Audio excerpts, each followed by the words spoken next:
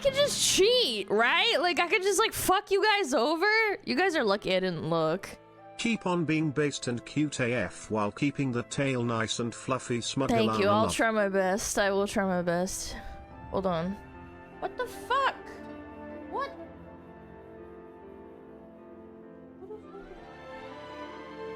Oh. Never mind. Okay, never mind. It's good. Hello, chat! How are you doing today? I hope you're doing well. I am doing pretty good. Let me turn this down a little bit loud. How are you? Yeah? Are you doing well? Doing okay? I'm gonna walk right now. Based! Based and walked pilled. Based and walked pilled. That's right. I'm fine. Well, I hope you do better. Yeah, lifted weights. Based! I did some laps today. Okay, that's better than I can fucking do. I mean, I did 5 kilometers yesterday. I still put it in kilometers because I'm weird. Yeah. Currently blow drying a doggo. Oh god. I'm probably screaming. I finished flushing out a log before stream. I'm feeling refreshed. Okay, thank you for telling everybody that you took a fat shit.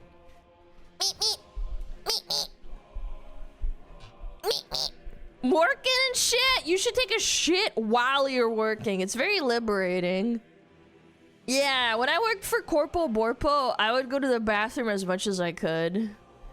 Even if I didn't really have to go, I would just sit on the toilet. Like, on the top of the toilet, not like with my pants down. Yeah, no, not like that. Because that's how you get hemorrhoids and shit. Did you know that? If you just sit there without, like, actually needing to shit. Yeah, sometimes I just sit on the top of the toilet.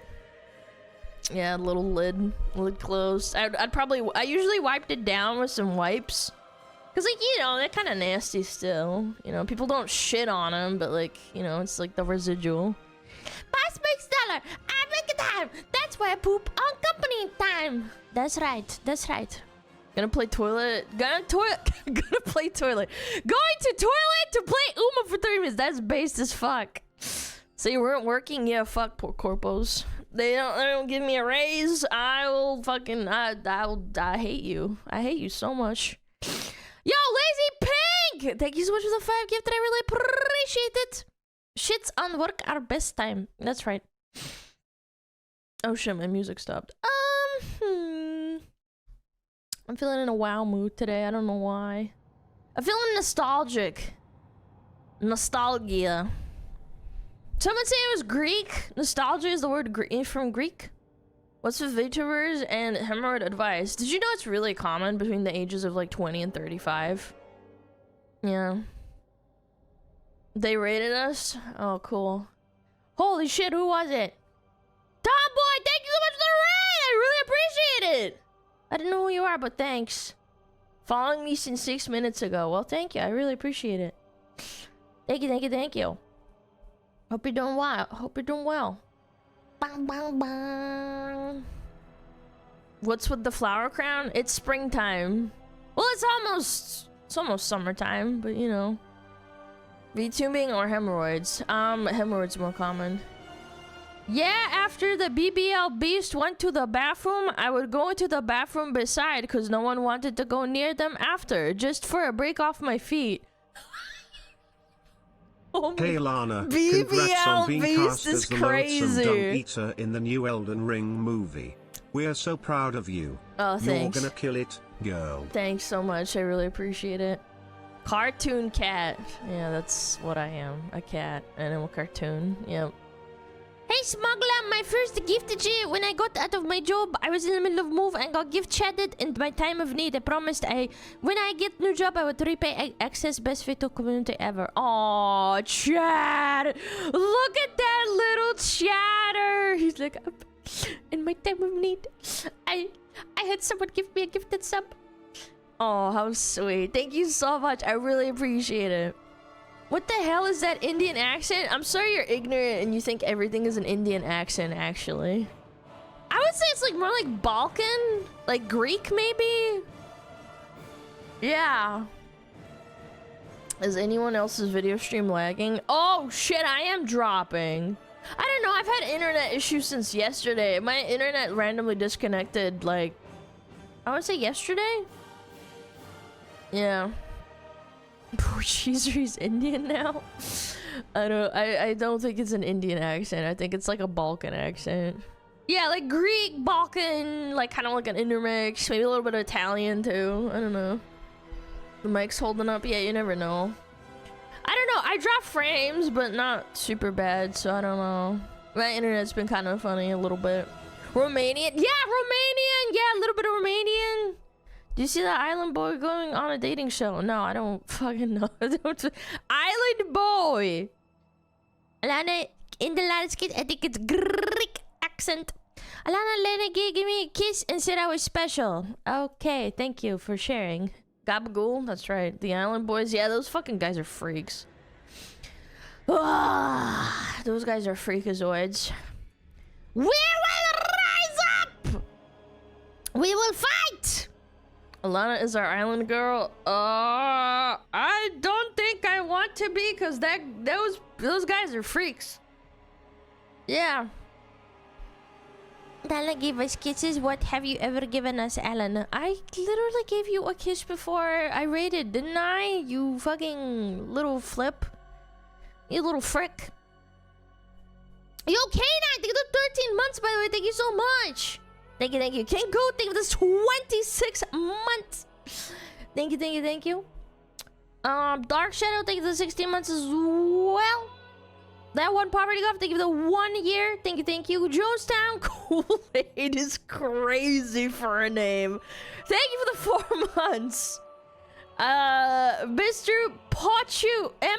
Pochu, thank you for the 1.5 years. Thank you so much. Leacros, thank you for Prime. What a fucking name. I miss old Wally, me too. Have you ever read the manga Inubaka? Are you talking about Inuyasha? I've never heard of Inubaka. That's strong. That's powerful right there. Yeah, for those that are new to the show, welcome on in. My name is SmugAlana. I just yap. I watch videos. Sometimes I talk about stuff that I find funny or disturbing. It's about, you know, it's about stuff, you know. I just do what I want. Oh my god, I do what I want. I do what I want. Bum bum bum bum bum bum bum. What can one say about the Bisfox? Thanks for being one of the best to ever do it. Aww. Love you and your content and keep up the great work. SmugAlana Rainbow PLS SmugAlana Tailfire Chat. You are looking very handsome today. SmugAlana Licky SmugAlana Licky SmugAlana Licky. Thank you, Simba. Thank you for 4 months. Thank you so much. I do what I want. I do what I want. Is that from South Park? I think it is. It's like Cartman freaking. I'd be like, oh my god, I do what I want. Bum bum bum bum. This is pretty good today, actually. Hello! I pick up! Ha! Work lady! Oven and smugglers all looking dashing as always. By the way, Alana here is another cheese choke. Hello. What did the Greek woman say when she got too full? I'm getting feta and feta. Can we ban people for doing dad jokes? Like, just permanently? Literally just perma ban them. How the... Lamau, that was funny! You gotta laugh. You gotta laugh. You have to laugh with them. It's like when mom and dad send you like a horrible fucking meme and you have to laugh at it. Cause like, you just have to, otherwise they get mad. Yeah. As a dad that makes dad jokes, that was pathetic. Yeah, I don't know. I did like Maya's meme, like that wing wing wing wing wing, and she's like picking up hello. That was cute, the little paper thing. Hello, first time chatter. The stupid AI shit my parents send me. No, not that. That's dumb as fuck. I always call my parents out when I see AI shit. Especially if it's really obvious. If it's not super obvious, I'll tell them, but I won't be like, dude, like, come on. Did you see Saba fans going schizo? and putting Saba's model over Pragmata gameplay? Oh my god. They're so down bad! They wanted to stream! My mom sends me car crash reels. That's based. That is so based. My mom sent a bunch of pictures in the group chat. I'll describe them to you, obviously. I'm not gonna share them. They went out, took pictures of my brother's wife. They walked around. She saw a rainbow! My mom saw a rainbow and took a picture of that. Yeah. What is this? This ended up. Oh, my mom and dad went mushroom picking and berry picking. Shipovnik. I don't know what it's called in English. They picked a shipovnik. And they picked a bunch of mushrooms. And oh my god, that's a lot of shipovnik. Holy shit, it's the entire table. Holy crap. Oh my god. Dude, that's so much. Like, it's the entire table. It berries. They're gonna make a lot of tea out of that.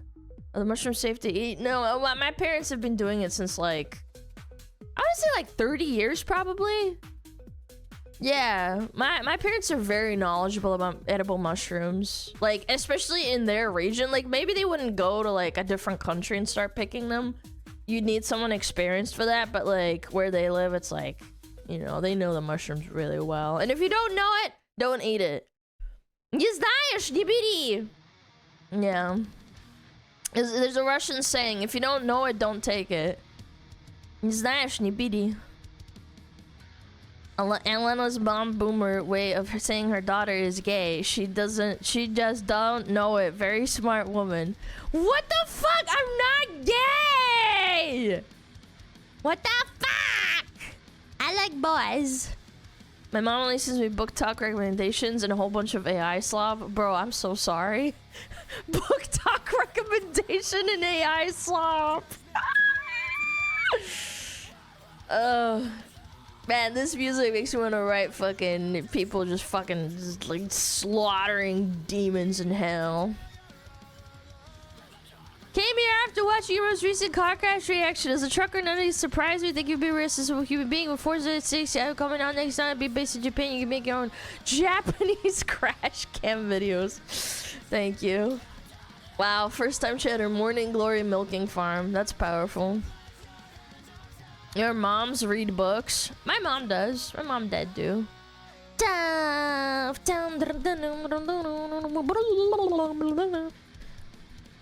Hey Lana, who is your favorite VTuber before you decided to do it yourself? Pippa. Yeah, Pippa. Baby Game Biba. Baby Game Biba. Billion. I really like Gagura, which is so fucking cute. Adorable. I love Philia because of her energy. There's a lot. I watched a lot of them at work.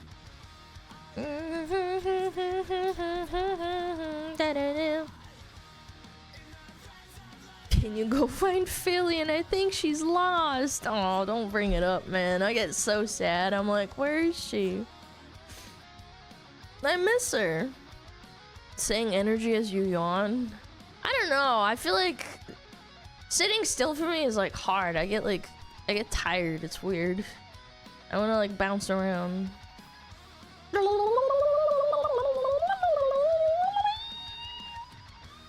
And I'm feeling quit. I don't know. I don't think so, but She's a Gagur and Android. I have an Android. I have the moving hand one. I forget what it's called. The one you can move. It's a very specific. It's the one where you can move the limbs and stuff. It's not a still one. I have an Android. I have the YouTube's Gargura. Yeah. A Figma. Yeah, thank you. That's a Figma. Yeah, it's a Figma. Fig these nuts.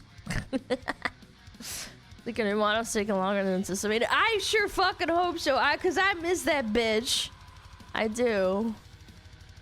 Yeah, I would watch her while I'm fucking working out and stuff, but it's kind of feels like, I don't know, I'm weird, like I need something to watch while I'm doing my cardio because I get really bored really easily, especially like indoors. Like if you're going on a walk or a bike ride or a jog, it's different because the scenery changes and there's like stimulation outside. You can like look at stuff. When you're inside, it's really fucking boring. Like you're just sitting there like, and you're like, oh man. Watch old style Lily VODs. Yeah, but you can only do that so much, to be fair. Like, yeah, I did that for a little bit too. But I mean, there's only so many you can watch, you know. Lamount, I'm doing cardio right now. Steeping the incline right now! Right now! No. Mother Fox, what's up? How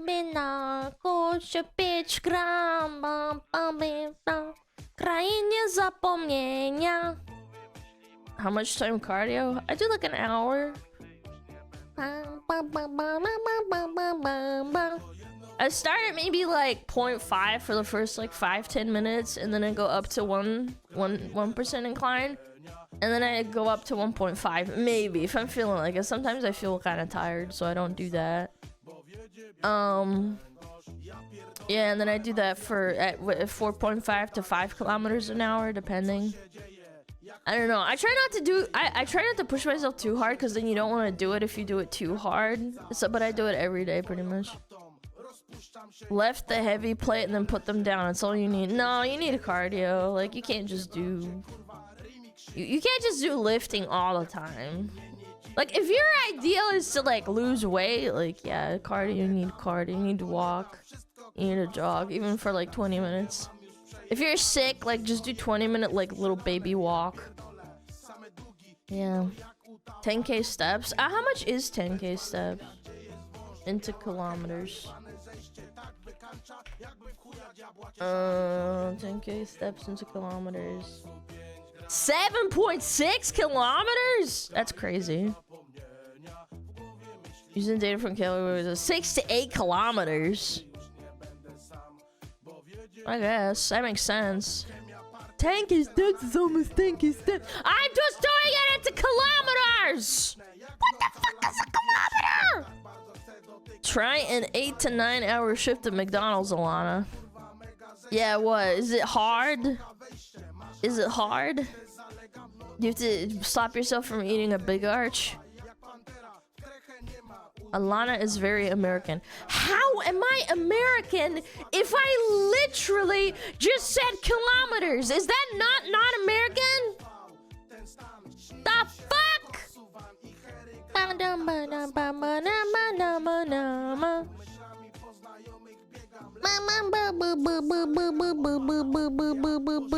Wait, that's so fucking bad. These people, they're photoshopping Saba's reaction to...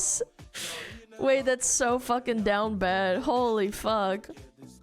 She hasn't streamed in almost 3 months, right? And they're photoshopping her reaction in the bottom right corner. Like, you know how, like, you're like watching a video and it's like, oh, that's her, right? They photoshopped her face. Oh my god. That's so strong. Jebana! Szóstka! Polish is a funny language. Szóstka.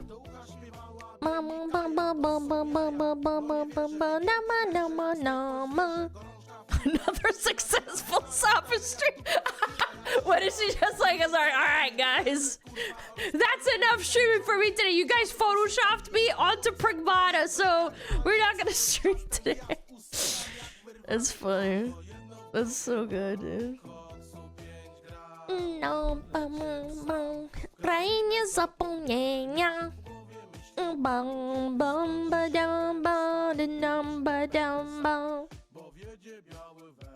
Yeah, Polish is a good language. Oh, my mom understands Polish pretty well. Apparently, she's Polish friends, and they can like speak Russian and Polish, and they can kind of understand each other. Like, there's some words and, like, things that are just, like, you have to, like, explain. But, like, a lot of it is actually very interchangeable. It's quite funny. Yeah.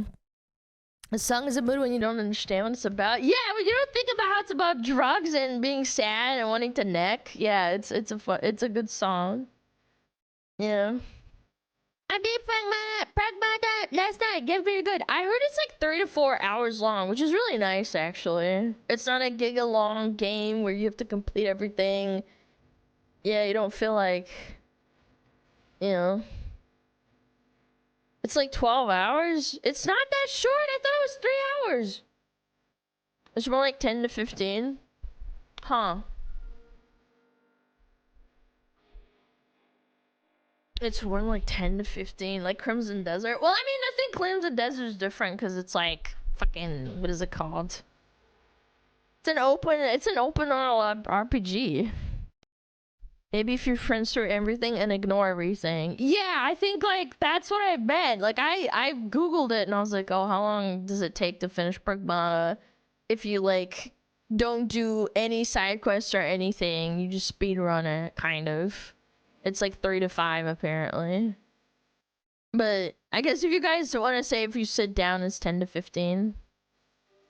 Dun dun dun dun. It took me 12 hours? Oh, I see. Na na na. Alana Gaming won. In an hour. You can't beat Elden Ring in less than 2 minutes. Does that make it short? No, it does not. No, that's speedrunning. That's like cheating, almost. Yeah. What game? We're talking about Pragmata.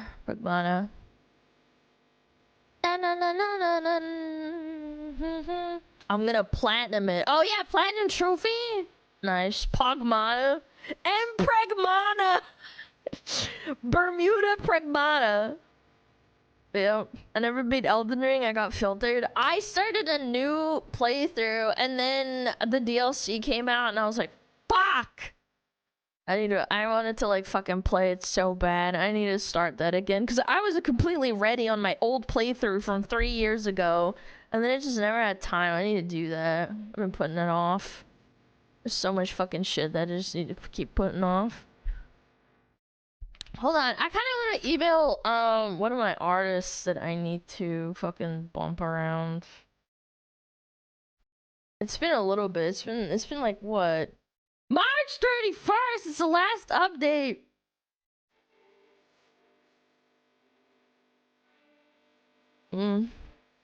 How is this going, by the way? Okay, I just sent them an email. I mean, I just been bugging me. I don't know why I remember these things as I'm streaming. Maybe I just get more motivated when I'm streaming to do stuff. I feel more responsible. Yeah. Ninja Gaiden 4 though, it's hard. I heard Ninja Gaiden is a really good game. It's fun.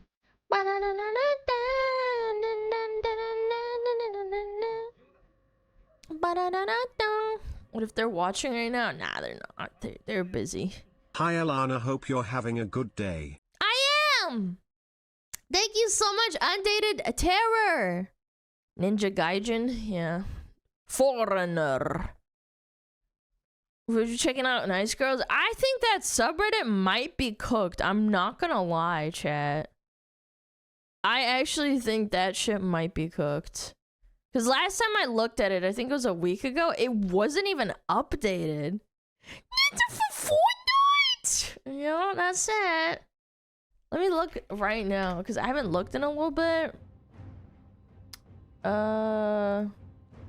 Yeah, last time I looked at it, it was not updated at all. Let's look at new. Let me just like scan it.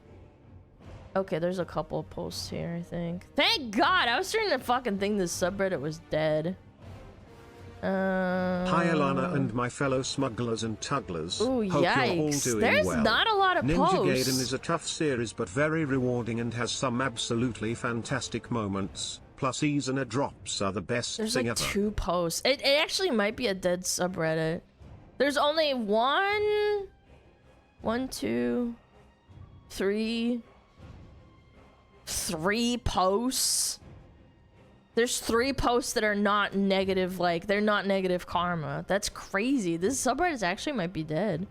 Men, stop dating! Dude, what if this is like actually like an inadvertent sign that like all these men are just like, fuck this shit, I don't even want to try. No, that's scary. Like, why? You know. Playlist repeating? No, this is I haven't played this one today. Hey, Lana!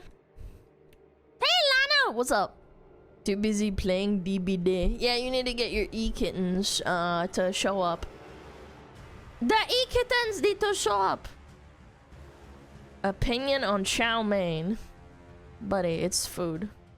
It's tasty food. What else do you want me to talk about? Wow! My opinion on chow mein. Do you like it or not? Yes, I like it. Now, it's good. What was such a good cinematic, like, cool ass, fucking cool. I don't know, like, how do I explain this? Like, thematically it was cool, but content-wise it was not. What's your opinion on this, True? Do you think the new Bioshock will be any good?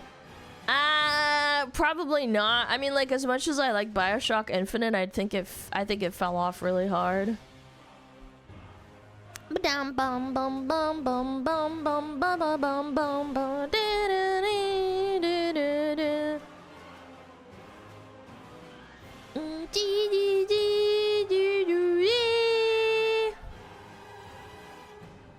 What else is cool story? I mean, again, they just like spread it too thin. It's sad.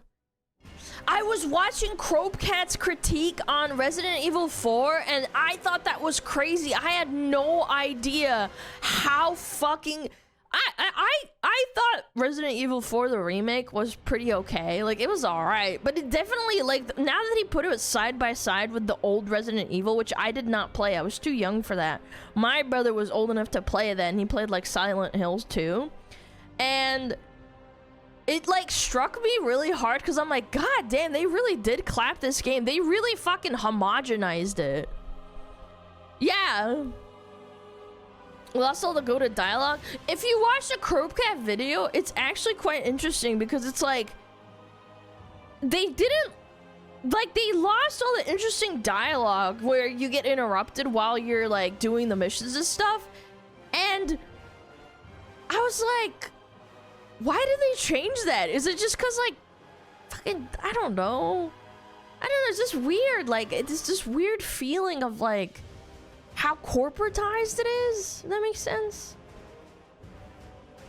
Yeah.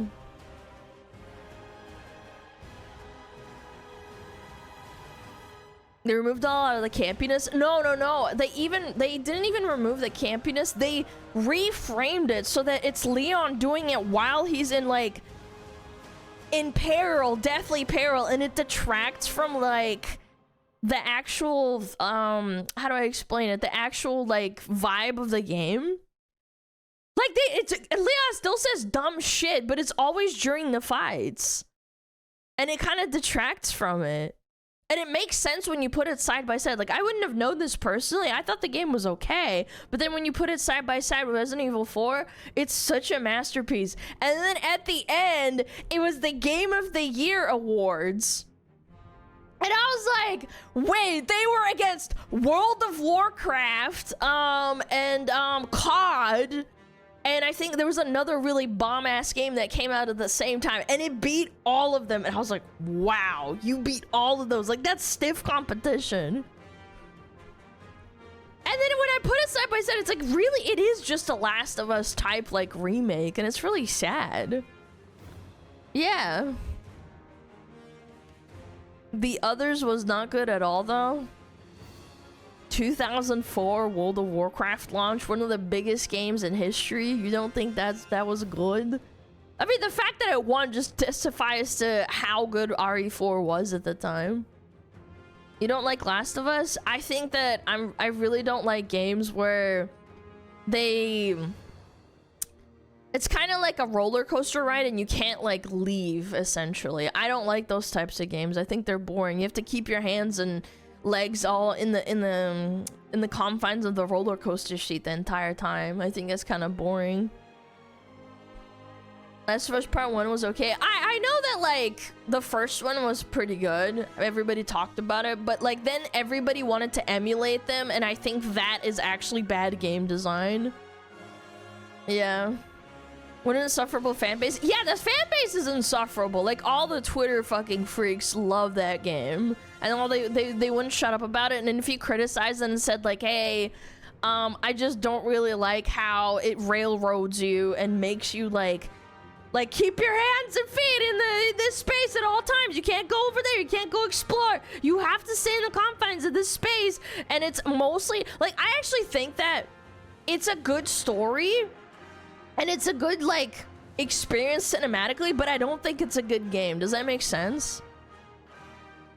Yeah, it's just, like, it's kind of just, I don't know. It is rather linear. It is very linear. Yeah. And again, I think that other games adapted that style, and RE4 and the remakes that kind of like deviated from the old RE4 or the ones that they're trying to remake. It's just like, yeah, you're watching a show instead, and then sometimes you get to shoot. Yeah. Hi. Hi! Yo, what up, DQ? What's up? Yeah, I don't know. I don't know. Video games, am I right, fellas? Teehee. Last of Us trying to be Walking Dead too much in my opinion. I'm just sick of a lot of zombie apocalypse. But Walking Dead was so emotional, and like, yeah, obviously it's also a game where it's mostly like dialogue options and like choices and permanent choices, and I loved watching PewDiePie play it. Actually, it was one of my favorite times to watch PewDiePie when he would release his like dedicated segment for The Walking Dead. And obviously no spoilers, but when sad things happen, it was like, oh my god, like like it was sad, like you felt for it, and it was awesome to like watch him play it, even though I never played it myself. It felt like I was playing it too. It was really enjoyable and really fun, yeah. Yeah. As much as like Croakman is the reason I found it, but the video makes it kind of miss for me. It went way too hard on the remake. OG4 is a 10 out of 10. Remake is a 10 out of 10. I have my criticisms that I understand where Croakcat is coming from, because I'm the one that has watched games that I've loved be transformed into something it's not. It's not a remake. It's I wouldn't even call it a remaster, because a remaster implies you would leave everything alone. If you watch the whole thing, you realize how much shit they cut out and how it doesn't really follow. It doesn't follow a lot of the things that the original developers like made. Like for me, for example, Diablo 2 is a good remaster. They don't change how the game plays. They don't like cut shit out. They didn't touch anything. All they did is make an HD remake. They gave it new cinematics, and they keep updating it every once in a while. Yeah. I think RE4 is an alright game. I wouldn't say it's a 10 out of 10, but you can disagree with me if you want. I think it's like I don't know, like a 7.5, maybe an 8. I thought it was kind of cool, but at the end of the day, when you look at it side by side, it makes me realize it's actually not RE4. It's something else. It's a modern, yeah, it's a modern Resident Evil. I think it captures it has its core. It is RE4 because it follows the storyline and stuff, but I don't know. When I watched, I think it was Megalodon when she first debuted, she played RE4. If I remember correctly, actually, I'm gonna look it up. I think Megalodon, when she first debuted, which was, I don't know, like 3 years ago, 2 years ago. Almost 3 years ago. What did she do? I'm pretty sure she played RE4. Yeah, she played RE4, the old one, not the new one, because her computer couldn't handle it. I remember watching her for funsies. Yeah, she played Resident Evil 4, the old one. God, this is so nostalgic to me. It's weird. March 7th, 2023. Yeah, and I thought that was so spooky in comparison. I don't think the remake was that scary. A lot of people like to rag on tank controls for the older Resident Evil games, but honestly they are nowhere near as bad as people think. You just have to get used to the controls and you'll be fine. A lot of games nowadays tend to get homogenized with the controls, and it feels many people don't want to bother to learn how to play games now. Plus a lot of the identity in the older games is sacrificed due to this. The one exception is the RE1 remake. I would also argue that they fucking included yellow paint all over the fucking game. That shit pisses me off. If you're gonna say like RE4 remake is great, why the fuck did they? It's so linear and obvious. Like, okay, maybe you could make the argument like, yeah, RE4 came out when the PlayStation 1 was around. I'm pretty sure, right? It was PlayStation 1 or PlayStation 2. I can't remember. I was a kid. But my brother played like those old school games. He played Silent Hill and he shat his pants. I remember he was super scared of it. I wouldn't watch him play it because I was too scared. But I remember him talking about it, and I was like, okay, maybe it is a little bit annoying to like figure out where to go, but like you have so many guides now. Back then, the internet, you didn't really have like guides online. You'd have to like manually look it up.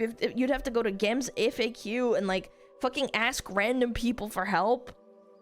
Like I thought that was annoying sometimes too, but like at the end of the day, like I don't fucking know, man. The yellow paint just fucking gets to me.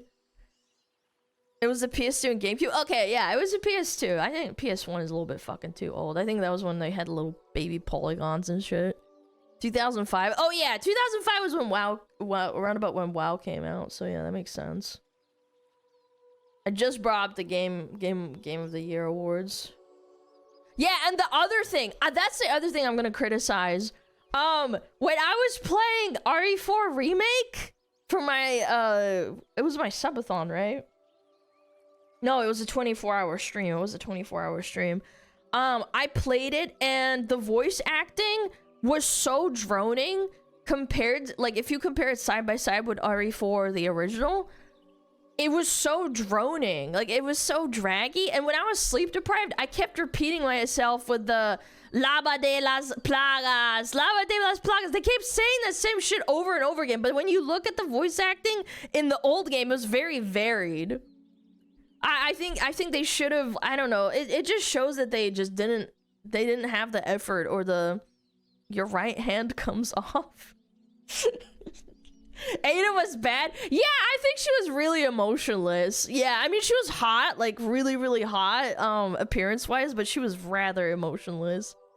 Yeah, Gloria a las Plagas. I remember I was so sleep deprived, I kept starting to repeat myself. I was like, Gloria a las Plagas, Gloria a las Plagas. And the NPCs just running at you and they say the same shit over and over again. It's like the same 3 lines. Yeah. It was crazy. Ba ba ba ba ba. Ahí está, detrás de ti, mi imbécil, atrapadlo. I don't know. Original was the same. I don't think so. I think there was more variation. There was some lines I just didn't hear in the new one. I don't know. Maybe it's just confirmation bias for me, but like I just felt like it was more animated. There's issues on how much pages there was left of the story after the story. There's very little time to make the game come back for replay value. I mean, I don't know. I never played the original, but to me, I felt like a lot of the... I felt like it was a little bit of a fucking drag after the water level with the monster, the sea monster. I felt like the game in that section was a bit of a drag because I was like, okay, I'm gonna be a little bit of a completionist. I'm gonna run around and, you know, do the stuff, but it's like you don't really like. Hey, Chat and Alana, you are looking very smug today, SmugAlana base. Thank you, Tamale. Thank you for the 16 months. I don't know. It kind of dragged. I don't know. It's kind of dragged ass for me. Skill issue? How is it a skill issue to say that the game is dragged out? The pacing is slow. It is. Personal gripe, One thing that bugs me in the newer games is the dynamic difficulty where most of the enemies become bullet sponges. It kinda makes it so you have to hope for good RNG instead of being more skill-based. Also yes, the voice lines in OG RE4 compared to the remake was toned down, you hear them but nowhere near as much. Honestly, definitely give OG RE4 a try sometime, Alana. I think you definitely enjoy it. I think bullet sponging is so fucking annoying. That's why I hate retail too. The higher your scaling gets in World of Warcraft, for example, if you don't play WoW, in retail, the higher level you get, the more time you have to spend killing enemies, and it's really irritating because that's how dynamic scaling works. Yeah. I don't know, it just annoyed the fuck out of me. Pull up the best of Leon RE4 dialogue instead, it's so peak, yes. Otherwise they keep coming back. I think that's cool because in Dead Space, I think Dead Space is actually a pretty decent remake in my opinion. They don't really change like that much, did they? Like, I remember watching my brother play the original Dead Space, and it wasn't that much different. Like, in comparison to RE4 the original and RE4 the remake, I don't know. Was it really a remake then? Yeah. Bethesda loves bullet sponges. Yeah, especially when you increase difficulty. It's like, oh, you got a headshot? Oh, it doesn't count, Lamau. You have to headshot him like 10 more times. It's like, oh, come on. Yeah. I think the Dead Space mechanic where you just have to like fucking smush their head in was a good mechanic too. Ishimura is fully open in remake. You're an Ishimura. Smush mine too. What? Can you please remake the RE3 remake? Okay, can do. I can do that. Can do.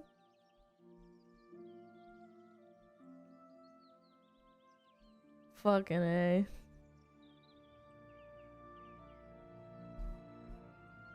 That's crazy, dude.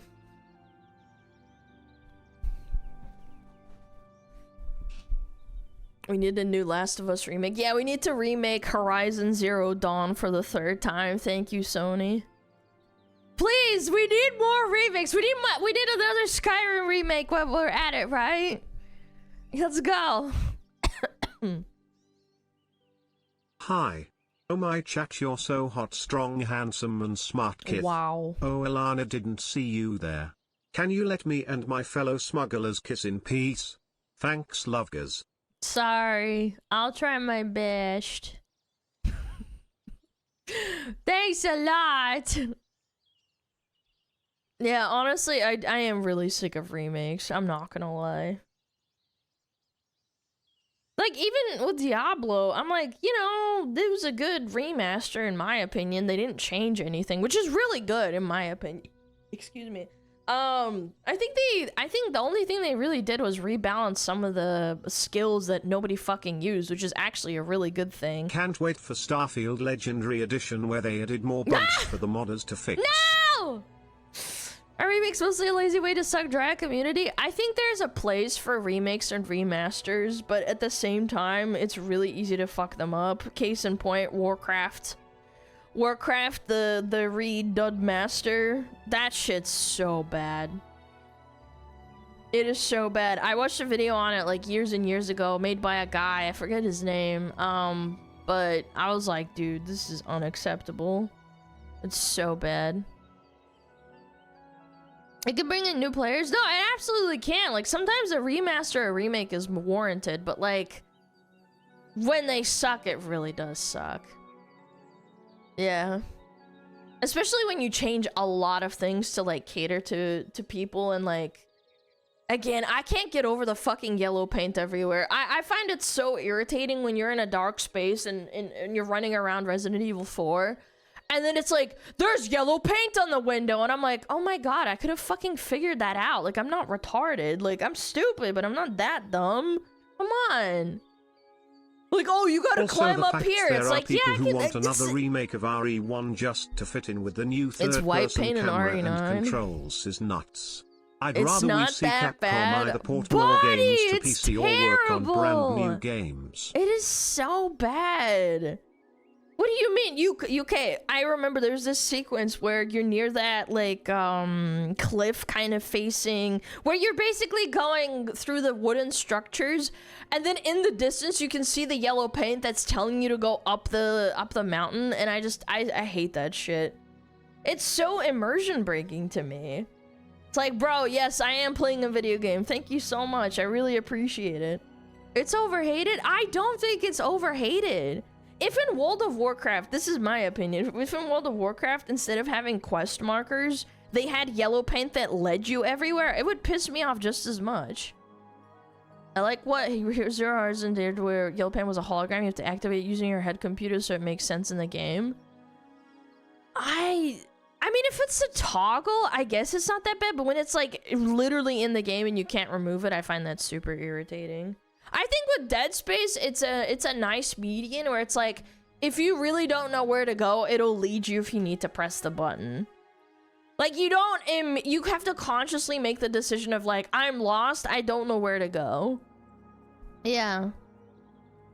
People say, but you're completely lost when they don't have a GPS or the paint. I played WoW! I didn't really have an issue. You just read the quest text, or you fucking look at the quest markers. It's not that fucking hard. I don't know, that's why I'm so good at fucking GeoGuessr for WoW, because I memorized where to go everywhere all the time. I don't know. The locator mechanic, I think that's fine. I think that's when you have the choice to enable it. I do think like GPS and markers is completely fine. Like in Fallout, like you can just activate it and you can have a little quest marker, but if you don't want it, you can toggle it off. And sometimes it's fucking inaccurate too. That was like the best part, where you're like running around in circles and you don't know where to go, even though it's like right there. I downloaded the mod that removed it. That's valid too. If you want to do that, that's fine. Dude, what is with this guys?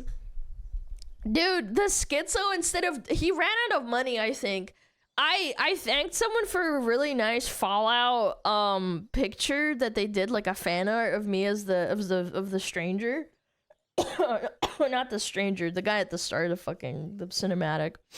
Yeah, the stranger, and it was like, I was like, oh, this is so cool. I love Fallout. Thank you. And then underneath, the schizo is like, you're so ungodly performative. You've never even played Fallout before. You're too busy trauma dumping about your family for that. Whoa, sorry, my family has cancer. Wow, I should shut up about it. God damn, these people are so fucking schizophrenic.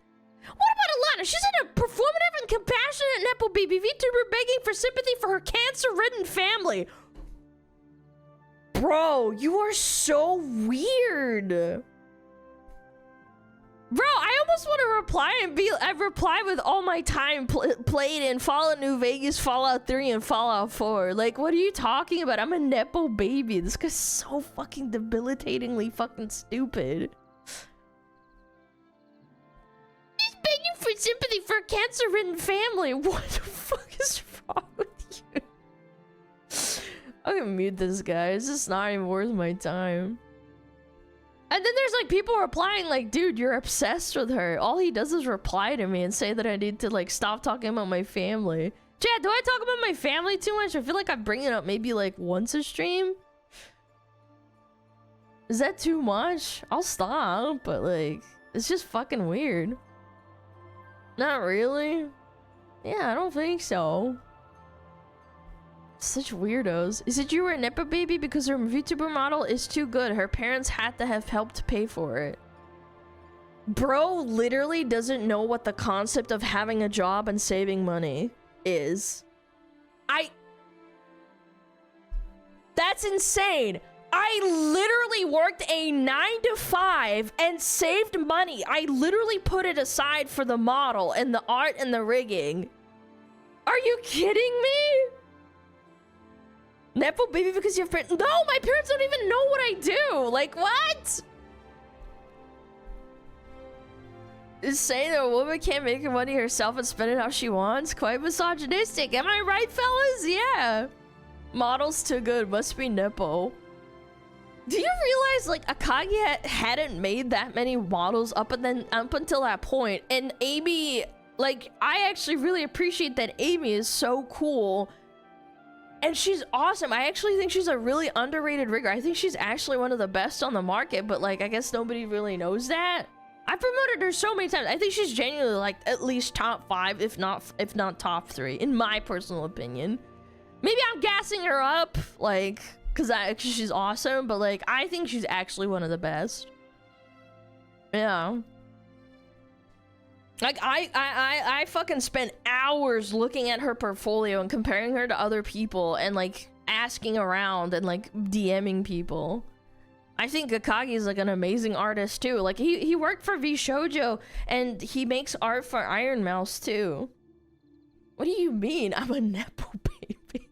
This guy doesn't understand the concept of, like, actually having a job and saving up money. I ate fucking ramen noodles for, like, at least a month or two just because I wanted to save up money faster. I actually cut down on my groceries at one point because I wanted to get to the point where I could actually give money to people. Are you kidding me? Is that worth the attention and time? Yeah, I muted him, so, but, like, people are replying to him, and it shows up in my notification list, apparently. When they're like, wait, you're obsessed with her, and I was like, oh, here we go, and then it was like, oh, yeah. It's crazy. Ramen noodles is luxury? I mean, yeah, I guess you could say that. I think ramen noodles are fine. You can get some for, like, 5 cents a pop. At least you know how to cock. What do you mean by that? Wait a minute. Do you know how to cock? Akagi doesn't give commercial rights though, right? No, because I worked with him for Gamer Subs. I would have had to pay him commercial rights. Yeah, and this is my model. I paid him. We are under the understanding that this belongs to me. I don't know, it's in his terms and conditions. I paid for it, so I mean, it's mine. Sorry, my mistake, damn phone. No, it's funny. You know how to cock! That's crazy. It's luxury when you add that 10-cent egg. Oh, yeah. I got some neighbors that have chickens not too far from where I live, and they gave me a bunch of chicken eggs. Oh my god, they're so fucking good. It's insane. Like, yeah, you can buy some decent supermarket eggs, but, like, I gave them back, like, some bread, and I was like, fuck yeah. Look at all these chickens! Fresh eggs. Oh, they're so good. They're so good. They're so tasty. Fresh eggs are the best. Oh, yeah. Tasty, tasty, tasty. I know you said don't give him time, he doesn't reserve it, but please look at crew chat. Wholly mentally ill. What the fuck?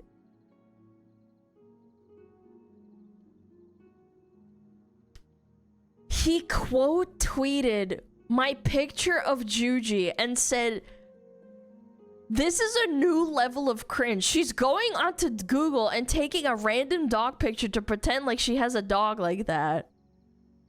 Okay. She'd be such a terrible pet owner that the dog would have attacked and ripped her throat out if she actually had one. She's being performative again.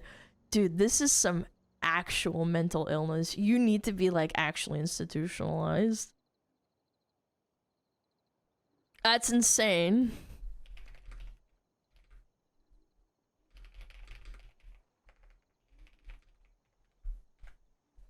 Bro's a fanfiction writer. He thinks that my pictures aren't real of my dog.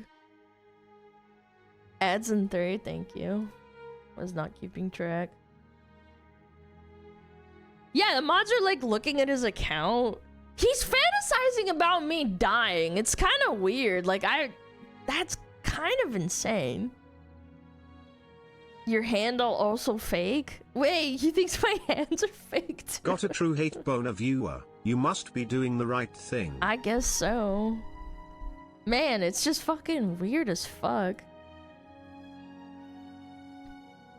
Schizo posting, dude. Yeah, you can find his account and, like, actually scroll down. It's insane. Yeah. I don't want gonna block him because then he's just gonna make a new account and keep harassing me. I think I'm just gonna mute him and try to like forget about him. It's kind of fucking weird. Please don't push that guy with us fanfiction writers. We have nothing to do with him. Yeah, no offense. Fanfiction writers, at least they're having fun. This guy's actually fantasizing about me dying. Did we actually hear Juji barking? Yeah, all the time. You guys can hear him. Yeah, when the mailman or Amazon drops off a package, he starts yelling a lot. Yeah. We heard his too. Yeah, he goes, low gumpy baby. Why is he role-playing as the Mandalorian, by the way? I don't know. Thank God his mom took his card away! Yeah, I don't get it, dude. You guys have fun. I'm not gonna fucking look at this guy. This is fucking crazy. That's a pre-recorded sound. I just know it. You know, you got me. Ah, okie dokie. Uno momento. What's going on?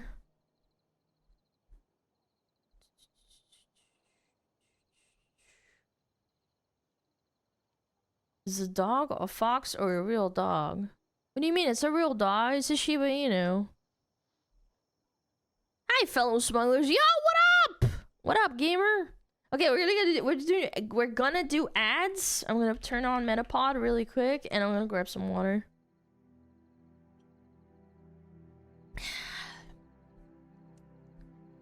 She's the fake one. Yeah. What if it's just Juji? Turn on yellow paint. Okay, you took offense to that.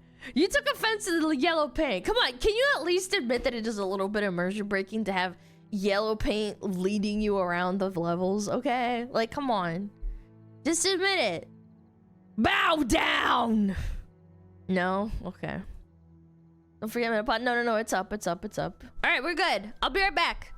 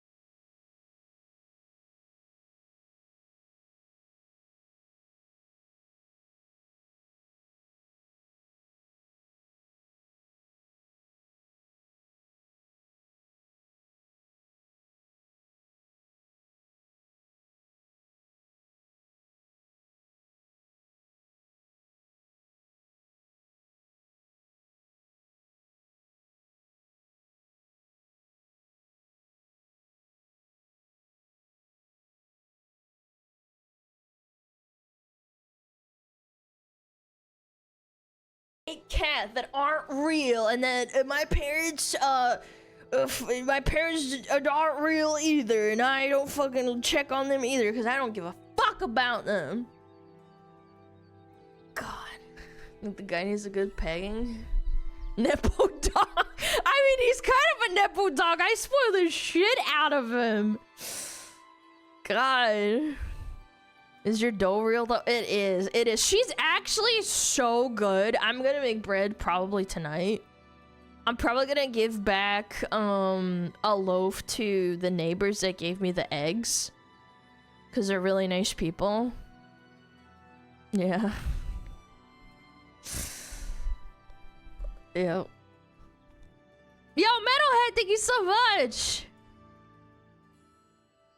Just tell him yeah, that he's an Epo hater. I'm gonna make sure she received the 20K for her parents forgot to send her. That's right. I'm gonna buy like a 10th model. Yeah.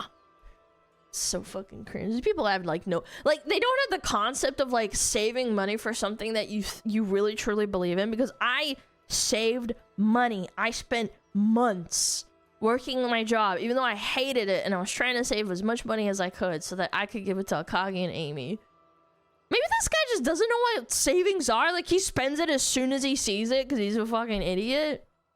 Oh, I wonder why I'm broke. Oh, I spent it on Dragon Ball Z cards or some shit. I had to swipe and give my money to Capcom. I think Capcom made the Dragon Ball Z fighter games. I'm not sure, though. Maybe it was Bandai? Or is it Namco? No, I think it was Bandai Namco. Capcom doesn't sound right. They save money too while buying 15 bucks of Starbucks every day. Yeah, Starbucks is a fucking insanity. Like, bro. You know. What kind of bread? It's sourdough. Okay, I got something to talk about. This is fucking insane. I compiled this. This is insane. Yeah, this is it. This is it.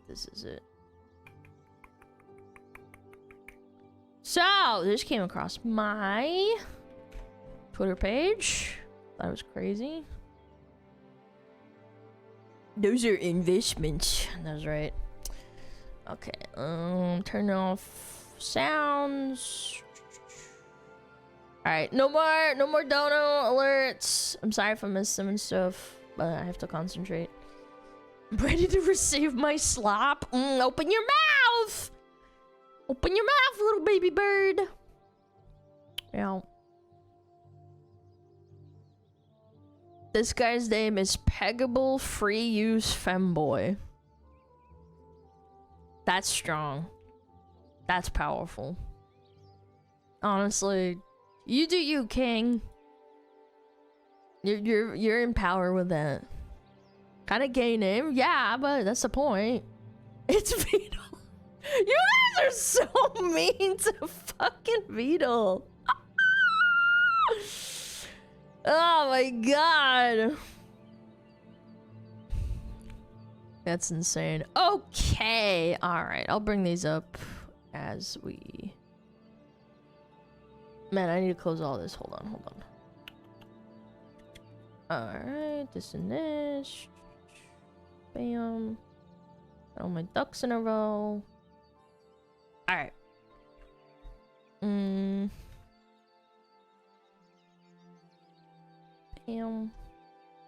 And bada bing.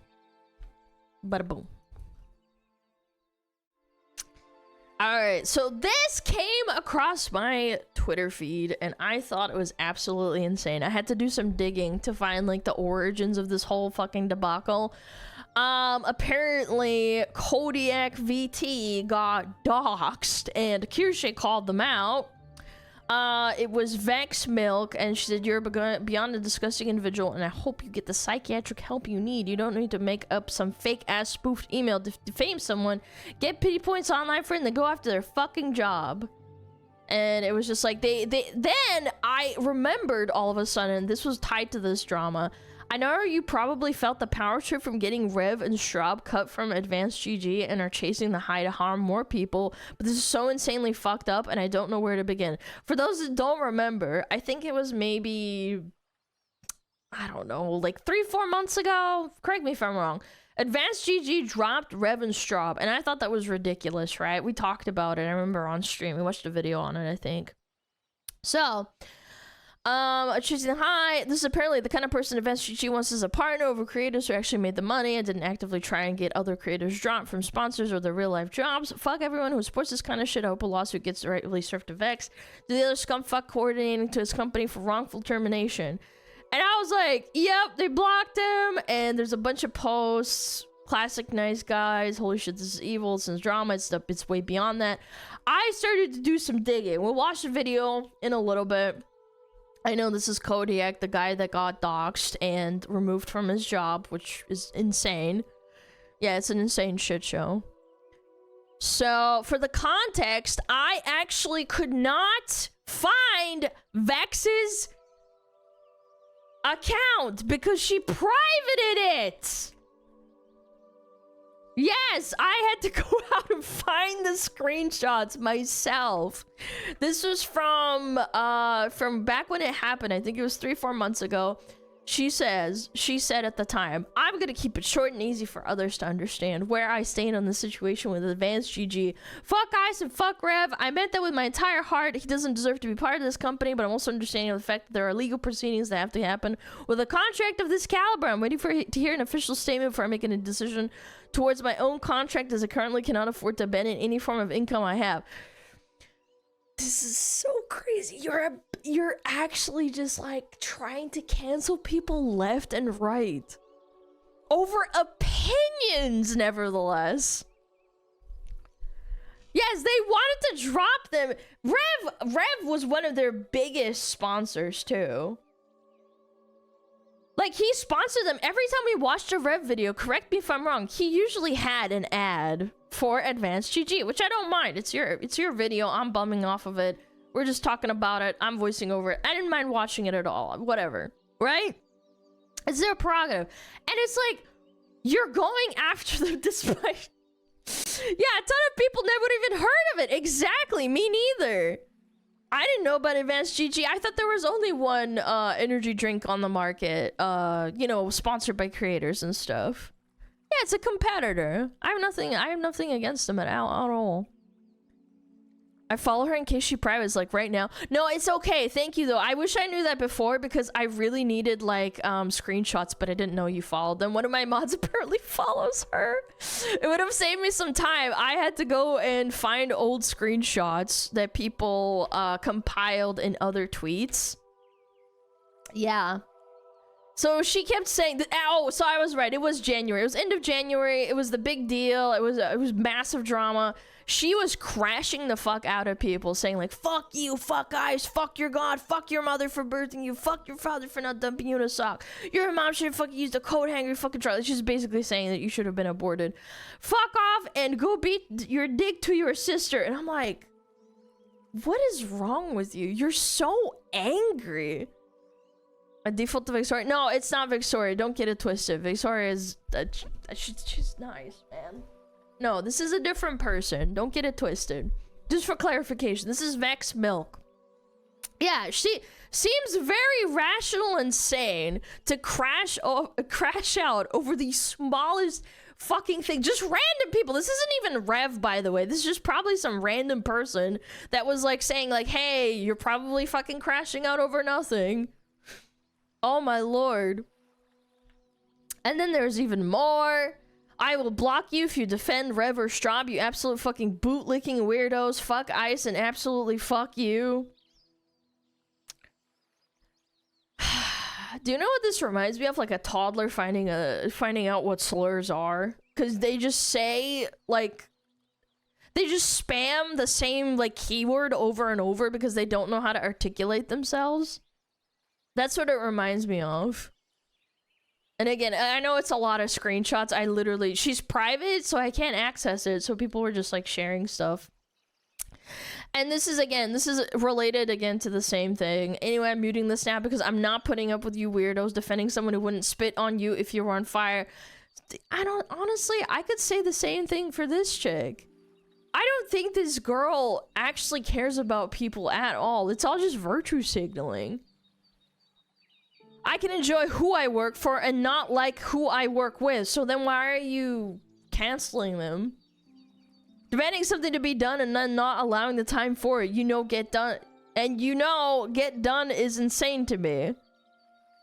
And again, they keep just saying the same thing over and over. I thought this was the same reply as this, but it's not. Get back on your knees where you belong and keep licking. Maybe they'll praise you eventually because God knows your parents didn't. Alright. Alright, very nice. Bet you $20 she hates men even though she would... That's where she gets her primary income and audience on. So, that actually is related to the crash out that is the most recent one. So this was back in January, right? January 2026. What you just said there relates completely to what I'm about to bring up to. I need to share a couple of more screenshots before I get to that though. So, yeah, you can see they were canceling them. Hey, Advanced GG, I don't think Sky needs to be partnered with you. He has some very hateful views that disrespect a ton of your consumers. You're stupid, hope this helps. Just crashing the fuck out. Spamming Advanced GG to cancel them. And then, some people actually dug this up too. An old tweet that reminds me of that... What's his name? Kaio? I don't remember his name. But it's that crazy guy that... was crashing out over Twitter when people said like, oh, you can't be racist towards white people. She said the same thing. It's like, she can't be original at all. That guy said it before that, I'm pretty sure, if I remember correctly. Oh, and they just doubled down. I was like, you can't be racist towards white people. Yes, you can. You can be racist to anybody if you put your mind to it, you dumbass. Yeah.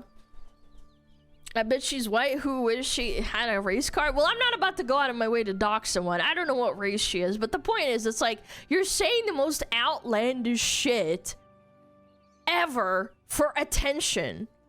Like, look at this ratio, too. 4,400 views at the time of the screenshot. I don't even know if she deleted it or anything, but this is an old screenshot. 11 comments and 4 likes. Do you realize, like, probably a lot of white people watch you? It's just kind of fucking weird to say that shit. Yeah. You're such a weirdo. So, I'll continue on with the oh yeah, here we go. Yeah, this is an actual tweet because Rev didn't fucking delete it or private. I'm like, this dumbass. They're self-hating white people. I never really understood that. Like, having the sins of your past, like, ancestors that you live with, like fucking decades later, maybe even hundreds of years later, like, what is wrong with you? Like, yeah, you can acknowledge history and it shouldn't repeat itself, but like, holy shit, man. So this was Rev's screenshots from back then. This isn't even recent. This was Rev replying to, not replying, but like adding Advanced GG. It's like, why is one of the current faces of your company, Vex, currently scrubbing her account of tweets harassing me and my wife? Is it harassment grounds for termination? Nope, it's okay.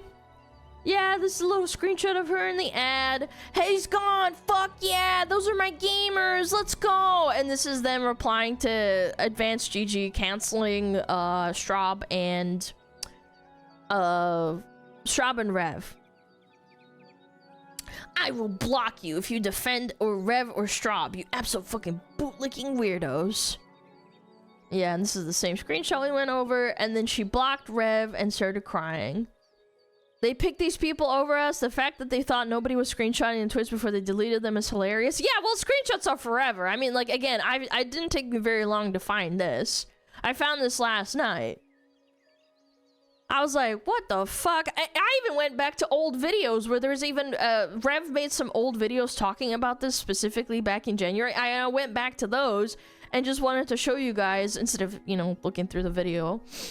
I was like, bro, that's so crazy. Like, how much can you crash out over someone having a differing opinion from you and getting them canceled like this? My God.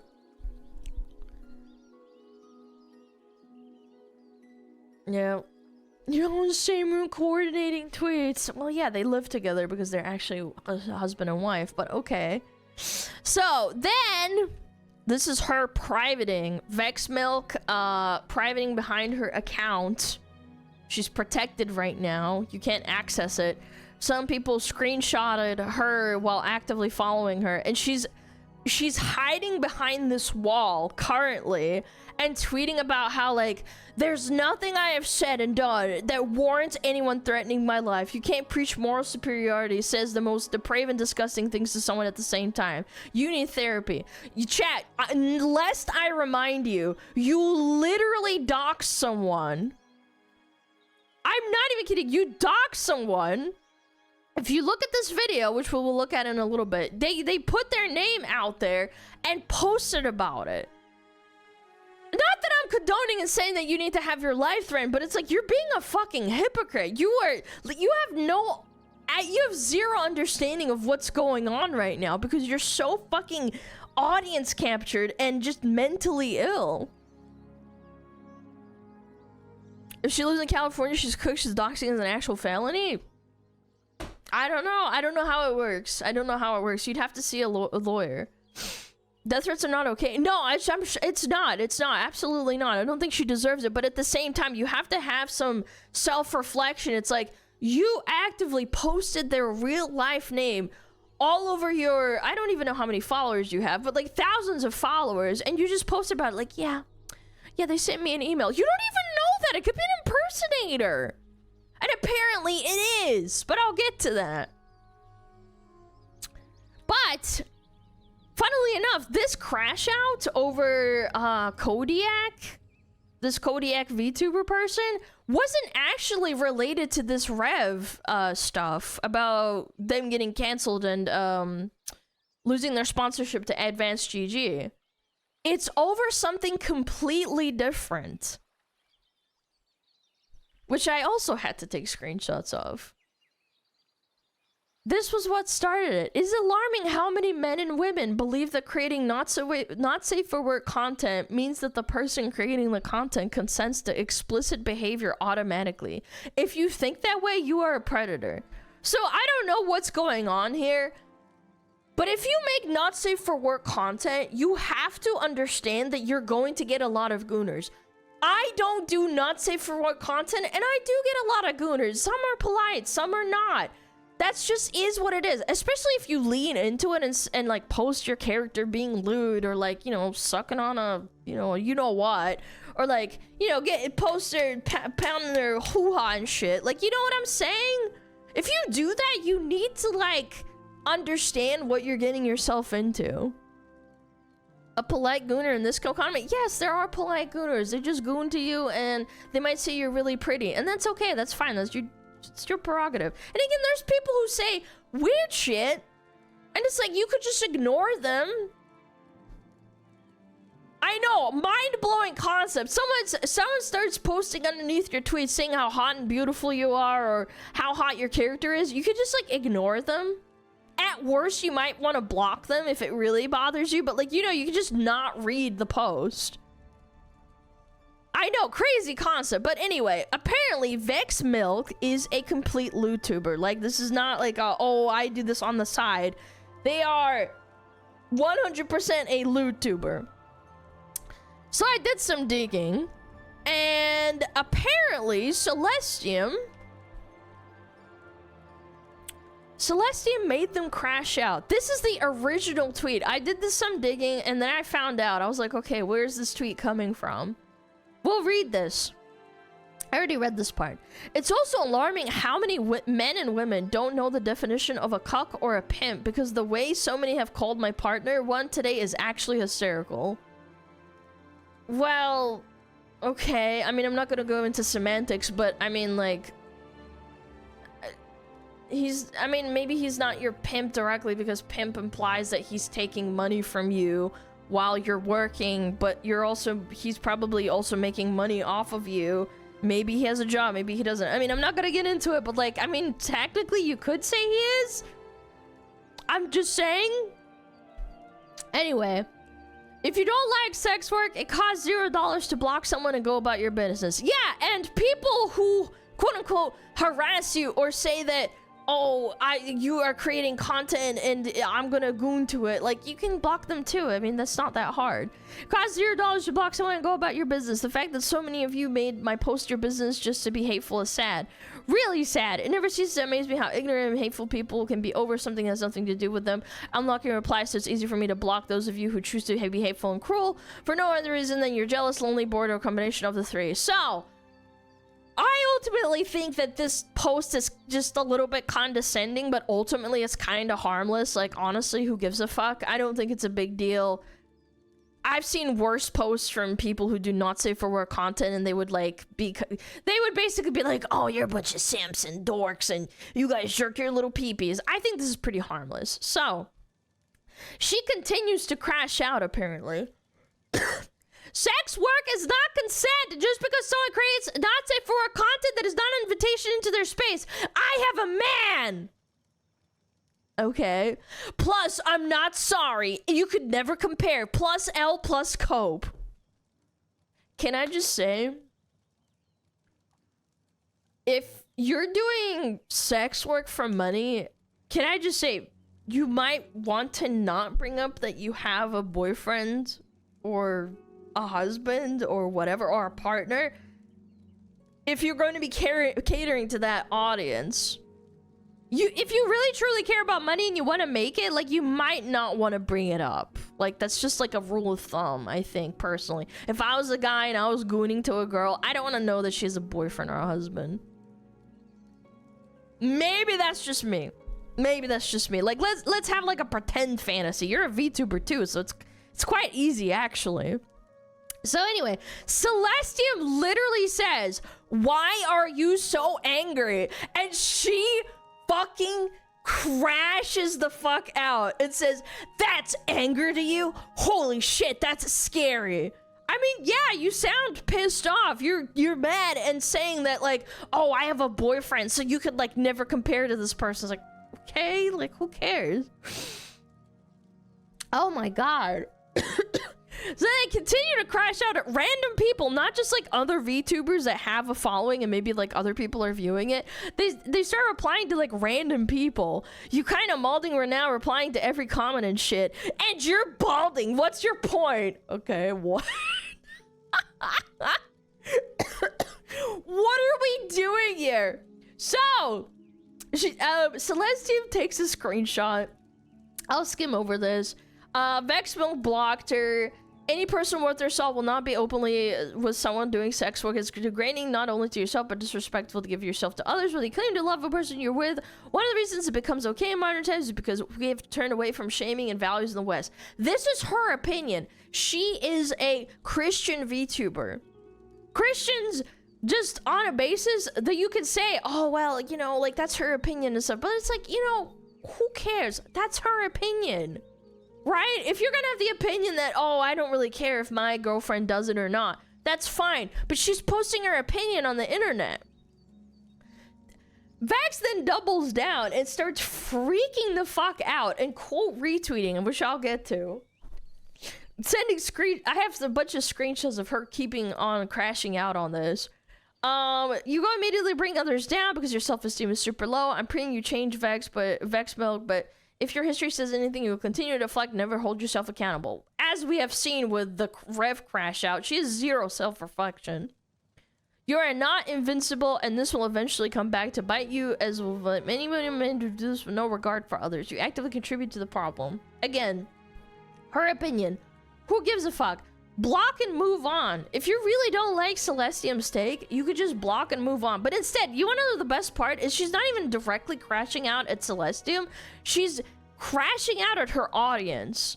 She's saying shit like, I have a man. I'm not sorry. You could never compare. It's like you have an audience of gooners and you're like, you have a parasocial relationship that you develop with these people that like jerk their and smack their meat to you. But you somehow feel the need to bring up your insecurities or your relationship, and then saying like you could never compare. Like, don't, like, use your brain for 2 seconds. Like, why would you do this? Yeah, so Vex crashes out, and I have a bunch of screenshots here. Oh, never mind. It's already in the screenshot. Yeah, so she keeps on going.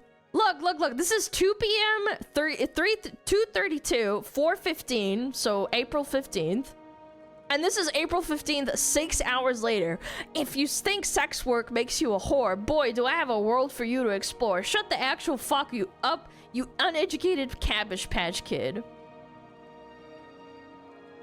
But a whore is a prostitute. It's another word for prostitute. Sex work is when you make money using your body as a woman or a man, because you can call yourself a man-ho too. Am I crazy or something? Like, sex work is a PC way of saying prostitution. I'm sorry, it is. Prostitution is the same but different. It's not, though. You're selling pictures for money. It might not be physical, because there's an argument to be made that it's digital, but you're selling your body online for money. How is it not? Yeah, it's a synonym. It's I mean, anyway, that's not the point. Like, it's crazy to me that, like, she's coping.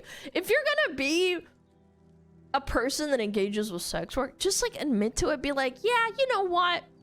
I am a sex worker. That's fine by me. If you want to call me that, that's fine. Instead, we're literally gonna change definitions because you're so insecure about it. I don't know, man. It doesn't make any sense to me. So she continues to crash out. You're still a cunt. I have never been rude to anyone who didn't come at me sideways first, but that's a lie. Rev didn't do anything to you, or Straub. You canceled them over having a differing opinion from you. Does that make you, like, do I just start attacking people left and right for having a differing opinion from me? I don't know, man. I feel like there's a difference between discourse and, like, trying to get someone canceled and telling someone that they're a piece of shit and that they need to neck. May as well. I don't know, man. Please go be lonely, bitter, miserable, mean bitch somewhere else. Yeah, same to you, buddy. So there's even more crashing out. Azahara, viewer of the channel, follow them on Twitter, went on their alt account and said, you pushed to get a content creator you don't like to lose his sponsors because you don't agree with him politically.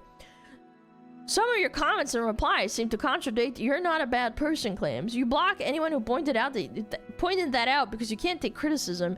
Can't say I know you, but everything in your social media account seems to project the opposite of what you're claiming in this post.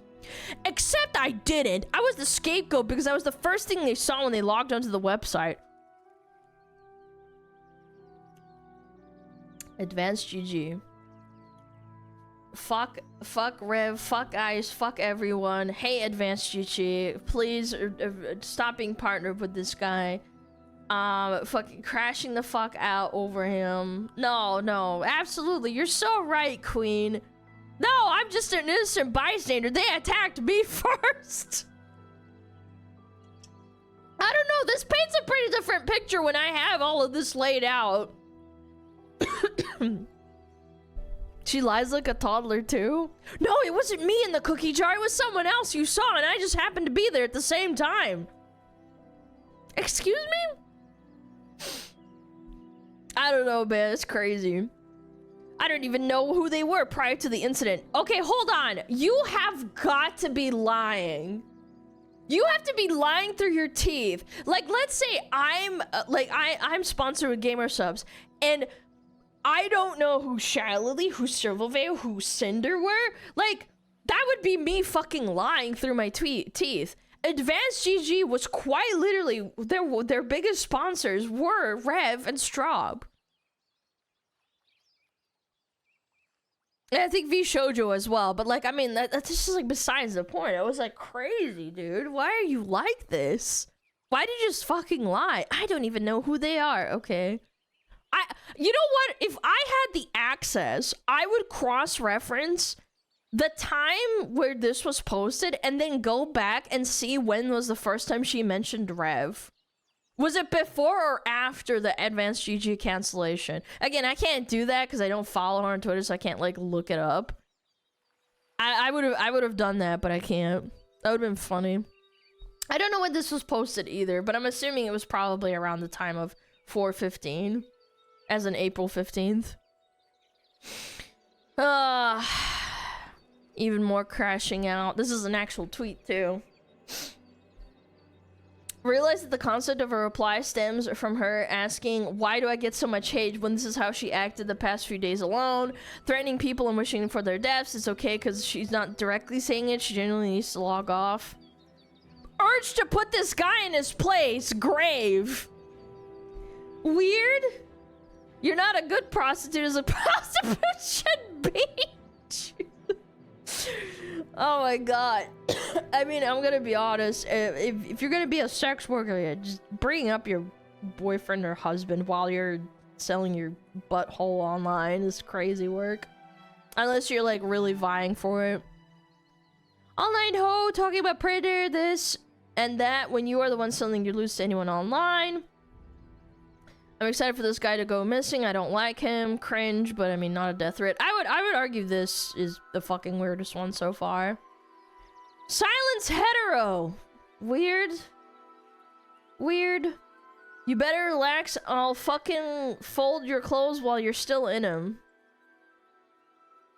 Really, really weird cringe meme crash outs. I'm not gonna lie. Yeah. And this is Straw bringing up another old post. And this is the censored screenshot that I found from Rev. Right here. She tweeted this. And for those that don't know, Kodiak VT allegedly sent an email to her business email sending her death threats and I'm going to kill you. And then for some reason there's an attachment here. Long live Israel, long live Donald Trump, may get cancer for the 7th time. Because apparently she's beaten cancer 6 times. I think I heard this on Twitter somewhere too.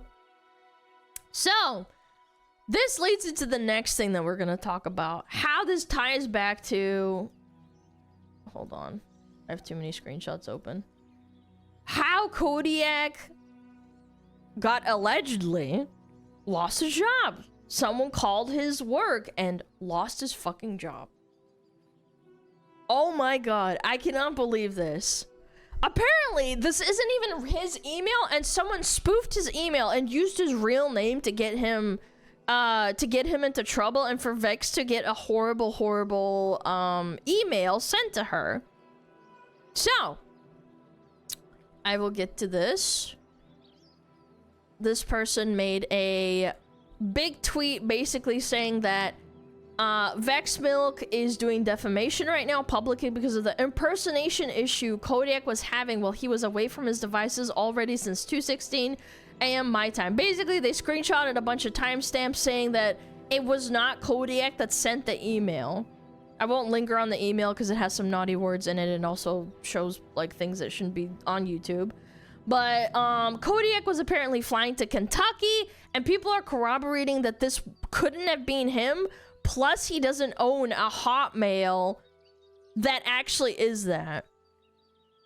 Like, the email shown wasn't that email that was being posted to her business email. So people are speculating and thinking that it might have been a thing for attention.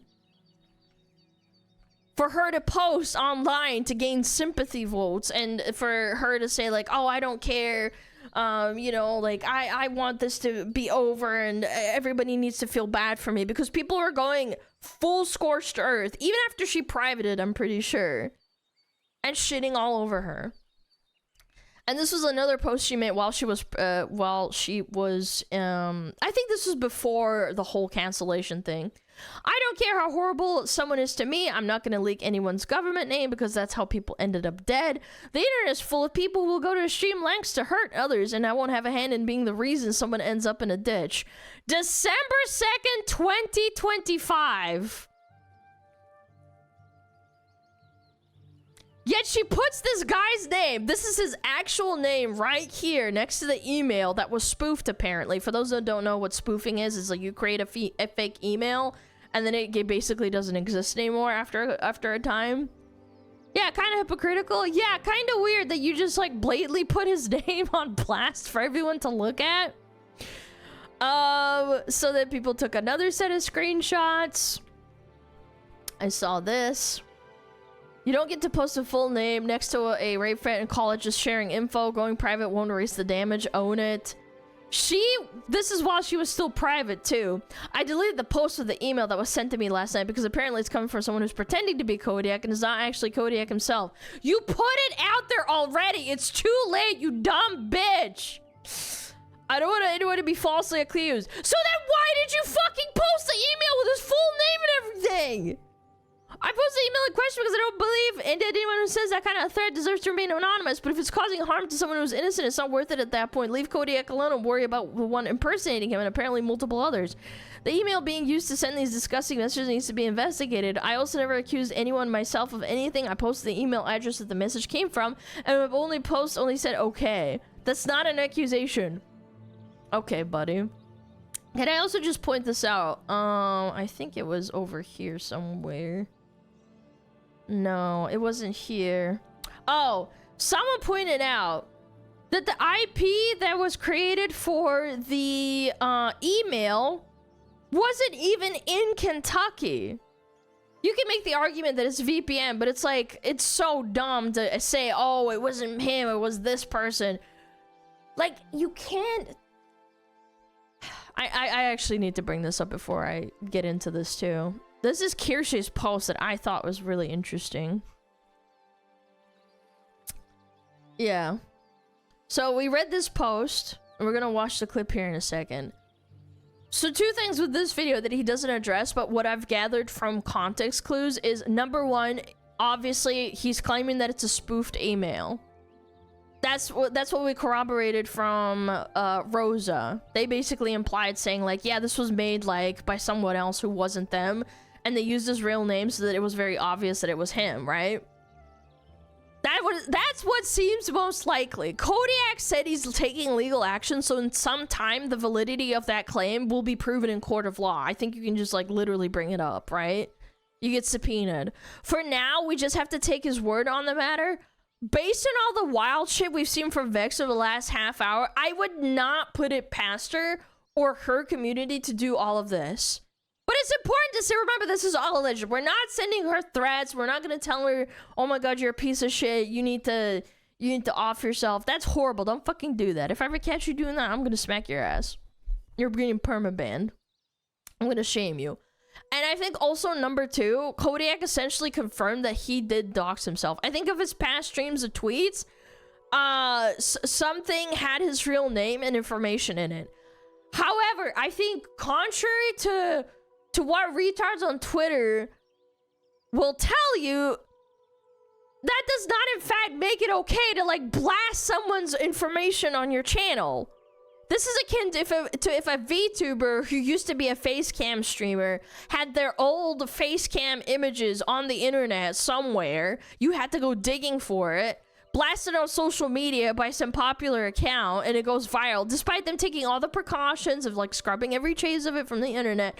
If someone wants to, like, if someone wants a piece of their personal information, especially information that identified to be that's identifiable to them, to not be spread, that's their right. It's not okay for you to just post it. And even more so, it absolutely does not make it okay or even remotely legal to spoof their email, say horrible things to a person, and then call up their work and be like, hey, look at this horrible thing that one of your employees did, so that they get fired. This guy allegedly fucking lost his job. That's like incredibly important legal clarification. Yes, allegedly. I'm just like, all this is alleged. I don't know. This has to go through court. Vex is probably scared. I don't know. Personally, I think it's absolutely insane for her to have fucking posted it. Like, she didn't even go out of her way to censor anything. Bottom line, if someone accidentally doxes themselves online, and you as a third party save that information and then spread it everywhere against their will, that in many cases, especially in stricter states like California, that's illegal. It falls under harassment and doxing law. Like, you can look it up, or ChatGPT it, or Grok it, or whatever the fuck. Even the most basic response is like, yeah, that's fucked up. You can't do that. Depending on the severity of the consequences of the dox, he got fired. He got fired from his fucking job. You can absolutely sue that person in America that did it or endorsed it. I don't know about EU, but I feel like in some cases, I just think it's outright wrong. You can't fucking do that. Yeah. Second degree evasion of piracy, yeah. All right, let's watch the clip. 10:34. So it took 30 minutes approximately. I sent DJ a message. Hey man, I just got fired from my job. Now, the way that it went down from the company that I work for, whom I will not dox, because I think that doxing is an evil fucking practice. Uh-huh. And right now I have a lawyer looking into it, which I don't want to disclose on the internet.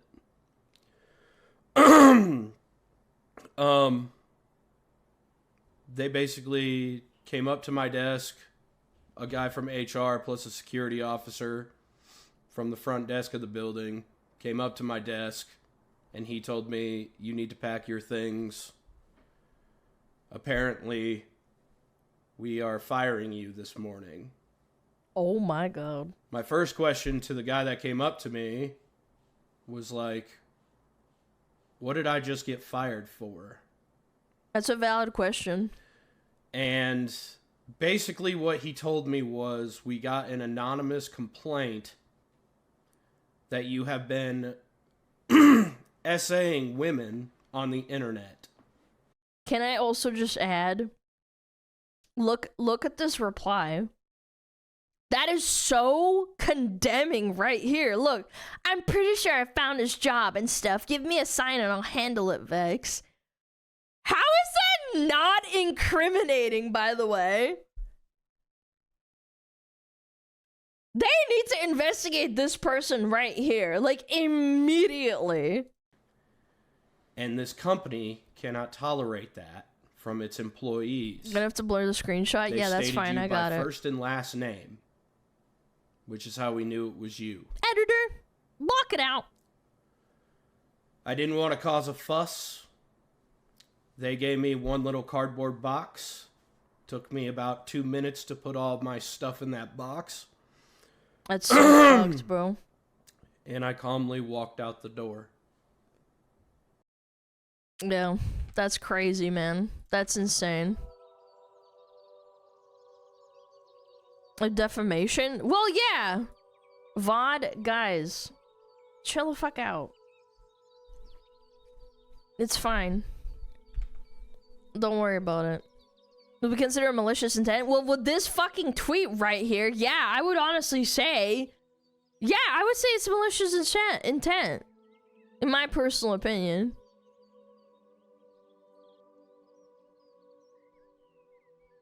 It's so fucking disgusting that people like this can get away with it too. So I wanted to see this. Kirsche pointed this out too. I saw that post. It's like, I'm pretty sure I found his job. And then I actually looked at this. This person is crashing out at Kirsche and saying like, you fucking losers are brain dead. She's already made it clear that she deleted the tweets. Yo, retard, just because you deleted something off the internet doesn't mean it's not gonna stay there, you dumbass.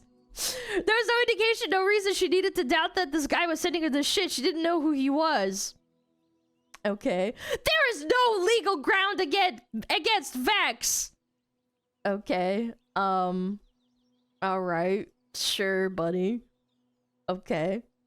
Both this guy and her are victims of this. This happened to Wuth earlier this year and a multitude of others. The same talking points that were in the email were in the Wuth ones. Some fucking reactionary snot eaters. A guy lost his job over a allegedly fake email spoof that used his real name to get his name on Twitter. Are we serious right now? Yeah, deleting the tweets is even more incriminating because when you delete it, it makes you look even worse. Like, yeah, sure, maybe she was trying to do damage control, but still.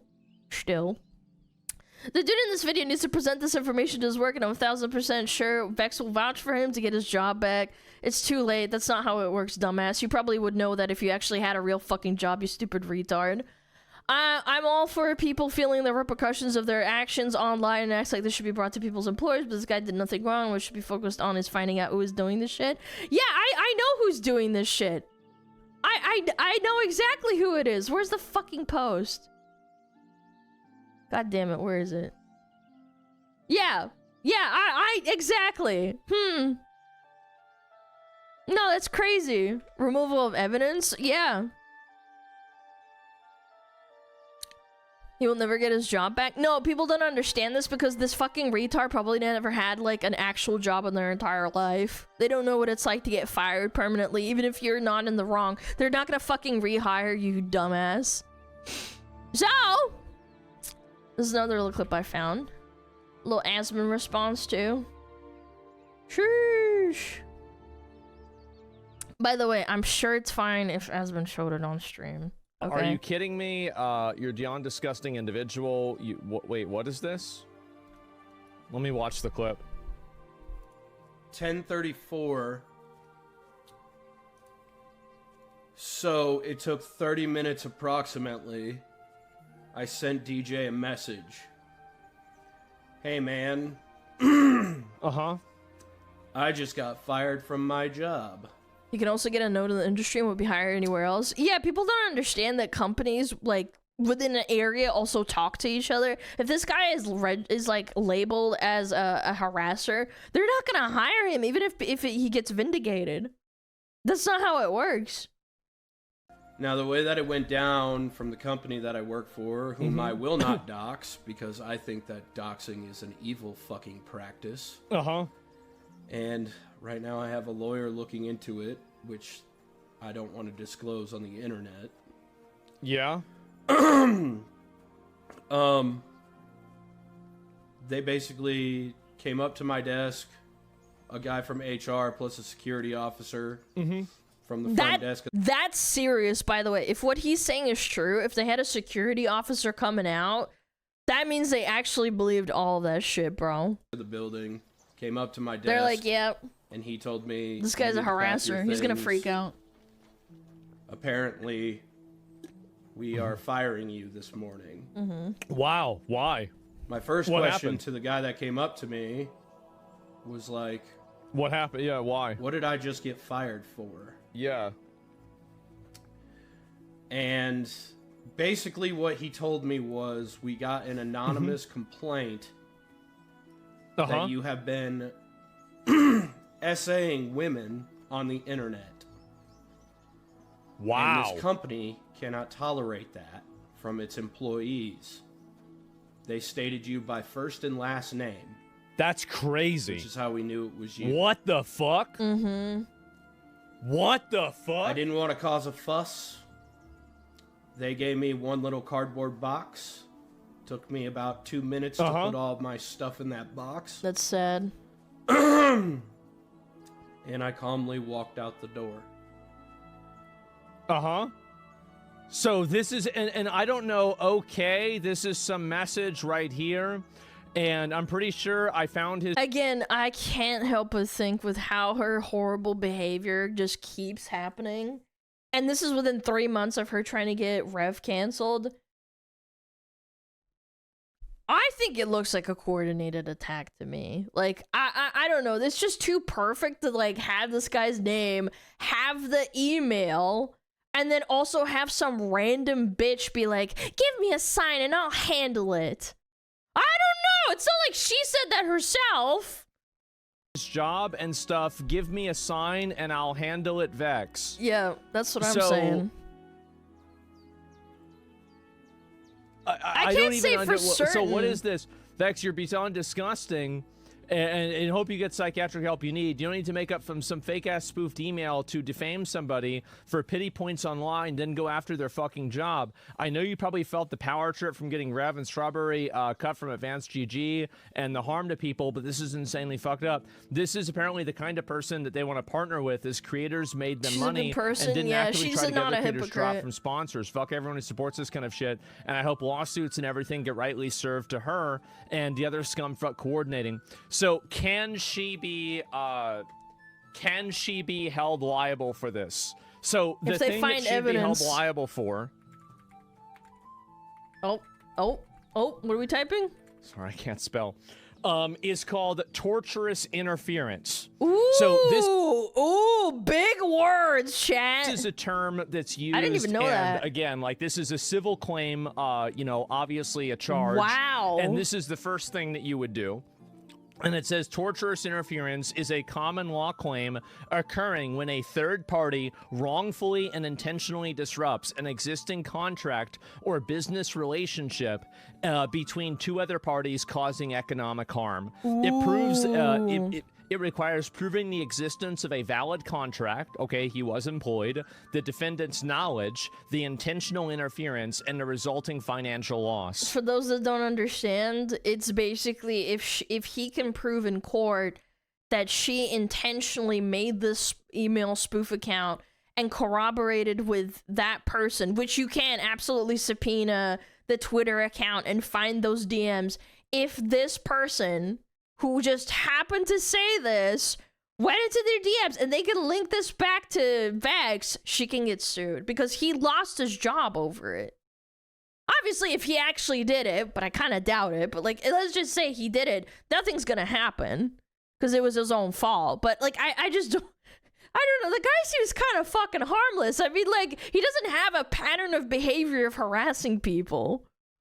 So this, in my opinion, by the way, I just think the guy was just minding his own business. No, I like torturous interference. It sounds way better. Like, I don't care if I'm pronouncing it wrong. Tortious interference. That sounds like a turtle that shows up in your house and it won't let you go through the door.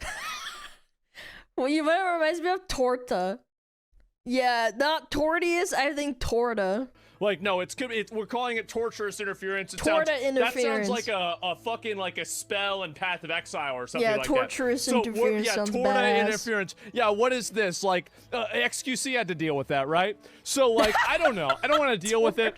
We're calling it torturous interference, okay? Tortious? No, we're going to call it torta. So anyway, tort's a civil wrong. I know that. I know it's a tort law. I get it. But here's my point. Okay, so can you look at this? A valid contract, defendant's knowledge, was aware of the contract, the defendant acted with intent to cause breach. Now, I will tell you this.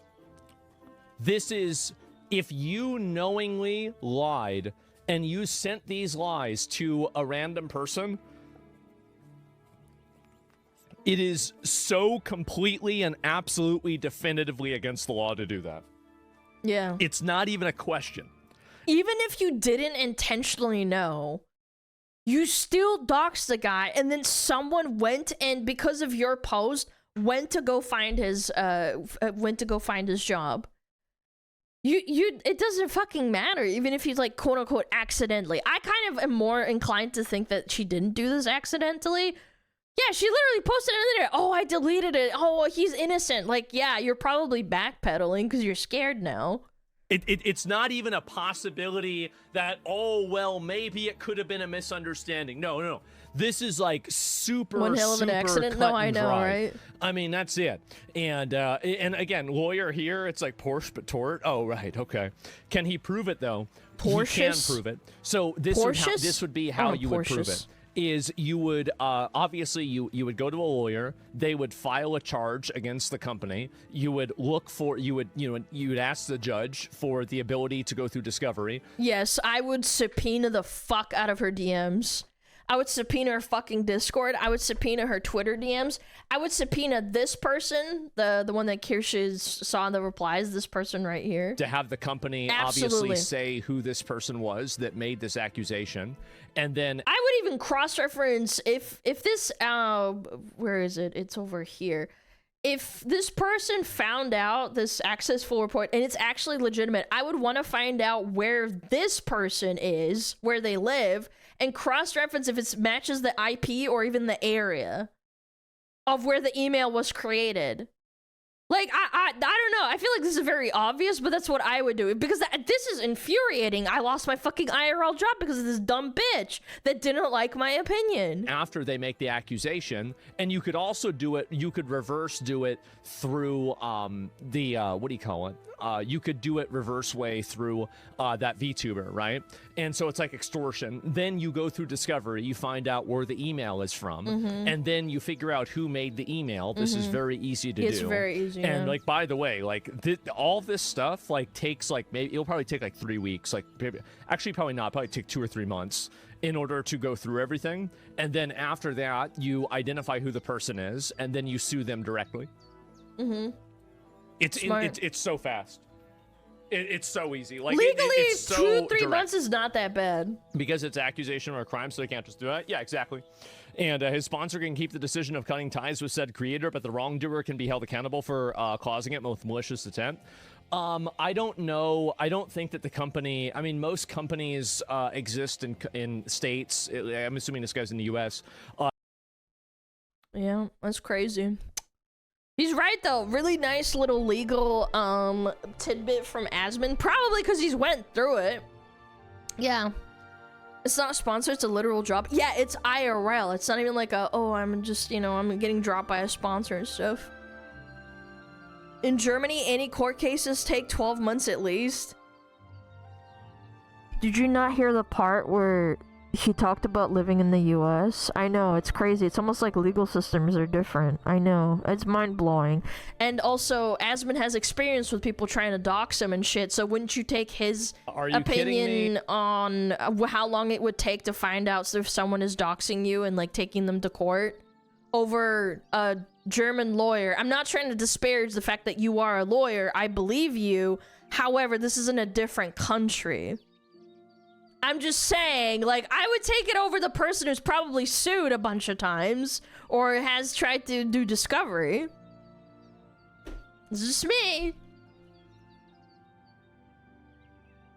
Yeah, he's well acquainted with that type of procedure. I mean, I imagine that when he got defamed back, like, what, like a couple of weeks ago, maybe like a month ago? Yeah. Johnny Somali took months in Korea. Yeah, it's Korea. 2 or 3 months isn't that bad. It's really not. Like, it's, yeah, people will be like, oh, that's such a long time. It's like, that's actually pretty fucking fast for law, like courts. So anyway, I hope Kodiak gets justice. Vex Milk, you are a fucking retard. Yeah, I think you are going to get your just desserts if you, I don't know, if you ever manage to get yourself into court. I don't know.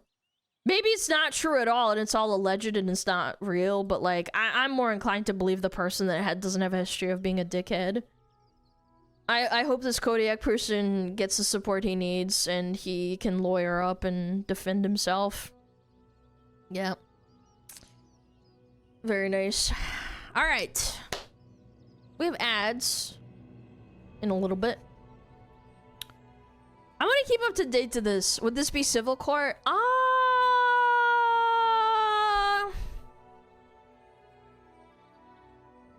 Yes, I think so. Because it's between 2 civilians. Yeah, you're not, it's, I mean, I don't know. Isn't doxing a federal crime in certain states? Asmon said it's civil? Okay. Judge Judy could do it and I'd die laughing. I loved watching Judge Judy. She was awesome. There's damages, yeah. In certain states, yeah. I mean, it depends. I don't know. I'm not a fucking lawyer, but I would imagine it would go to civil court. If doxing is a federal crime, then I think it's different, is it not? But anyway, justice for Kodiak. That was all I wanted to talk about. I need to go pee and grab some more water. Oh, I forgot to take my Claritin today. That might help a lot. I've been kind of coffee snotty lately. My throat dries out really bad. So anyway, by the way, if Asmon showed this on stream, I'm sure it's fine, by the way. I don't think it needs to be censored or that my VOD needs to get deleted, but yeah. Why is Aswin low-key built like the Deathslinger? He used to have really long hair, so he looked even more like the Deathslinger, honestly. Yeah. Alright, I'm gonna go grab some watcha and we're just do some react. And yeah. Alright. I'll be back.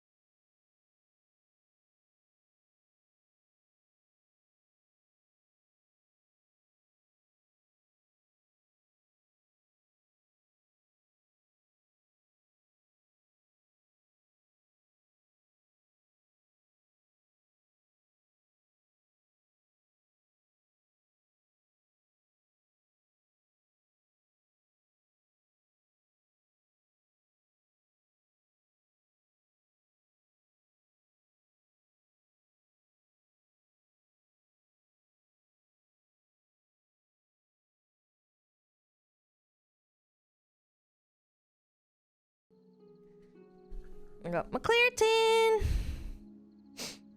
For those that don't know, Claritin is an anti-allergy med.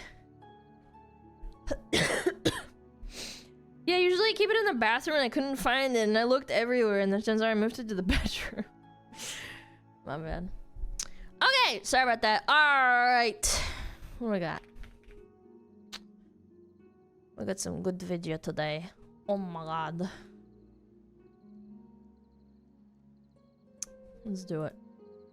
Ooh, Pragmata. You know what? I might play it tomorrow for a little bit. Yeah, we might play Pragmata tomorrow.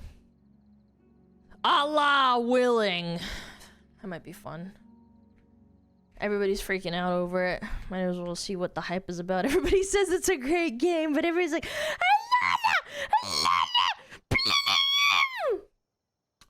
Pragmata? Yep, that's it.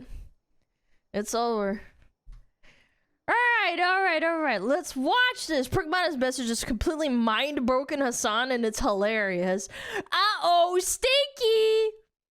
Hey, what's up guys, Riff here. So in this video, I'm once again talking about the game Pragmata, which is causing a lot of discussion on social media. This discussion has included a lot of crash outs that we'll see in this video as well, but there's also a lot of people enjoying this game, and the proof is in the numbers. Yeah. In fact, Pragmata has now sold over 1 million units in the first 2 days of its release alone. And for those who are not familiar, this is a game focusing on a spacefarer named Hugh and his android companion Diana, who are fighting— That is such a dad name.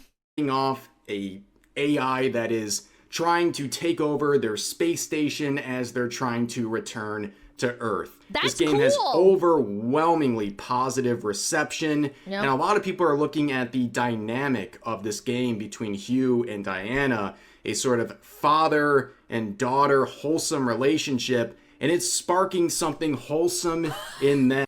Men suffer this to come home to this.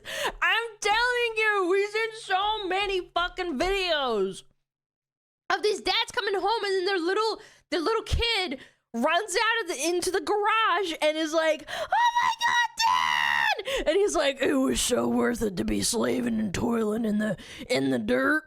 A need to protect. Some people even feeling inspired to become parents themselves. Something truly beautiful. But as this quote points out, literally, The Simpsons do it for her. Oh my god, yes.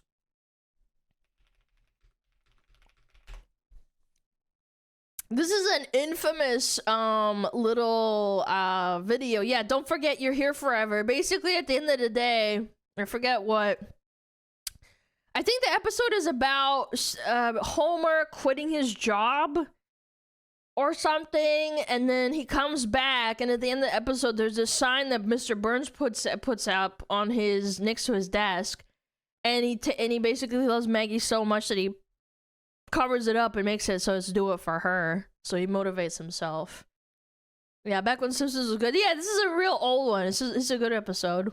This has also sparked a lot of anger from Maggie. Yeah, that was it. Thank you. Miserable people on social media. This game and your reaction to it has become a litmus test of who you are as a person. Because on the one hand, people are seeing this and they think it's very wholesome and fun. And then there's those out there who are trying to pervert and demonize this game and anything that has to do with the concept of a happy family. Once again, you are seeing evil, looking at something wholesome and pure, and trying to look, if you don't like it and you think kids are lame and stuff, like, I don't know, man, don't engage with it. I know, crazy. You can literally mute keywords. Destroy it. And you know who's really mad about this concept? Hassan Piker. Hassan Piker saw the concept of a happy family and really just wholesomeness, and he is crashing out. He is projecting so hard, and it seems very personal, as we'll see. But of course he's mad. Okay, this game features not only a fun experience, something that Hassan is allergic to, but also it has that wholesome relationship. And as you can see, the numbers are panning out. Nearly a 95% overwhelmingly positive rating on Steam, and No a ton way. of players 15K are enjoying is a this lot. right now. And a lot of it has to do with the character Diana. A lot of people are looking at this character and they think she is adorable, and they think the relationship between her and Hugh is something very positive and wholesome. In fact, it is... You killed the man, not the idea. It's Shinzo Abe. Oh my god, no way. considered by many as a psyop by the Japanese to make people want to have more. Well, I mean, if you look at the statistics, Japan is not having a good time in terms of birth rates. It could be. I mean, I don't blame them. Kids and to grow their families. And, well, on the Japanese side of Twitter, we're seeing just that, right? We're seeing a lot of wholesome reactions. People saying stuff like, asking if you have kids, is this what it's like every day? And some people are saying, yeah, it's like this every day. It's fun. And then people saying it's stimulating a fatherly instinct that never existed before. And it feels like they might want to have kids now. You know, all these wholesome things. And then there's this, you know, artwork like this that is wholesome and funny. You know, you have the android trying to confirm that they are, She's in not fact, a robot. not a robot, not working out well. But on the Western side of things, things are very toxic, and many such cases. This has been the reaction. This is that post. Talked about all of these examples in my previous video that I uploaded earlier today. People trying to demonize this game. Oh, they don't like that. Cunny meme. They and don't the character like that. Diana. Not only making incredibly weird sexual remarks about this character that, by the way, is not sexualized in any way Can't make in jokes, this game. guys. But they're also demonizing illegal. people who are enjoying this game or find it wholesome or want to, you know, replicate such a wholesome dynamic in real life. Yeah, they count fans as fucking stupid Twitter users that will never play this game regardless. They're not gonna buy demonizing them, calling them predators, among many other things. It is insane levels of projection and just morbid behavior. And, you know, you have people asking related questions. You know, people are stunned at how Capcom just released the most adorable game in history, hoping for more cute. Dad Simulator. Low-key, kind of want to, like, tell chat we're gonna fucking play it tomorrow. Yeah. For, like, an hour or two. Yeah, we might do that. I'm feeling it. I'm feeling it. You know, like games and how are people so mad about this? Well, true. Ask yourself, not until you see who is mad? It's people on the Western side of Twitter. And you have to keep in mind, these are the same people who were frothing at the mouth over this Japanese anime ad for McDonald's. This was a real ad, and people freaked out at this. I remember this. Why are they so anti-family? Like, if you're gonna make the argument, shouldn't you be like, I don't know, either ambivalent or just not care if you're truly like anti-kids? We're mammals. We're supposed to breed and reproduce. Why are you so mean? Featuring a happy family, like people were getting actual threats on them over this. People were literally tearing their hair out in anger over a wholesome family dynamic because apparently that is so devoid from our media these days. Traditional happy families, happy relationships between parents and children. No, I can't have that. What I can't have, you can't have either. Grrr. It makes these psychopaths, these fatherless psychopaths, crash out on Twitter. And man, I wonder who's really upset about this game Pragmata and all the tropes contained within it. Hassan. Hassan has been on a total crash out. He saw Pragmata and the reaction to it, the positive reaction, and he joined the mob that is angry about it. Just listen to his reaction. In one emotional moment, she gives him a crayon drawing of the two of them together as a little family. Even streamers who say at the start they didn't want kids end up breaking down happy in tears. So, is Hassan an only child? or something. Like, I feel like even if you're an only child, why is this such a weird reaction for you? What's really interesting about this is all of these unfuckable losers in the gaming sphere always talk about like starting families and stuff. And I don't understand like why. Bro, if I could LARP like Hassan, I would have like 10 million viewers. I am so like confused by this, like all these fucking unfuckable losers. Yeah, like all of them just are losers that can't have families. It's like, what? What? This has become a thing that they care about. Like, if you're a gamer, you should care about things that you actually experience. You should care about things that you actually enjoy, right? If you're a lonely gamer who has never been around a woman and will never have sex with a woman, why do you care? Like, why do you care about having children or like riding for having children? Like, if they changed... Because it's normal? Huh? Hot Cheetos. If they change the recipe of hot Cheetos, if they change the recipe of like, I don't know, Dr. Pepper or something, and you fucking freaked out about that, that makes sense, right? Like, that's precisely what your life is about. But as far as like LARPing about starting families and whatnot, by that logic, people who aren't in politics, literally in the government, should not have an opinion on politics because you're not literally a part of the politics. Like, you don't have to be within the sphere of experiencing it literally to have an opinion on it. What the fuck? this is something that I never understand. There's a reason he's single. He's not single. That's the weird thing. For those that don't know, I think Rev is going to bring it up. It just doesn't make any sense to me. Yeah, if you're poor, why are you dreaming of becoming a millionaire? If you're a football coach, you have to be in the game to be a football coach. You have to be one of the players. No, you don't. You can be a coach and know what the fuck you're talking about. You can be one of the greatest coaches of all time. It doesn't mean you have to be a part of the team.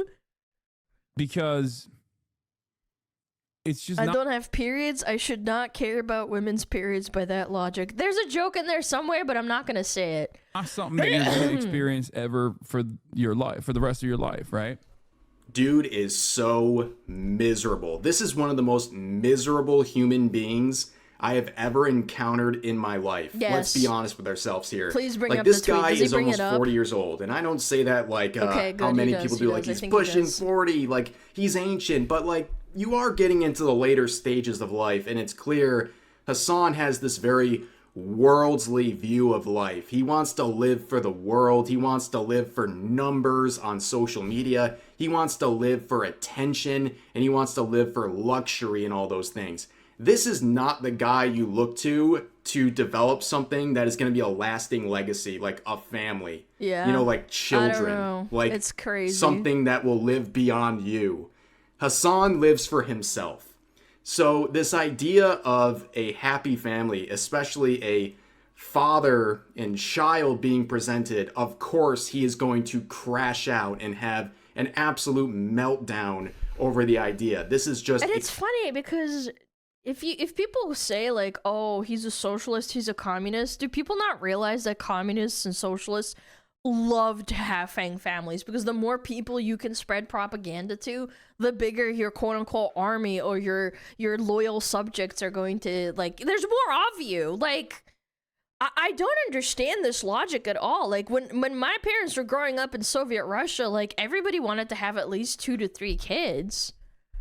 They're only allowed to have 1 kid? No, that's just China, and they're paying for that mistake dearly. I know what you're talking about. I wrote a paper on it when I was a kid. Like, I just don't understand. Expected. And it's so funny seeing him go off about all of these incels and these losers who are not engaging in intercourse in any sort of a way. This is the guy who famously went to a brothel, presumably to pay Allegedly. for intercourse. I don't know. this guy, despite... I always take that shit with a grain of salt. Like, everybody quotes it, and I'm like, I always find it so strange that that happened so long ago. And, like, he still acts like it never happened. His looks, his wealth, his success still has to pay for women.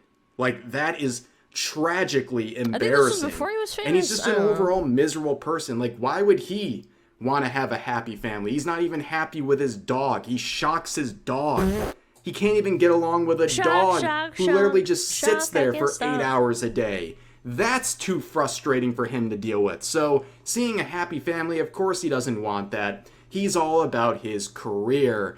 And there's another reason why he's so upset about this. There's a very clear reason. It's because of his girlfriend, Valkyrae. Oh. Yeah, for those who don't know, this is his girlfriend, a very popular streamer. Now, of course, their relationship is one that is hidden because these two like to continue to convince their audience that they're available. They want their audience to think that they're single, that they have a chance with either Valkyrae or Hassan, which, you know, it's your life, your choices, but I will say this, it's pathetic, okay? I love my wife, famously, okay? You can see it in the leaflet, put them in the box video, okay? It was even featured there, okay? I will shout from the rooftops that I love my wife, unashamedly. And yet Hassan, he has to find a hideout. We are different, ladies and gentlemen. We are a different breed. But going back to Valkyrae, yeah, there's a reason why this stings extra for Hassan, because Valkyrae has expressed publicly that she has no intention of having children. I've gotten over it. Didn't she say she was freezing her eggs? I'm probably never having kids. It is what it is. I'm probably going to play video games for the rest of my life. I'm probably going to be as hot for as long as I can. And I'm probably going to keep making money in the best ways I can, which is like doing commercials and shows. Like,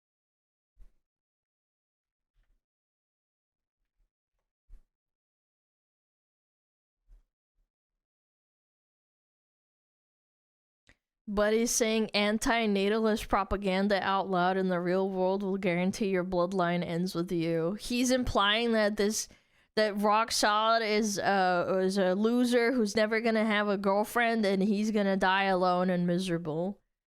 I just sent this, like, it's funny you're saying that when you have a girlfriend that literally does not want to have babies, but okay. Or she does want to have babies, but it's a little bit late, bro. Like, that's probably what's gonna happen for the next, like, 40 years until I die. And, I think, people are just gonna keep being mad at me about it. It is what it is. I don't know, man. The tragedy of modern feminism, ladies and gentlemen, convincing women like Valkyrae that hustling and grinding and your career is more important than having a family. Look what happens. Imagine hearing your girlfriend saying that she never wants to have children. You're just stuck there, that she's married to the career, basically, and also has to basically hide you in the background because... You know what's sad? I actually think that if Hassan had kids, he would have to hide them from stream because his audience wouldn't like it. Like, I feel like a good portion wouldn't care either way, but, like, the fact that he's not super open about Valkyrie, like, says a lot. I think he is very audience captured in that regard. He has a lot of female viewers that don't want to see him, like, you know, have babies with a hot chick. Well, the money's more important than being proud of who you're with in terms of a relationship. Absolutely brutal. And then you add in the time factor here. Oh, I mean, this isn't mean. This is just an observation, ladies and gentlemen. There is a time lapse here. There is a clock running. In fact, this meme has been used many times when referring to Valkyrae, and she does not like it. Not one bit. She actually gets triggered by this. Bro, like, you post a selfie, like a girl posts a selfie, if I do, and one of those incel accounts will post incel accounts with like a dumbass, like the rabbit of the clock, and be like, Cinna's eggs are gonna dry out before she ever starts a family. Do you consider this success? And then how old is Cinna? I don't know how to spell her name.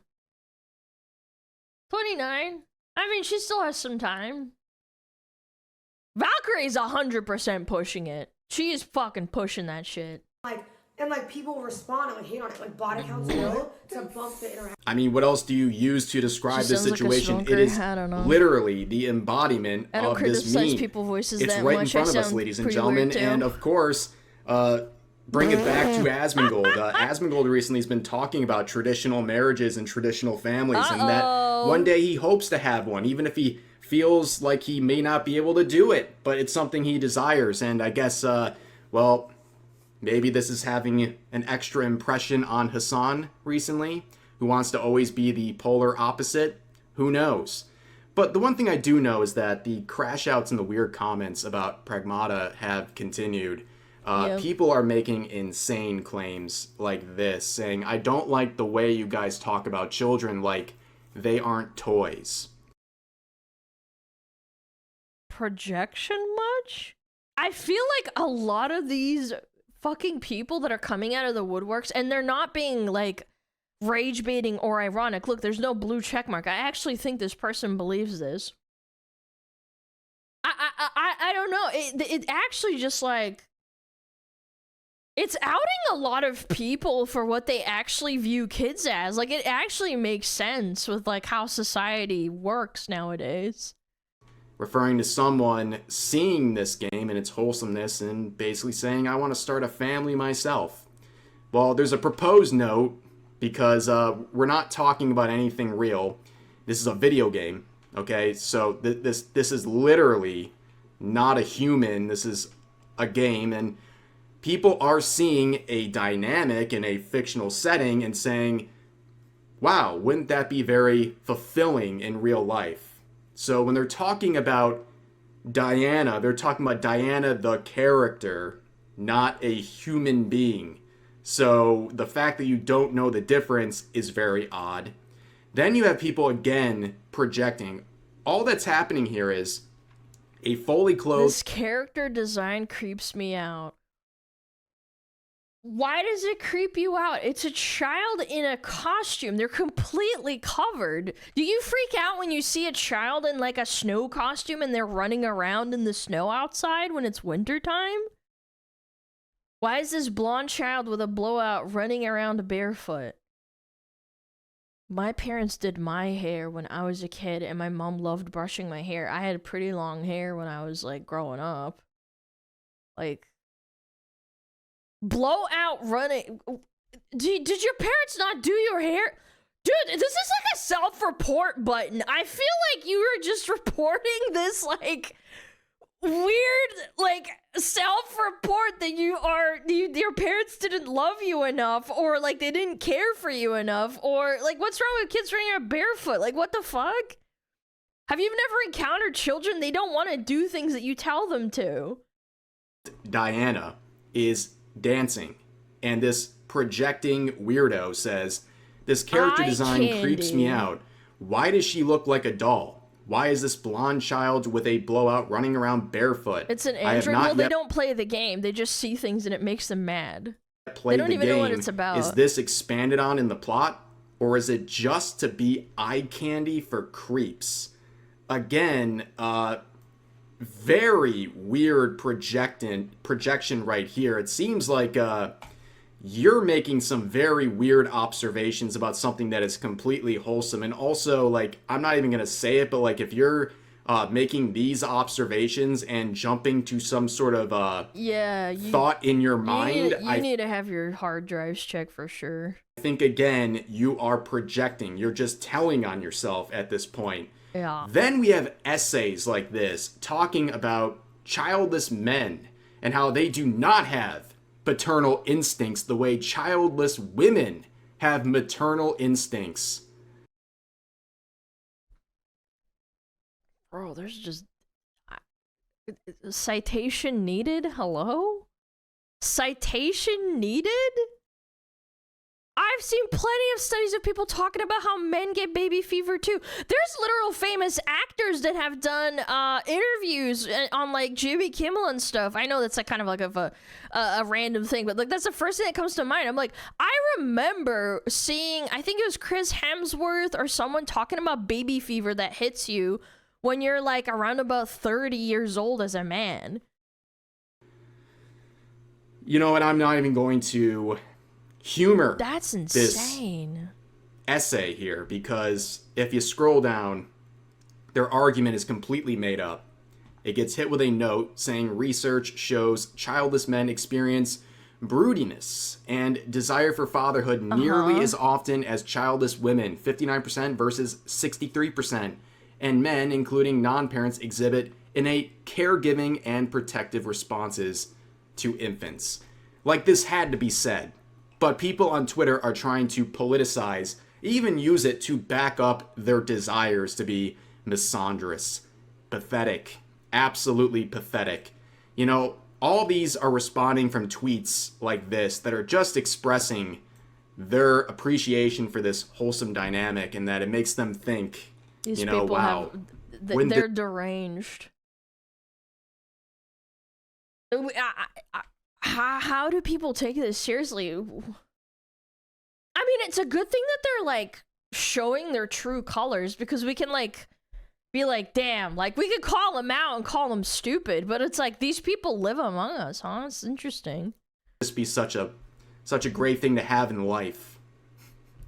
What a crime. Like I said, when evil encounters something good and wholesome, they're repelled. They have to destroy it. But anyways, that's going to do it for this video. If you guys enjoyed, as always, make sure to like, comment, subscribe, put on your notifications.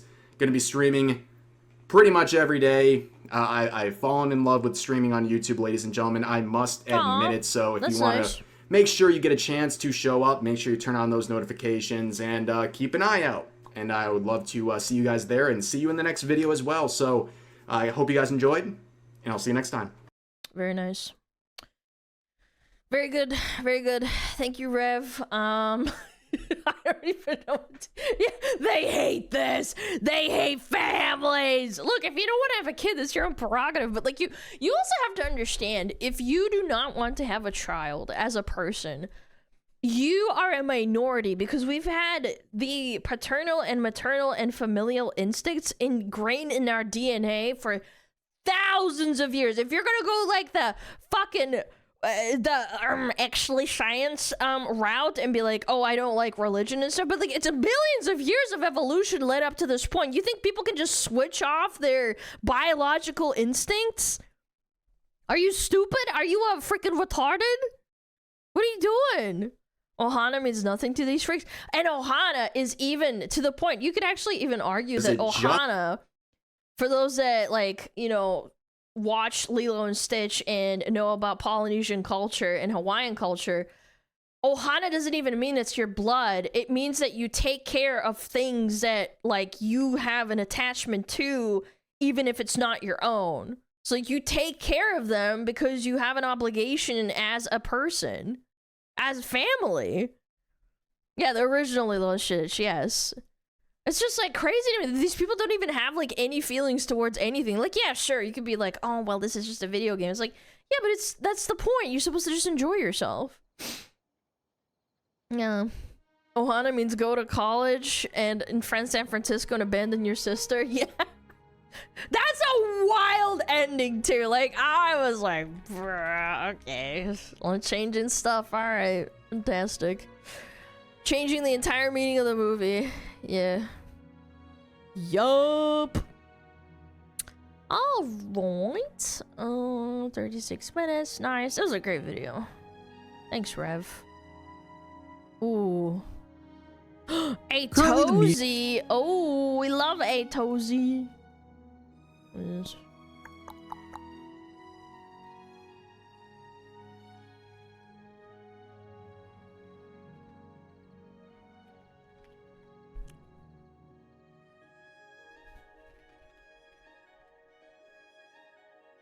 No.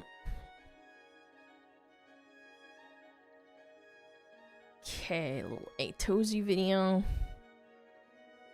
Reacting to a React streamer. Reacted to Twitter's a whole new low.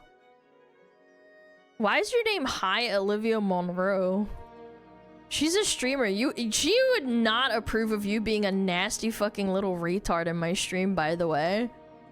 I like Olivia. Why are you such a fucking weirdo? Get the fuck out of my stream. Holy fuck. Yeah, who asked? Oh, you're not allowed to make content and watch videos made by other people. Yeah, fucking idiot. If only these people cared this much about real children. Yeah, you made an account to express your appreciation for a streamer, then you go into another streamer and like shit talk them. You're such a weirdo. Like, Olivia wouldn't fucking like that, man. You're such a fucking moron. If someone was like, I'm a SmugAlana lover, and they came in and shit talked another streamer that I like, that when I'm not online, I would immediately ban them, by the way. Hi there, Alala. How are you? Hello, Loney. I'm doing great, thank you. Account wasn't made today? It's so weird. Not the part about like naming yourself after your favorite streamer. I don't care about that. I'm just saying, like, you're making your streamer look bad. You seem like a nasty little fucking retard. Don't fucking do that. Ew. A custom badge? Oh, the Pragmata badge? I want that one. Mashallah. That's right. Alright. Did I link it? I think I did link it. Alright, let's do it. Uh-oh, the OnlyFans empire is collapsing. Uh-oh, stinky. Currently, the media space has been dominated by how much some top earners are making on OnlyFans. But what hasn't really been discussed is how the company has lost billions of dollars in valuation in a very short amount of time. And things just got even more messy because is now in a very bad situation after the CEO passed away. So essentially, you have one of the— Yeah, he died of cancer, I'm pretty sure. Yeah. biggest platforms in the world, Nobody especially even knew about when it it. comes to that profitability per employee metric that you've probably seen online.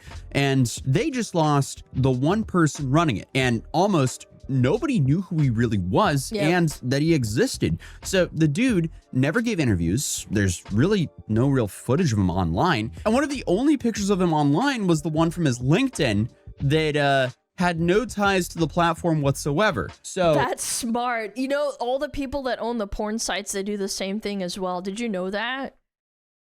Yeah. That's a little bit He's interesting, Ukrainian. but for years, I think I read somewhere that he moved there like a long time ago. he was quietly making billions running one of the most controversial platforms on the internet.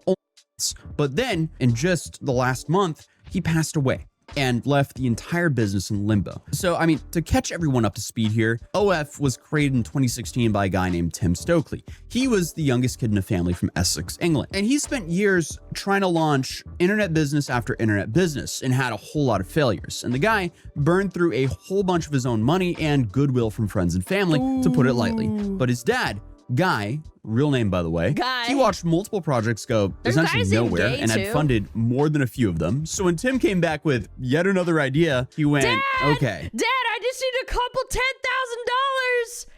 By the way, people are so fucking weird. People call me a Nepo baby, bro. This is Nepo baby. Just a small loan of 10,000 pounds. Here's 10,000 pounds, and that's the last one I'm funding. Little did he know, though. Nobody knew he had, but weirdly started giving a lot of money towards cancer research a few years before the public learned about his cancer. Yeah, it makes sense. Yeah.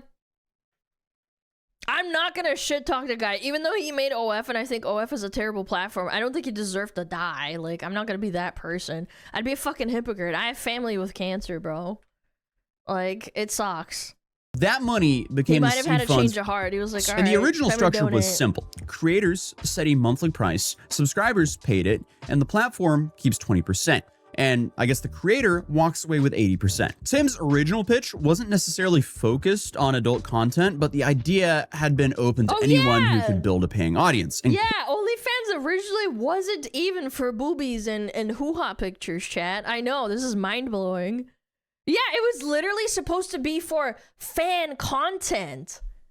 including adult creators since 2017. And from the start, it was a family operation in the early days, with Tim's brother, Tom, running the operations and their father, Guy, handling the finances. Guy, I guess, was just their guy and father. And that one group, I guess they figured out the model faster than anyone else. And that showed up in some serious numbers because in 2018, the platform was gaining traction, but running headfirst into some structural problems. The payment processors that made it possible to, actually collect the money from the subscribers weren't a big fan of the adult side of their business. And obviously, Patreon doesn't like it either. They pretty much ban you immediately, I'm pretty sure. If they find out. No payment processing means no business. Full stop. So Tim sold it. And the buyer was someone that almost nobody had heard of, and nobody would really hear of him for many years to come. His name was Leonid Ravinsky, who was born in Odessa, Ukraine in 1982. His family relocated to Chicago while he was still a kid, and he studied economics at Northwestern University and graduated in 2002. And from that point forward, he essentially built an entire career at, scaling internet companies while keeping his name almost... That's crazy. And then he found a gold mine finally, and it was like, all right, time to retire. And nobody knows who I am. He could be fucking playing like Fortnite 24/7 for all we know. Completely out of circulation. Absolutely and even insane. after he became the owner of one of the most talked about platforms on the planet, a single photo of him made the rounds, the same one over and over, which was attached to a LinkedIn profile that described him as the president at leo.com and, completely left OF out of the picture. So essentially what we know about this guy is he lived in a $19 million waterfront property in Miami. Holy shit.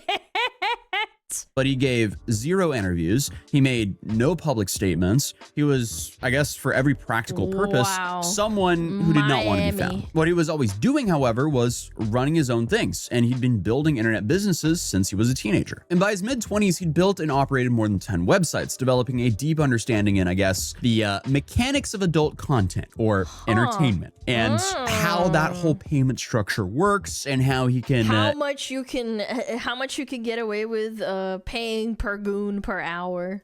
Get that to work without getting banned. And since he understood how this industry worked, when he was presented with the chance to buy, he did so in 2018 for $30 million. And it's safe to say that was a phenomenal investment for him because in 2019, the platform processed around $300 million in total payments and cleared around $7 million in profit. Then a year later, that gross payment volume hit $2.2 billion. Then by 2021, it was approaching $5 billion. And none of these numbers were being announced, but the company files with the UK as required. But Leonid had no interest in turning any of these numbers into some massive press release like many other entrepreneurs would. But then came that moment that probably told you more about OF than anything else, because in August of 2021, the platform announced that it was going to ban explicit content. Now that was but then they didn't.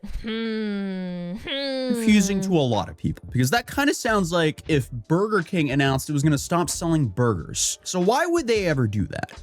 Well, it makes sense a little bit later on when you get the full picture. But obviously, the response from the creators on their platform was immediate and very clear. So 6 days later, the ban was reversed, and I guess that just showed the... But they won't reverse the ban on PayPal for Japanese products that are not safe for work. Isn't that just strange to you guys? Yeah, I find that so fucking weird. Like, they made a big fucking deal about, like, that kind of content from Japanese websites, but it's okay for OnlyFans. They reversed it within 6 days. Insane. Creators that they're the product. They actually have the power here of this platform. Because at the end of the day, the platform cannot exist without the creators and the consumers paying for it. Yeah. So the reason all this actually matters becomes a whole lot more clear once you look at the numbers, though. Because in 2024, they processed $7.2 billion in total transactions between the fans. Dude, you went from 270 million to 7.22 billion. Oh my god. And the creators. OF's cut of that was about 20%. Dude, and that came out to $1.41 billion in net revenue. That is a behemoth of a company. But after expenses, pre-tax profit landed at $684 million, where the entire operation ran by only 46 full-time employees. That is insane. And then Leonid's personal payouts track the platform's growth as you would pretty much expect, because in 2021, he collected around $284 million. In 2022, he collected $338 million. Holy in 2023, shit. he collected $472 Dude, it just million. keeps going up, and then in man. 2024, he collected $701 million, which works out to about $2 million per day every day for the entire year, which means the total earnings pulled between 2021 and 2024 were just under $1.8 billion from a company that he paid roughly $30 million for. That might be one of the best investments of all time. Yeah, but at for the same sure. time, The turnaround the is distribution crazy. between the creators is wildly uneven because, you know, you have this whole notion where a bunch of people would start an OF and make a whole bunch of money. But for the most part, that's not true. It's very similar to how Twitch is in a way. I don't really like drawing comparisons between Twitch and but you know, I mean, you have a handful of top streamers on Twitch that make a crazy amount of money. Yeah. And then the average streamer makes way below minimum wage. And that's it's extremely difficult to break into like, oh, I'm gonna quit my actual job and do streaming full time. That's like a very privileged thing.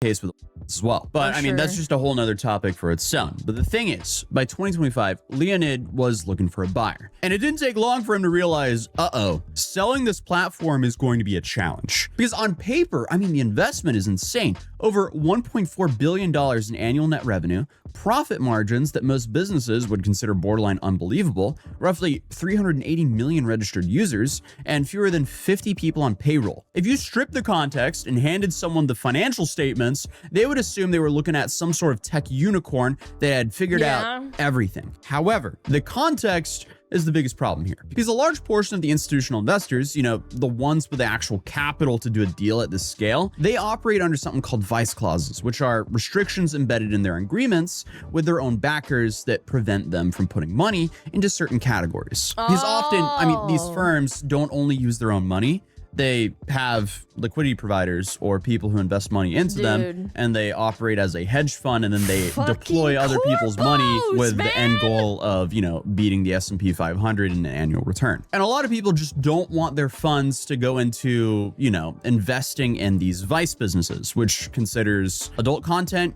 tobacco, gambling, and weapons. So regardless of the numbers, a lot of the most obvious buyers are essentially blocked from even writing the check. Then you have the operational risks, which are, you know, Visa and MasterCard. They've already shown that they could, you know, threaten to cut off payment processing. But they saw like how much money they could get, so we're like, maybe this isn't so bad. For adult platforms. And this is exactly what pushed OF towards its failed 2021 ban. And since the platform is almost entirely reliant on subscription revenue, it has to go through payment processors that take somewhere between 5 to 10% in fees on top of the 2 to 3% fees from the most regular, you know, Visa and Master, which is far above the usual 2 to 3% that most regular businesses are charged from payment processors. So obviously that is a tax on their margins, and now they're dependent to payment processors. And not only that, but there's also a regulatory pressure. So the UK communications regulator, they hit with a £1.4 million fine in early 2025. That's nothing. That literally is pennies compared to their income. Are you serious? For a weak That's it? 1.4 million? age verification practice, which, you know, might not be the biggest deal for them To them, financially, it's but nothing. it's a pretty clear sign of where this enforcement is going. And then you have that exit problem, because even if someone bought it, how do they eventually sell it?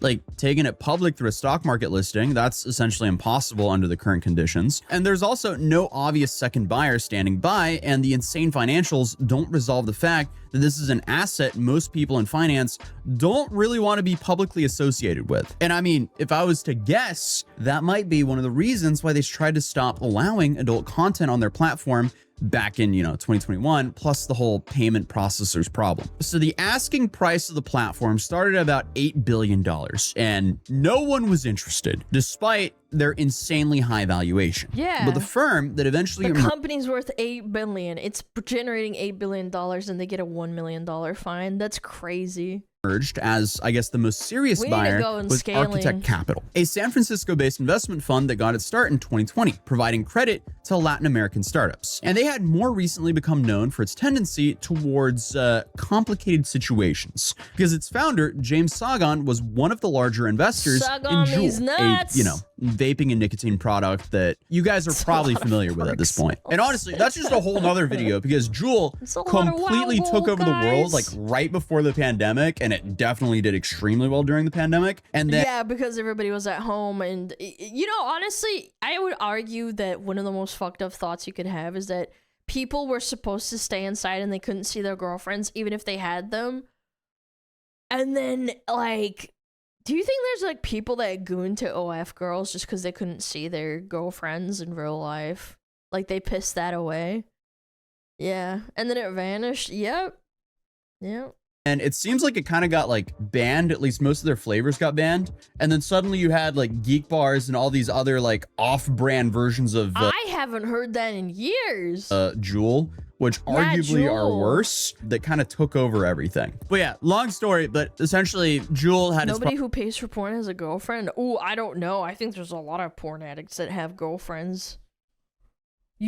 Chat, I don't know what to tell you. I think that it's an addiction at that point. Lakari, I was about to say that, but I didn't want to. Yeah, and he had hot looking girlfriends, and he had attention, he had clout, but he didn't carry it, and he has an addiction. I hope he's getting better. Products pulled by the shelves by the FDA, and they later settled for more than $1 billion in lawsuits over allegations that it was being marketed towards teenagers. So I mean, why pay when it's free in a lot of places? Ask that to the new CEO of OnlyFans. Why do people pay for stuff that they can have for free? I don't know. I have to say that Architect's brand has some tolerance for risky investments. And the pitch Sagan made to the potential backers had two core ideas. First, diversify the platform, push it towards mainstream creator niches, and try to make it competitive with... Yeah, there's a lot of cosplayers that do kind of like not lewd, but not safe for work cosplays. But you can't see their coochie or their boobies or... Like, it's like the suggestion. Yeah, there's a lot of those. With something like Patreon, rather than positioning it as purely an adult content site. Obviously, OF is primarily an adult content platform, and the majority of the traffic and subscriptions and the money all comes from that. And without that core, it would just be a minor player when it comes to, like, competing in the space with YouTube, Patreon, and Spotify. And now that Spotify also added long-form content and subscription models. But I feel like it might even be smaller than Rumble if they tried to play in the non-adult space. Also, fun fact, since I'm mentioning Spotify, I was kind of forced to make a Spotify because some dude kept stealing my content and re-uploading it to Spotify. So... And they just got away with that shit? They probably took the money and ran after they got fucking reported, dude. That is so scummy. If you want to enjoy my content on Spotify, you can do that as well. I'll leave a link down below so you guys know that's crazy. That it's actually me and not the dude impersonating me. So if you want to leave a review there, that would also help me not get impersonated. But continuing the video, over the years, OF has genuinely been trying to build a safe for work community on the platform, including chefs, athletes, musicians, comedians, and fitness coaches. And they also launched their own safe for work streaming service called OF TV back in 2021. And they've actively been trying to pursue other partnerships since. But I don't really think any of it really took off, though that is, again, still such a tiny portion of what actually is. Then you have, the real competitors here, YouTube, Spotify, and Patreon. They don't allow any 18+ content. And I don't see a world where OF is actually able to compete with any of these platforms in the safer work space because, the stigma that comes with the name. It's just like, I don't know. I just can't see most creators being very... Fansly definitely leaned into the harder side of the 18+ content. I think when people say Fansly, they immediately think of, oh, well, she's posting her butthole online. I think, OF's legacy is cemented for sure. Because OF back in the day when I heard about it, I was like, oh, OnlyFans, I get it. Because it's only for fans. You're subscribing so that you get exclusive content. And then the hoes were like, damn, all right, you say less. Very inclined to be like, hey guys, follow my unless they're paid like a massive bag. Yeah, it just doesn't make sense to me. But that problem will be something the new owner will have to inherit. And another step that they might need to do is acquire a banking license. Because even if they acquire OF, what happens if the payment processors shut them off? That would be really bad. So a potential solution for that would be if the platform could become its own financial institution. I mean, in theory, it could. That would definitely be a massive uphill battle for them though. But that would at least help them reduce the 5 to 10% fee burden. Currently, the valuation on the table is $3.5 billion, with Architect taking 60% of the equity in the deal. So in just a few years, this has essentially lost $4.5 billion in valuation because no one wants to buy it. And the Wall Street Journal had originally reported a total deal value, including debt, at $5.5 billion, compared to an earlier $8 billion valuation just 1 year before, with slower growth and tougher sale process dragging the number down. And this number was apparently dragged down due to slower growth and just a tough sales process. I'm gonna say it. I think that these fucking scumfucks at MasterCard and PayPal, they shouldn't be able to know what you're spending your fucking money on. I think it's like honestly an invasion of privacy. At least with Amazon, it's like, oh, well, I'm buying things from Amazon, so they should know what I'm buying stuff. And Amazon, I think, is like one of the worst companies ever because we're actually just getting taken over by corpos. I think it's going to be a massive, huge fucking thing in 10 years, or maybe even less than that. But my point is that I don't think that PayPal and MasterCard and Visa and American Express, they shouldn't have that type of control over a person. Like, if you're doing something like really bad, like, I don't know, you're buying a bunch of knives and you're not a restaurant owner, you shouldn't even get banned for that. You should have your account investigated. Like, I don't know, there's like flags of suspicion. It shouldn't be like, oh, well, you're purchasing something we don't like, so we're gonna revoke and ban your card. I think that's wrong. I think that's fucked up. But Sagan's $500 million fund wasn't nearly large enough to cover a deal of this size. And they're already taking a cut. Every time you buy something, they're getting a bite out of the transaction, even though they're doing nothing but providing the payment processing. It's not like the person who's selling the product or you, the person who's giving the money for the product. They're doing nothing, essentially, in my fucking opinion, on its own. So he spent months going door to door trying to assemble the capital. And the family offices turned out to be the most receptive audience, largely because they don't really face the same restrictions that prevent more of the, mainstream funds from joining. And the deal was supposed to close by the end of March of this year. But then Leonid passed away. And everything just got way more complicated. Obviously, I don't want to sound disrespectful here, but terrible time. Just when everything seemed aligned, he passed away. And this happened on March 20th, 2026 in Florida. And the platform made an announcement with a brief statement saying that he had passed away peacefully after a long battle with cancer, but his family asked for privacy and no details were shared. But what came out in the following days were how few people actually knew about how serious his condition was. And sources told the media that Leonid himself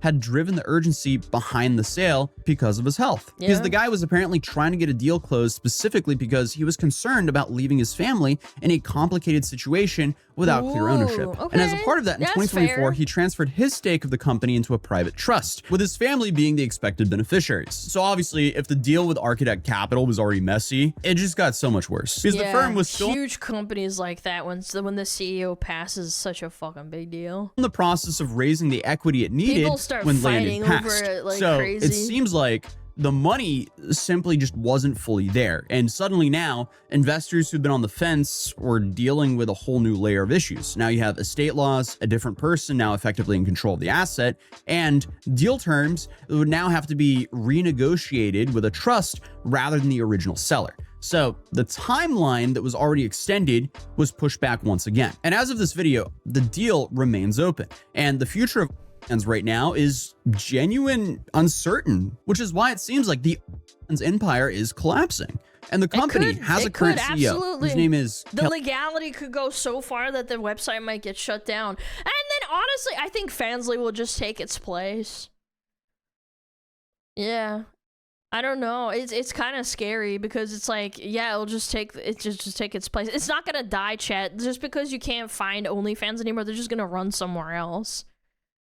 Kelly Blair, who has been running the day-to-day operations, but what's clear is there's a lot of money at stake, a lot of different interests, and a company that, despite everything working against it, keeps printing cash at a rate that makes it very hard to ignore. So, I mean, it's safe to say whatever happens next will probably not be any more bizarre than the story of this company. I mean, the company's story is how a $10,000 loan from a dad with way too much patience suddenly turned into a $7 billion a year empire ran by some secret Ukrainian billionaire no one has ever heard of. Yeah. I mean, come on, this is such a crazy story. It's so common for people that are in the adult entertainment business to not have any ties to like anything. It's very common. And I feel like this is just a situation that no one's been talking about, because every time I hear OF in the news, it's about one of their stars making like $1 bazillion a year. So I just wanted to come here and talk about it for a bit. So hey, if you're new here, my name's Atozy, or A to Z, and we talk about the laughably stupid stuff and the bizarre things that happen here on the internet. So if you're new here, feel free to subscribe, drop a like if you enjoyed the video, and I'll see you guys in the next one. Peace. Peace. That was sick. That was wicked. Ooh. Good video, good video. Go check it out. Go check out A to Z.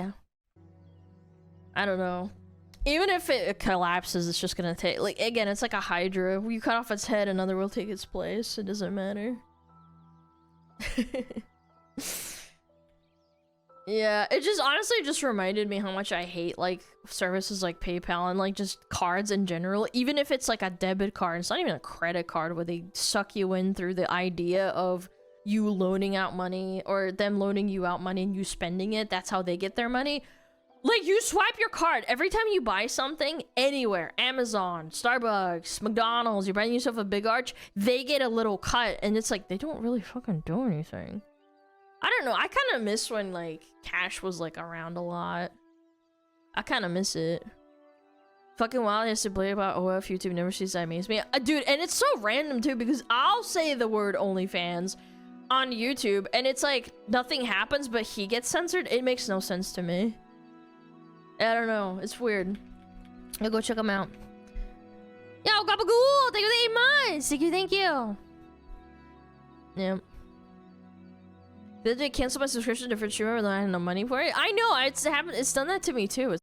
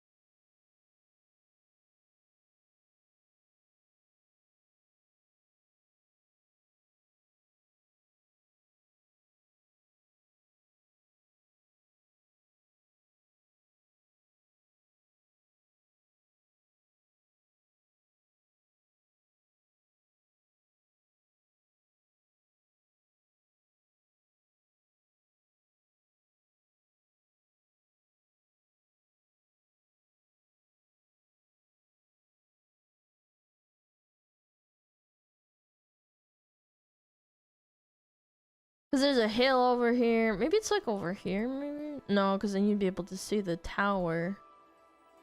Here's a little bit closer. There's hills in the northwest. Maybe it's like over here? Yeah, I'm gonna say it, fuck it. Hey, not a bad guess! Oh, you can't even see the tower. Whatever. That's pretty alright. Nah. Could have been better. This is where you kill the harpies in the barrens. It's somewhere here. Where are the harpies? Is it here? No. Is it up here? Yeah, it's up here. Okay, so it's north if you're looking that way. It's a little bit hard.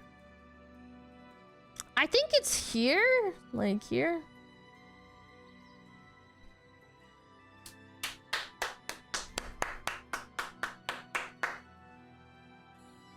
I still got it, bro. I still got it. I still got it. This is Outland in Zanger Marsh. This is where you kill the big the stinkies, the big giant bog people, whatever the fuck they're called. This is right next to this one, because you're looking north, because you're kind of facing east. It's probably like this one. Yeah, you're looking at this thing, so you're like right next to it, pretty much. Right here. Boom.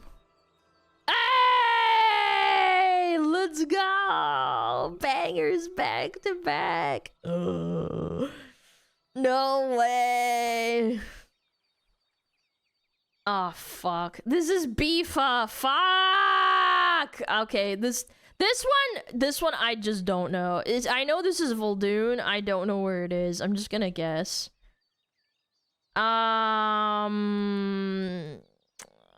It's like next to a temple. Maybe is it like right here somewhere? I can see there's like a temple area here. Is there anything else that kind of matches it? You're looking west. North, south, east, west. So that's north. Wait. Ah, fuck. Man, this is so hard. I don't know. I hate BFA. I hated this expansion with a passion. I'm gonna guess it's like right here somewhere. Okay, I don't know. I try my best. I hate this expansion with such a fucking passion.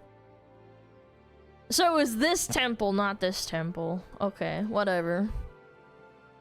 She hates foxes and WoW. Bro, they're not even fucking foxes. They're just fucking stupid rodents. This is Brill? No, this isn't Brill. This is, fucking Tearsfall Glades. This is the area with the bunch of, I think, yeah, this is the area, and then there's, like, the silos, and you kill a bunch of stuff there. And you get all the elites, I think. It's a little bit tough, though. Like, my memory's actually kind of foggy on this. I think this is the windmill you're looking at, I think. It makes sense, because if you're looking south, and you're looking over here, so you're probably, like, standing, like, right here next to the silos. This is a silo, this is a silo. So you're probably, like, right here, and then you're looking right at the windmill. Hey, look at that! Wow! Wowee! Ooh, 24K. If I didn't have the BFA, I actually would have gotten a really high score. Yeah, if I didn't get BFA, I might have gotten a high score there. Yep. That's crazy. That's crazy.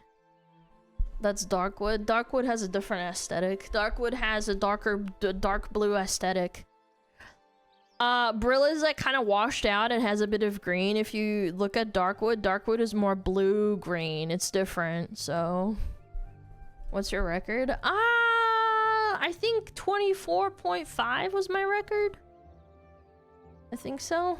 Alala is washed. I'm about to fucking bitch slap you, Chad. Don't fucking question me. Vulpera rodents. To be fair, they're usually fox and tails. They are rodents. I mean, honestly, it's I just don't like Vulpera. I think they're fucking like we already had cool furries in the game. Like Worgen are cool, but like they ruined like Vulpera is just so dumb. Even from like a lore perspective. Oh, we're just nomads. We joined the horde cause like okay, man. Johnny Somali jump scare. Yeah, we're gonna watch this Johnny Somali video. They're putting this little update. Double prison time coming. Ooh, okay, that's good. All right, let's watch this. Johnny Somali's detention time in Korea may double as his victim Bong Bong is ready to drop an appeal. We're going to get into that today on The Legal Mindset. We teach you to be your own judge. I'm Andrew Esquire, American attorney. This is a fast facts video, the quick and dirty version of the latest in legal news. So as you guys know, Johnny Somali Ramzi Khalid Ismail, the Cabbage Boy, was found guilty on all charges in Seoul, South Korea, and sentenced to 6 months in prison with labor. He also received an additional 20 days of detention on top of that, and he has 5 years of offender status and also had his phones permanently confiscated. Now, we have been calling for and pushing for an appeal, and the prosecution has 7 days from that verdict, from that sentencing, to actually pursue an appeal and ask for a longer sentence. There's now 5 days remaining, and we have some big news as we come towards and up to that deadline. But before I get into that news, make sure you guys have got your cabbage plushies. They are still available now. You can get them at the link in the description and the link in the pinned comments. They are super soft, super cute, and they absolutely enrage Cabbage Boy, Ramzi Khalid Ismail, Johnny Somali. So get your cabbages now. Cabbage. So Somali's victim, Bong Bong, is indeed the one that is turning the tables on him. And for those that don't know, Bong Bong, she goes by Bong Bong IRL, is a streamer, and she's one of the streamers that interacted with Johnny Somali when he was first in Korea. And that was a point at which we didn't know how Johnny didn't know how bad it could get, bro. Somali was going to go, what type of content he was going to make, because Johnny Somali oscillates. He goes between making wildly offensive content to actually making pretty tame, chill content. So there's points at which in Johnny Somali's career where he actually tried to be a normal human being and tried to actually make kind of okay, all right, just perfectly fine, non-offensive IRL content. Yeah. And there was a point at which when he interacted with Bong Bong IRL, they made pretty decent content. There was nothing crazy or offensive about it. But the problem is that he took scenes like this, scenes where they were just together hanging out, and transformed them into sexual deepfakes. He did this with multiple footage and scenes with her and showed those on his live streams. And we have one example here where he claims she is his girlfriend. Look at this. Let me show you my girlfriend. You want to see my girlfriend? Look at this. I have a Korean girlfriend. I don't know why you guys want to attack me. Even I have a Korean girlfriend. She's a streamer. Bong Bong IRL, this is my girlfriend. I have a girlfriend, this is my girlfriend. Yeah, say girlfriend one more time, motherfucker. IRL. What about your boyfriend? Yeah, what about your boyfriend? I have a Korean girlfriend. Why are you attacking me?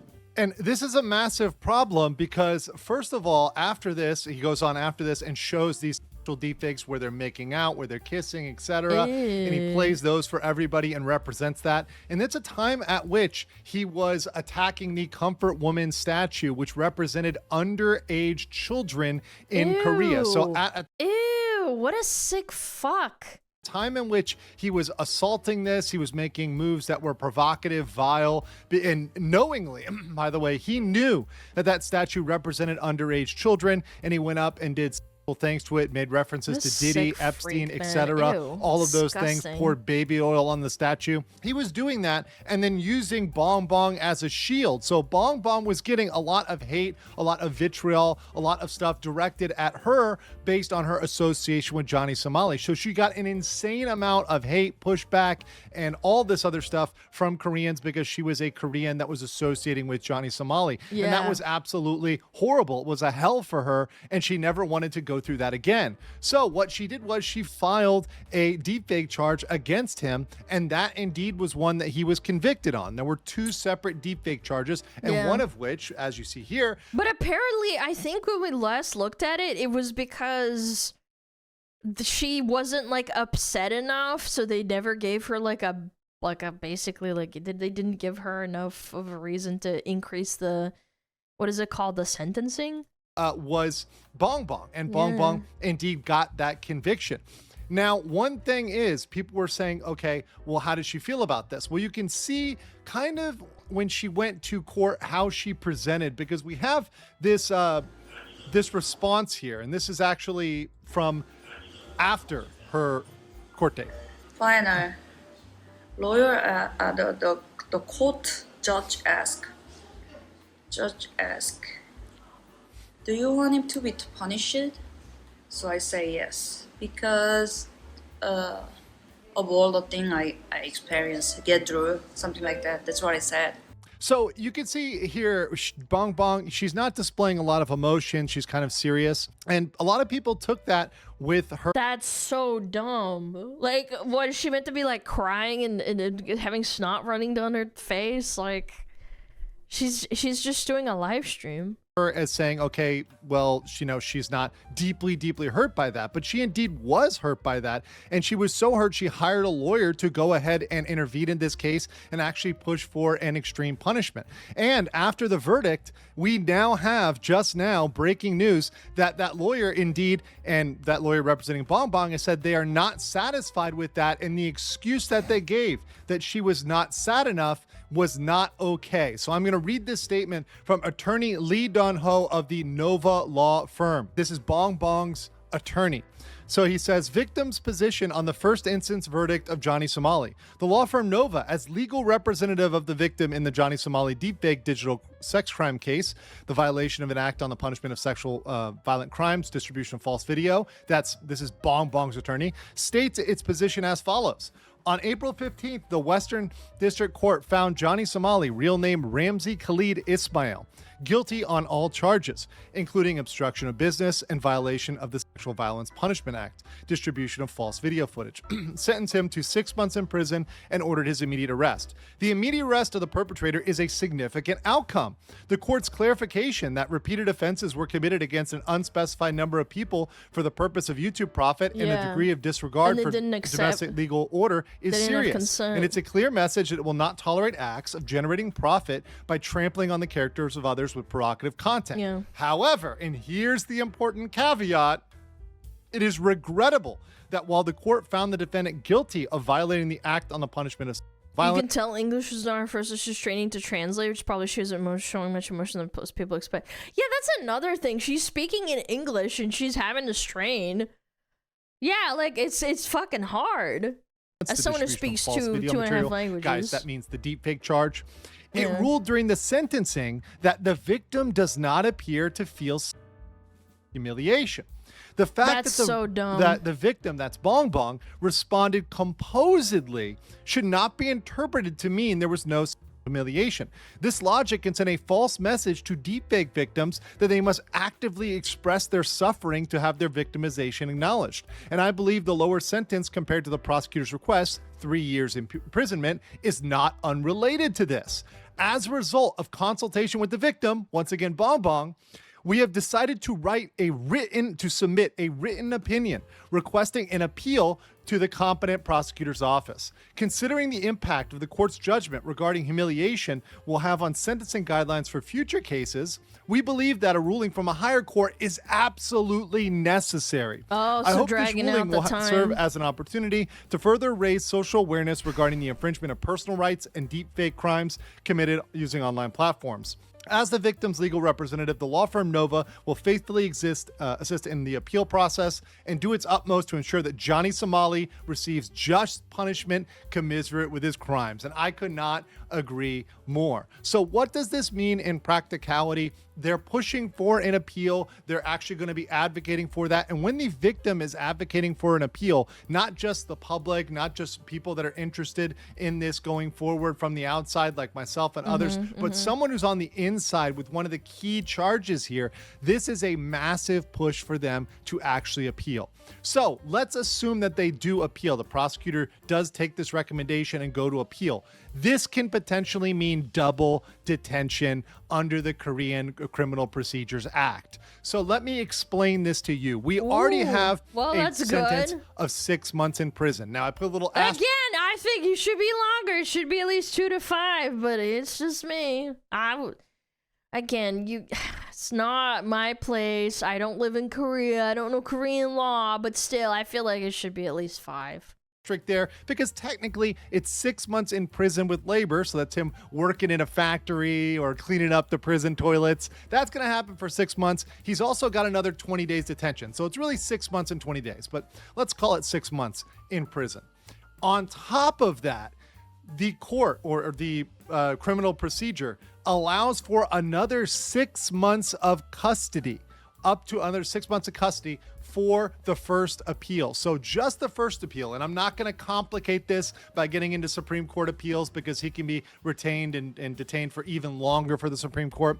But just for the first appeal, he can be detained another 6 months. So that effectively will double his sentence to 12 months, 1 year in custody. That would be absolutely grand if they can just go ahead and double that. So the appeal itself might take 9 months, it might take a year, and they can hold him for that time, and I think that would be absolutely justified and absolutely great. Yeah, it might actually get dragged out if they find that they need to like sentence him. They're not gonna just let him out of jail while they're doing this. They're gonna keep him in jail. Yeah, more cabbage, yippee! And so here's my judgment. Prosecutors now have overwhelming cause to file an appeal. There's absolutely no reason why they should not or would not file an appeal, and I do expect that to happen in the next week.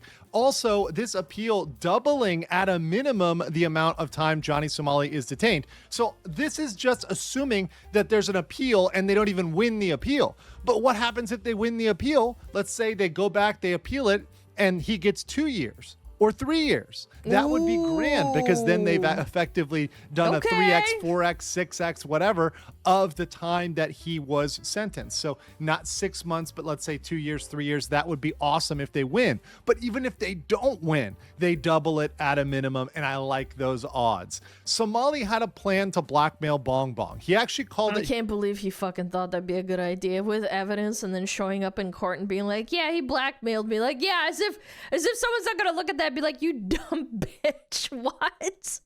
He's Uno reverse. Like, he could have played the sympathy card with her and be like, oh, I'm really sorry, and maybe she would have felt bad. I don't fucking know. I wouldn't fuck him, but like, let's just say hypothetically speaking, now she's like, nah, fuck this guy. But now Bong Bong has done an Uno reverse back to his reverse and hit him with plus 6 months. She is key to keeping him in there for longer, and that lawyer and Bong Bong working together to submit that written appeal to push the prosecutor's office is key. So if you guys can support Bong Bong in this and leave a little positivity for her to encourage her to do that. We all want to see Johnny Somali in there for a just period of time. Yes. And the majority of people think 6 months is not enough. So I'm happy to see a potential doubling here. But let me know what you guys think in the comments, and I'll catch you on the next one. Oh, unfucking believable that this guy gets away with this shit. They should... I was shocked, but at least it was better than nothing. I would have been devastated if they just didn't let him out. But thankfully, at least he's doing fucking something. Wish it was longer. I don't know. We can only hope that they do extend it. I hope she submits her appeal and is like, yeah, guys, like, I'm actually really upset. It might not be obvious from, like, my face or anything. Johnny Somali, Hank, you dead drama? Oh, no! The girlfriend, boyfriend! I'm so glad he appealed him so much and instantly trapped him in detention. Yeah, this retard could have just fucking sat there and done the minimal sentence that he got sentenced to. But this motherfucker is like, yeah, I deserve less. I'm gonna get let out. Like, okay, buddy. Nah, nobody's gonna buy that shit. Yeah, go check out Mr. Legal Mindset. It's going to Jared All desperately needed a real deterrent for nuisance streamers. But the thing is, like, it's in one country. I swear America needs to do something like this too. Make him go crush like big rocks into small rocks, man. He will still have time before GTA 6 releases. Yeah. Another couple months. Can you get us the cabbage plush? Yeah. No, Fee! No, I'm gonna piss my pants. Ooh, speaking of judges, this is a video someone submitted. We could look at it. We could look at this. It's from a couple weeks ago. It's apparently a really angry judge. I don't know. I've never heard it. I haven't heard of this. I've never heard of this, but like someone submitted it. I was alright. Like, let's watch this. This guy. Uh-oh. This guy's crazy. Yeah, let's see it. Did you see the update on that one judge? An attorney emailed him asking him to apologize to the IT guy, but the judge ordered the attorney to come to court. I did not see that. What? My boy Judge Over Nathan. What happened? He's saying, "Fight me in court." Wait, where's that? I need to see that follow-up. That sounds incredible. I just looked it up here, but everyone's still clowning on him for the IT guy thing. I want to see the follow-up. Oh, wait, no, here it is. I see it. Houston Chronicles got it. Any website that does this actually needs to be shut down. This needs to be criminalized ASAP. I thought he was gonna say they need to get shot. I was like, okay, I mean, based? Oh my god. Preventing you from even reading an article without paying or making an account. I hate it. I hate that shit. Me From too. a Harris County It makes it really hard to like look for stuff to talk about too.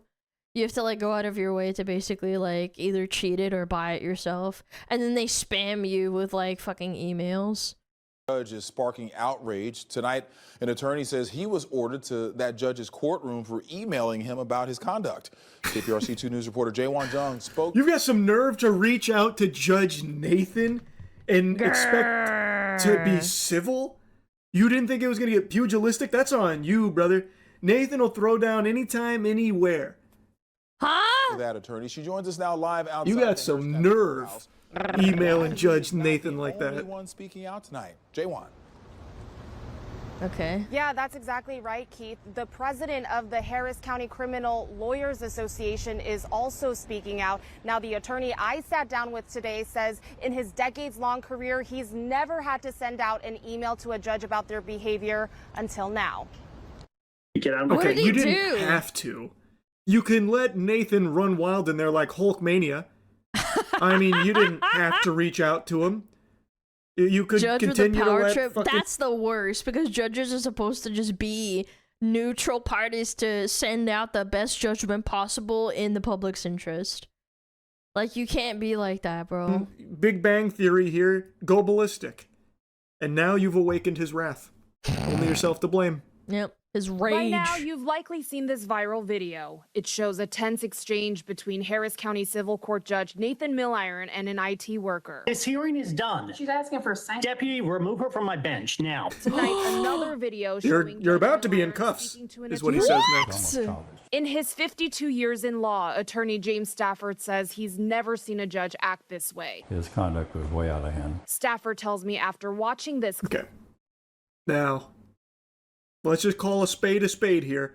We have even covered another judge who went even a step further than Nathan when he actually threw down with one of the other attorneys and actually threw hands in the hallway. Oh shit, I remember it's been done before. We've seen behavior like this from judges, and even more so. Clip, he was so offended he emailed Judge Milliron directly, telling him, quote, "I hope you issued him an apology for the way you treated him." So the judge wrote, "You probably shouldn't be communicating with the judge ex parte on his judicial email address." Have you ever heard of something like that before? I was not ex parte because I do not have any cases in his court. Judge Milliron ordered Stafford to court on April 9th. Oh, he tried to ex parte on him? Oh, shit. What's ex parte? Ex parte judge. An ex parte judge handles legal proceedings or communication involving only one party without the presence or communication of the opposing party. Generally, presidential fairness. These explain as emergencies. Oh, okay, I got it. He said, "All right, you wanna partay? I'm about to fucking shartay on you. Shartay? Meet me in court, Buster." Bro, that's my boy You Nathan. want an I'm telling you. ex-parte? He's got it, man. He's got it. What if the dog is in him? God damn, he's so vicious. Telling him he shouldn't be emailing a judge on his judicial email address. Do you plan to show up in his court on April 9th? Yes. The email is not a valid order. Has no legal enforcement. Our organization. Come on, to fucking meet him in the Thunderdome. That'd be so Yeah, good. get yelled at, motherfucker. I love this though. As an officer of the court, you are ordered to appear before this court on April 10th. Nathan, what the fuck, man? You're not Judge Dredd. What a loser. It's unbelievable. It's unbelievable. Oh my god. These people, Even trying to get him with these the people goddamn exist in our parlay, universe. like it's Pirates of the Caribbean up there. Oh my. It's what like the an Council of interesting Pirates. specimen. His judicial email address. Do you plan to show up? What was it actually? What was underneath that?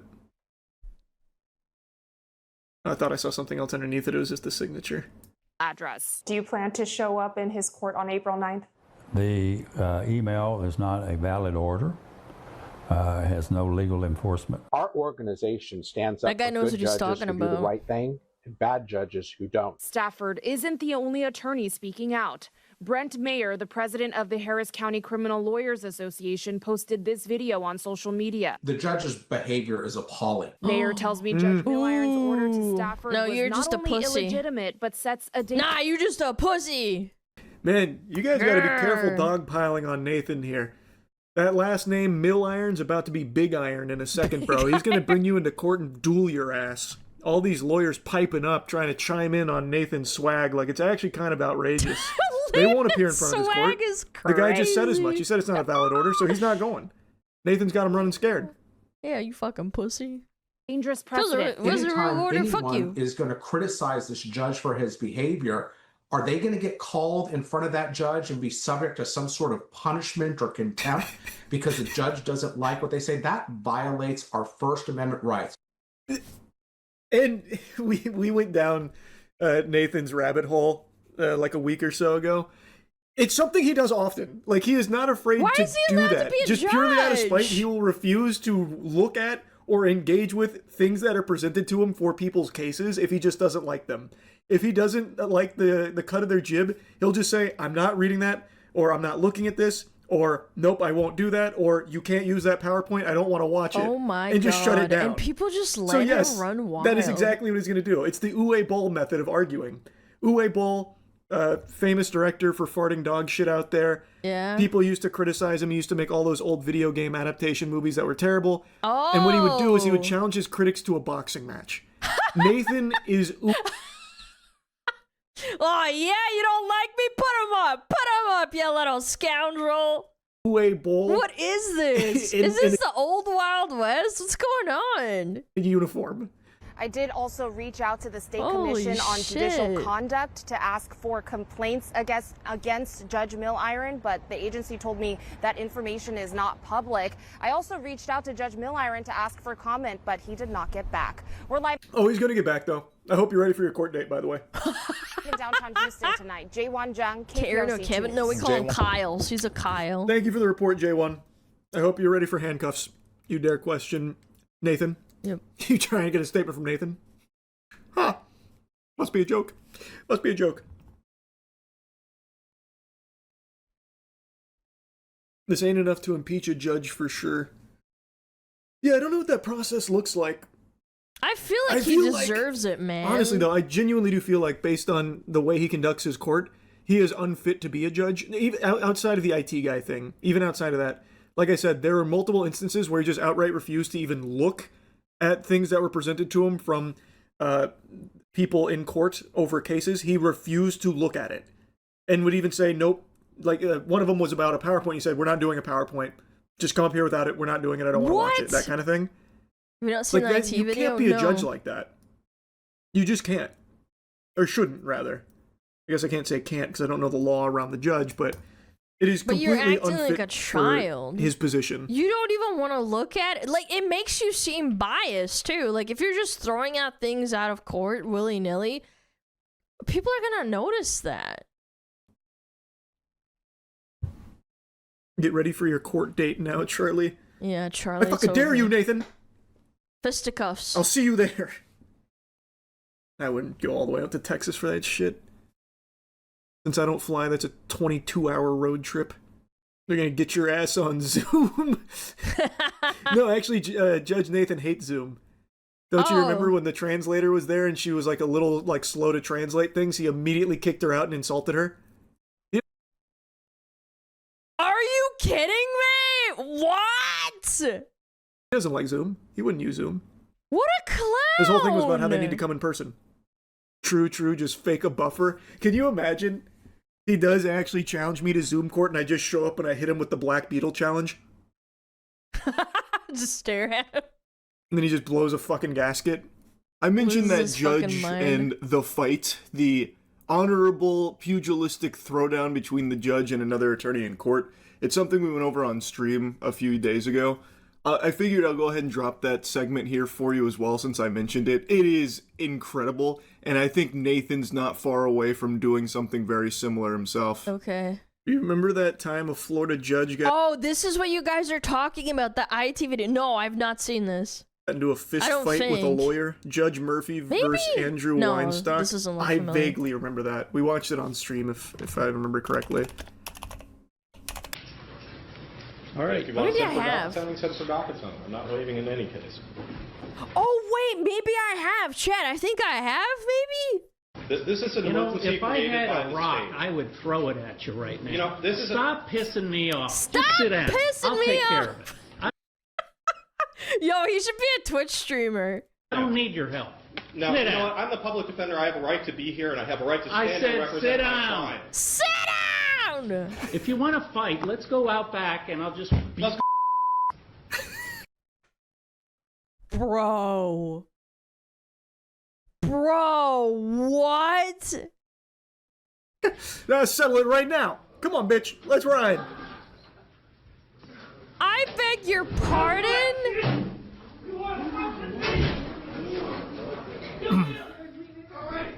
Don't worry. Just Judge Murphy. This isn't real. This can't be disciplining real. the lawyer.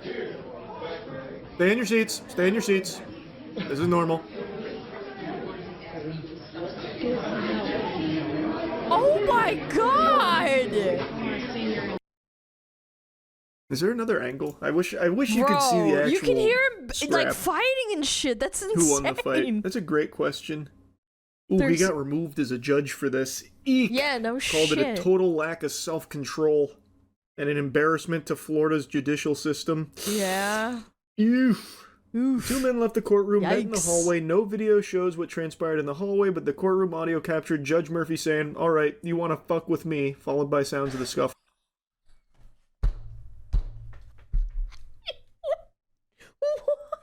Audio captured Judge Murphy saying, "All right, you want to fuck with me." Bro, this guy should have been in story, but the judge kicked his ass. It doesn't matter. It's not okay to kick someone's ass, especially as a judge. Followed by sounds Yeah, of the the scuffle, judge which we won. heard. That's crazy. What? Andrew later requested the judge be arrested for hitting beat him your twice in the ass, face. buddy. Watch out. Judge definitely won. Andrew had to start whining about getting hit in the face. That was mutual combat, Holy brother. shit. You guys both agreed to the. Honestly, there are some states where you can like legally, or at least you used to legally duel someone and you can't do anything about it. I'm pretty sure there's like, there used to be some states where if you shake hands and there's a police officer there and they like say it's okay, yeah, with a cop present, you can fucking duke it out. I'm serious. Yeah, like you have to have a police officer present, but they can't stop you until like I think someone gets knocked out. Texas still does or used to. I don't know if it's still around or not, but that's 100% that was a thing. Fight. Come on now. Bring it back, Chad. Judge Murphy got the W there in the fight, it seems. Dude, imagine you ban a chatter and they threaten you. They're like, all right, where do you live? Texas? Okay, me too. All right, let's duke it out. A woman seated in the Dude, back of that'd the be courtroom said, insane. I would when cry. the judge and lawyer entered the hallway, she saw Murphy grab you get on band, Weinstock's buddy, collar this with his time. left hand and raise his right arm as if he was going to throw a punch. Door closed before she could see any punches land, but heard a bunch of punches punch. Holy moly. Yeah. That's a hockey fight. Oh, nice. On this day, Weinstock said Murphy was clearly angry, but he did not think the judge would follow through on his threat to beat his ass.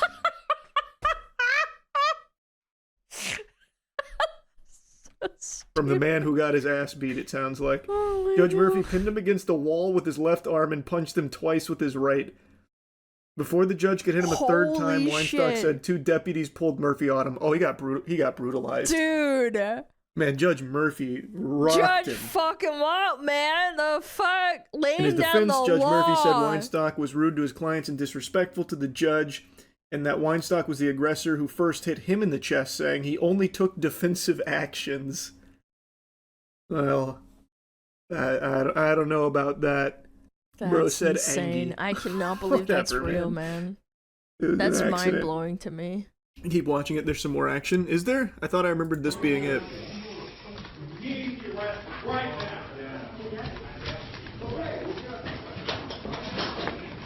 Now do you see what you've done? You've made Judge Murphy have to bring down the long dick of the law himself. Yeah, flopping his dick on the table. Yep.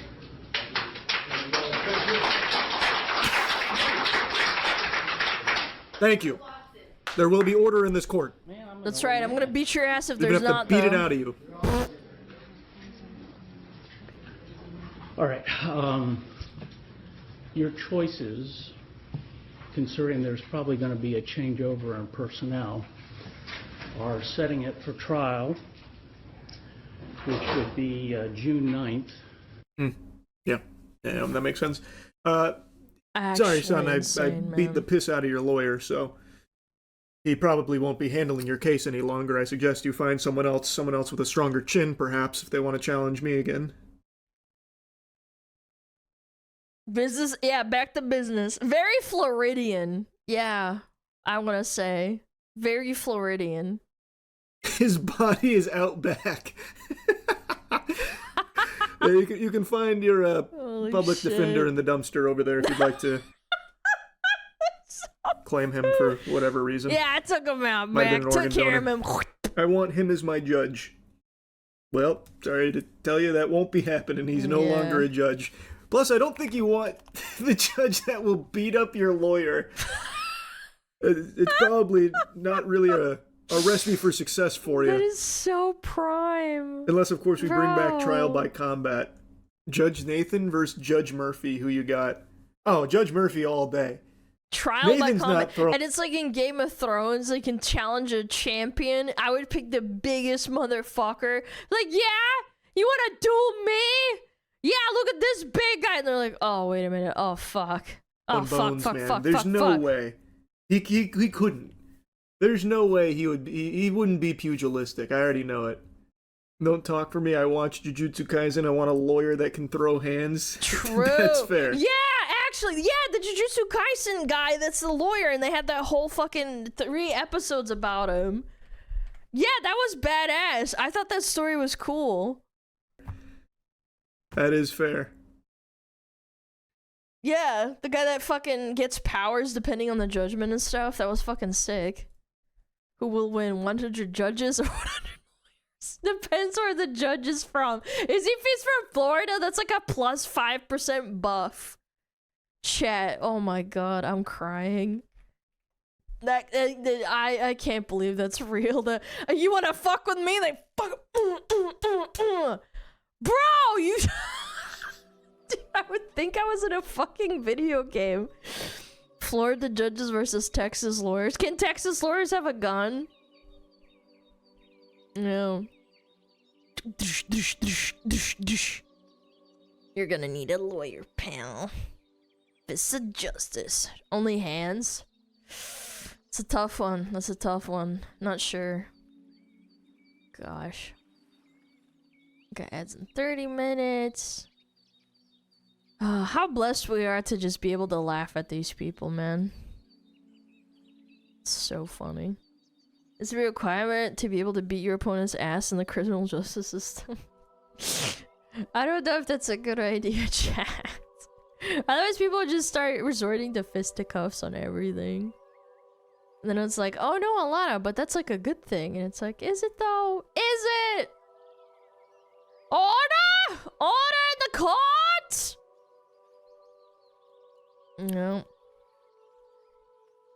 Oh, I got a nice chill video here too. With Netflix ruined everything. Stinky. Alright, let's do it. great power comes great responsibility. Jesus Christ, I got jump scared. Women are allowed to call for a champion? Yeah, it wouldn't be fair, obviously. What if you don't have a champion? Can the court appoint one for you? Like, if you're a girl, you're not gonna beat up like a massive dude. Like, that's just unfair, right? Court appointed champion, it is just like fucking Clegane. Yeah, the Hound. Or the, yeah. Appoint their husbands. Yeah, but what if they don't have any? What if they're just a hag?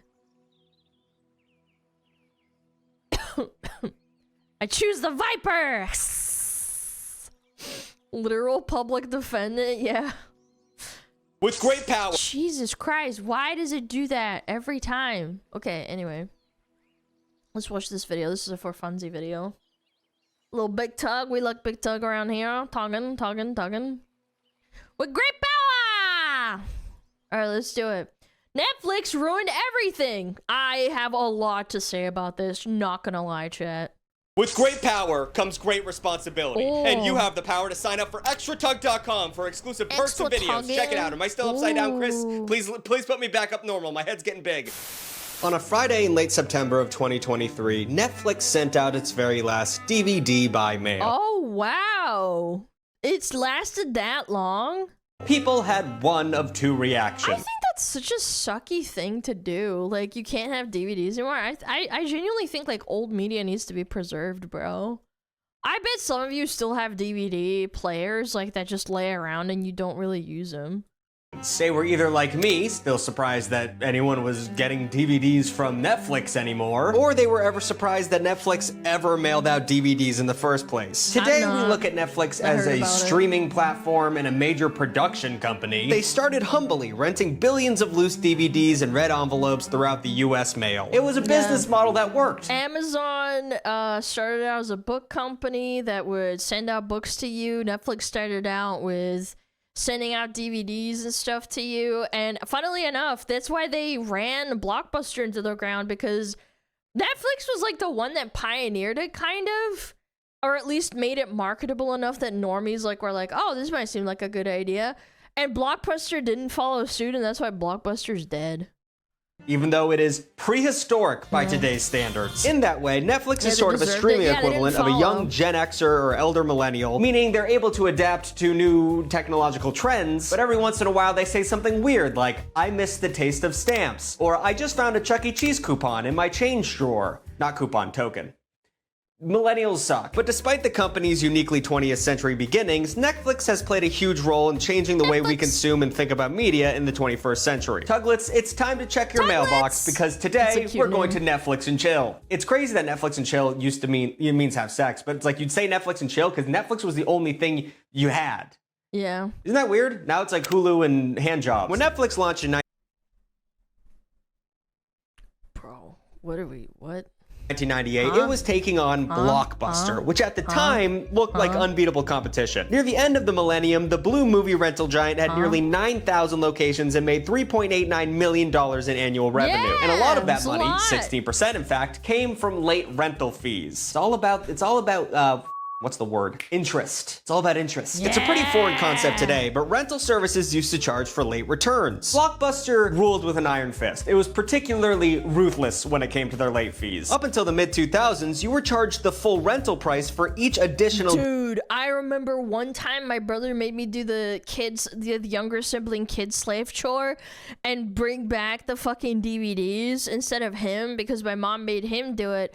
And And I was like, okay, I'll do it for you if I'll do it for you because I'm the good sister. And then I was like, okay. And he made sure to tell me that I needed to do it on time or else. Day the movie was late. Yeah, Lazy or forgetful. I think it was mostly for DVDs though. Like we had VHS tapes, but we had a lot of DVDs too. Like a lot. Or dumb fans of movies could easily rack up hundreds of dollars in charges. And this is how Reed Hastings got the idea for Netflix. Reed is a big character in this story. Pay attention, right? Jot that one down. In the mid-90s, he did what millions of red-blooded Americans did. He rented Apollo 13 from Blockbuster. And then he lost that. And then he was charged $40 in late fees, and he said, I'm gonna kill somebody, I gotta come up with an $40 back then is like, I wanna say like probably $60 now, which is an insane amount of money. For like one fucking little boo-boo. idea, and Netflix was that idea. While the story is company lore and most likely an oversimplification of a longer process, it still matters because it gets to the heart of what Netflix was actually up against. They weren't taking on Blockbuster as much as they were taking on a bloated industry that had stopped listening to its customers. True. Not only did Netflix Smart. entice customers right away by saying, you know those late fees that you no longer can put your child through college because you misplaced Mrs. Doubtfire? We don't do that. But in 1999, they rolled out a subscription service that allowed users to rent an unlimited number of DVDs for a flat fee. Nowadays, if a company produces something without They probably did not help piracy at all.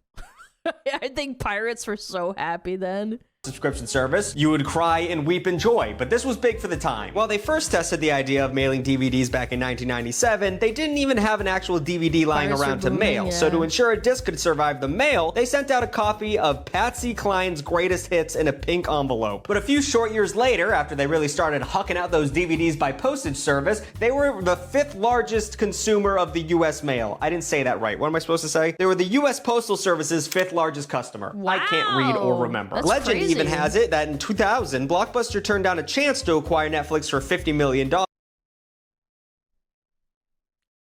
Oopsies.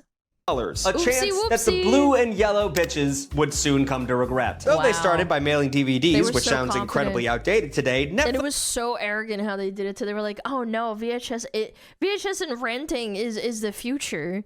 This is just a fad. Yeah, it's gonna bite you in the butt." Netflix was always technically a tech company. From the very beginning, it was web-based. You went to their website and picked one of the movies from their unique catalog. And just like you get recommendations from clerks at rental stores, Netflix had its own recommendation engine based on your previous rental history. But this wasn't just recommending the latest Hollywood blockbuster with great reviews. It was tech that would lay the groundwork for the next era of media consumption. We're talking algorithms, baby. Netflix named this powerful algorithm Cinematch. And I'm a little upset because in parentheses, Jimmy wrote, note, this is pronounced Cinematch, not Sin Match. And I know I mispronounced shit, but I get cinema. I get the bit. God, Cinematch. sometimes you hurt my feelings, Jimmy. Debuting in 2000, Cinematch took 29,000 unique lines of code and the film ratings of 180 million users and turned it into a powerful, personalized recommendation machine. Unlike clerks at your local Blockbuster or reviews you would read in the paper. Yeah, you're not relying on a person who doesn't even want to be there. Like, honestly, really smart. That's right, people used to read things on paper. Could you imagine? I need my blue light or I will die. Cinematch was catering recommendations to your specific tastes. By avoiding the mass market and focusing on the individual customer, Netflix tapped into the possibilities of data personalization early on. In a way, Netflix became synonymous with its users. And it keeps you on the website for longer. Ooh. Ooh. Taste, whatever that may be. Do you like feet? Quentin Tarantino. Do you not like feet? Scorsese? I don't know. There's not a really good other side of the coin to that. But a rental store like Blockbuster relied on the latest hits to make money, generating 80% of its rentals from just 200 titles at a time. Netflix, though, was the exact opposite. It made 80% of its revenue from 2,000 titles. So whether you were into action or horror or comedy or French New Wave, Netflix knew what you wanted to watch next. The way it worked was pretty simple. Cinematch would predict how many stars a user would rate a movie after watching it, and then re-optimize itself based on how accurate the prediction was. This meant smaller indie films could find their audience, like Christopher Nolan's Memento, which, crazy. This was so long before The Dark Knight, and the Memento. Have you seen Memento? It's a really good film, but it's Christopher Nolan, and he was indie at the time. It only made about I didn't even know that. I thought Christopher Nolan was always like really popular. Huh. $25 million at the box office, but thanks to Cinematch, it became the 7th most rented movie of all time on Netflix. Relying on algorithms for recommendations is the benchmark of Netflix success. Even today, upwards of 80% of Netflix... No, it's not. It's a bad movie. I don't know. I heard about it. I never heard that it was bad. Viewership is spent watching the streamers' recommendations. But even though they laid much of their groundwork in the early 2000s, the Netflix we know today started in 2000 when it launched its streaming service. Bum bum. The Netflix sound? Anyone? I don't know. That was more Law and Order. By this time, Netflix was considered a success and had already mailed out its billionth DVD rental. But streaming had been part of the company's vision from the beginning. It just took a decade for the technology to catch up. At first, the streaming service was an add-on bonus for the DVD rentals. How old I am is that I remember the commercials for that. Ellen was involved somehow. Chris, good luck finding, that probably isn't even real. I probably dreamt that. It launched with around 1,000 titles to stream, far below— He did not find it.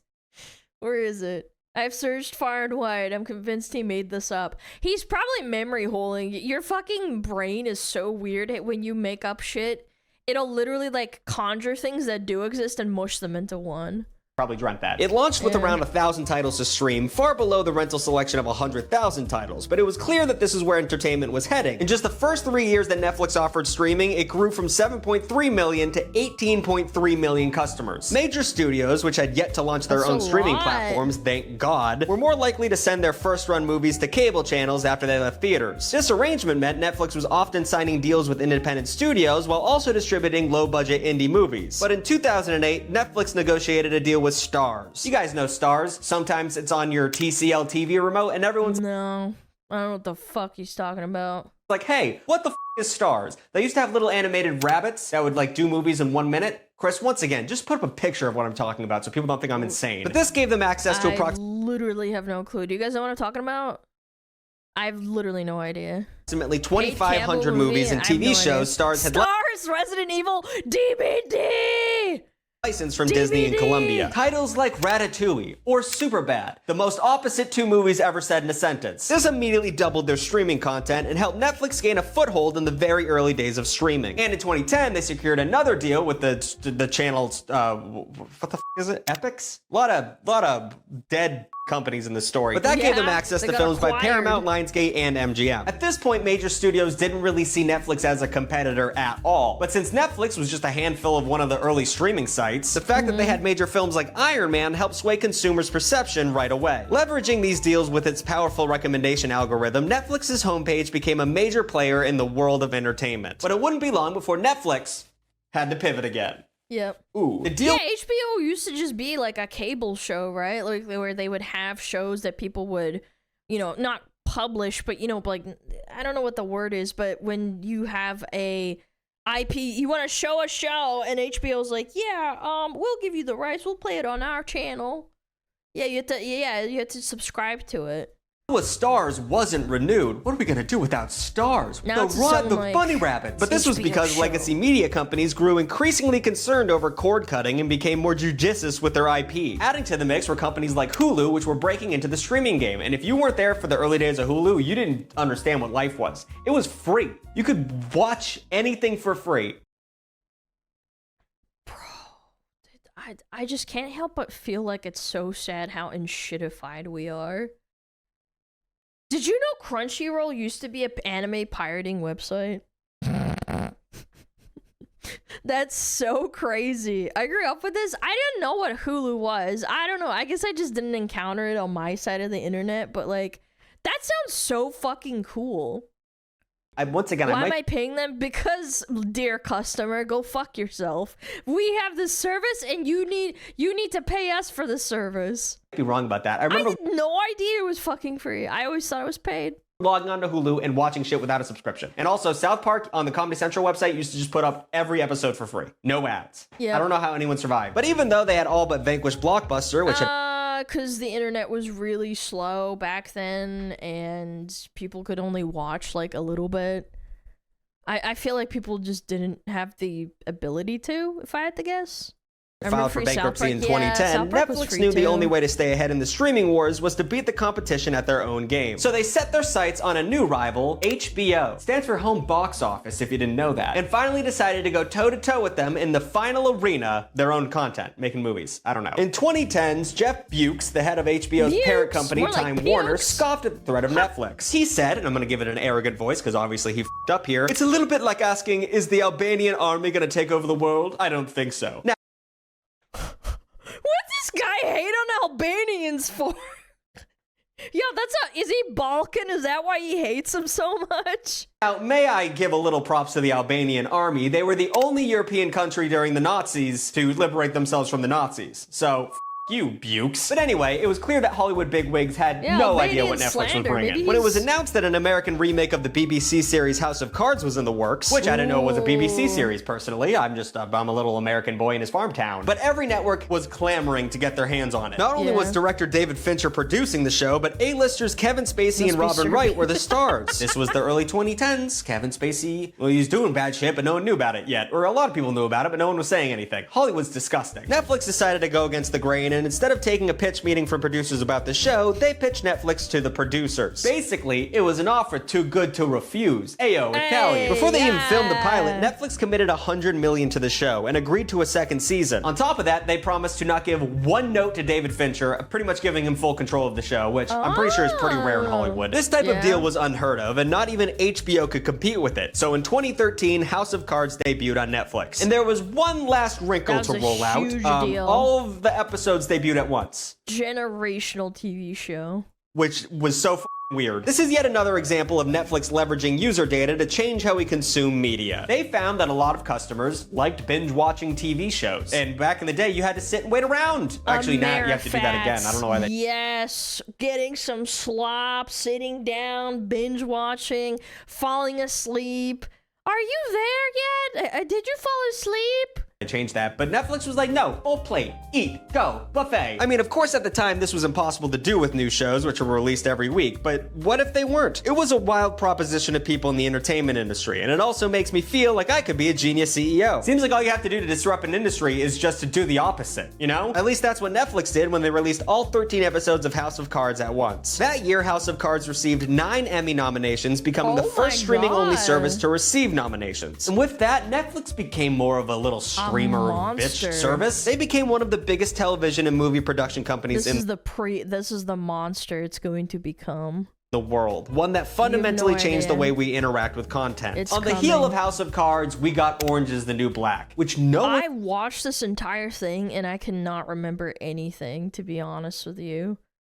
All I remember is lesbian stuff, women kissing, women beating each other up, and I think this cop sleeps with one of them or something.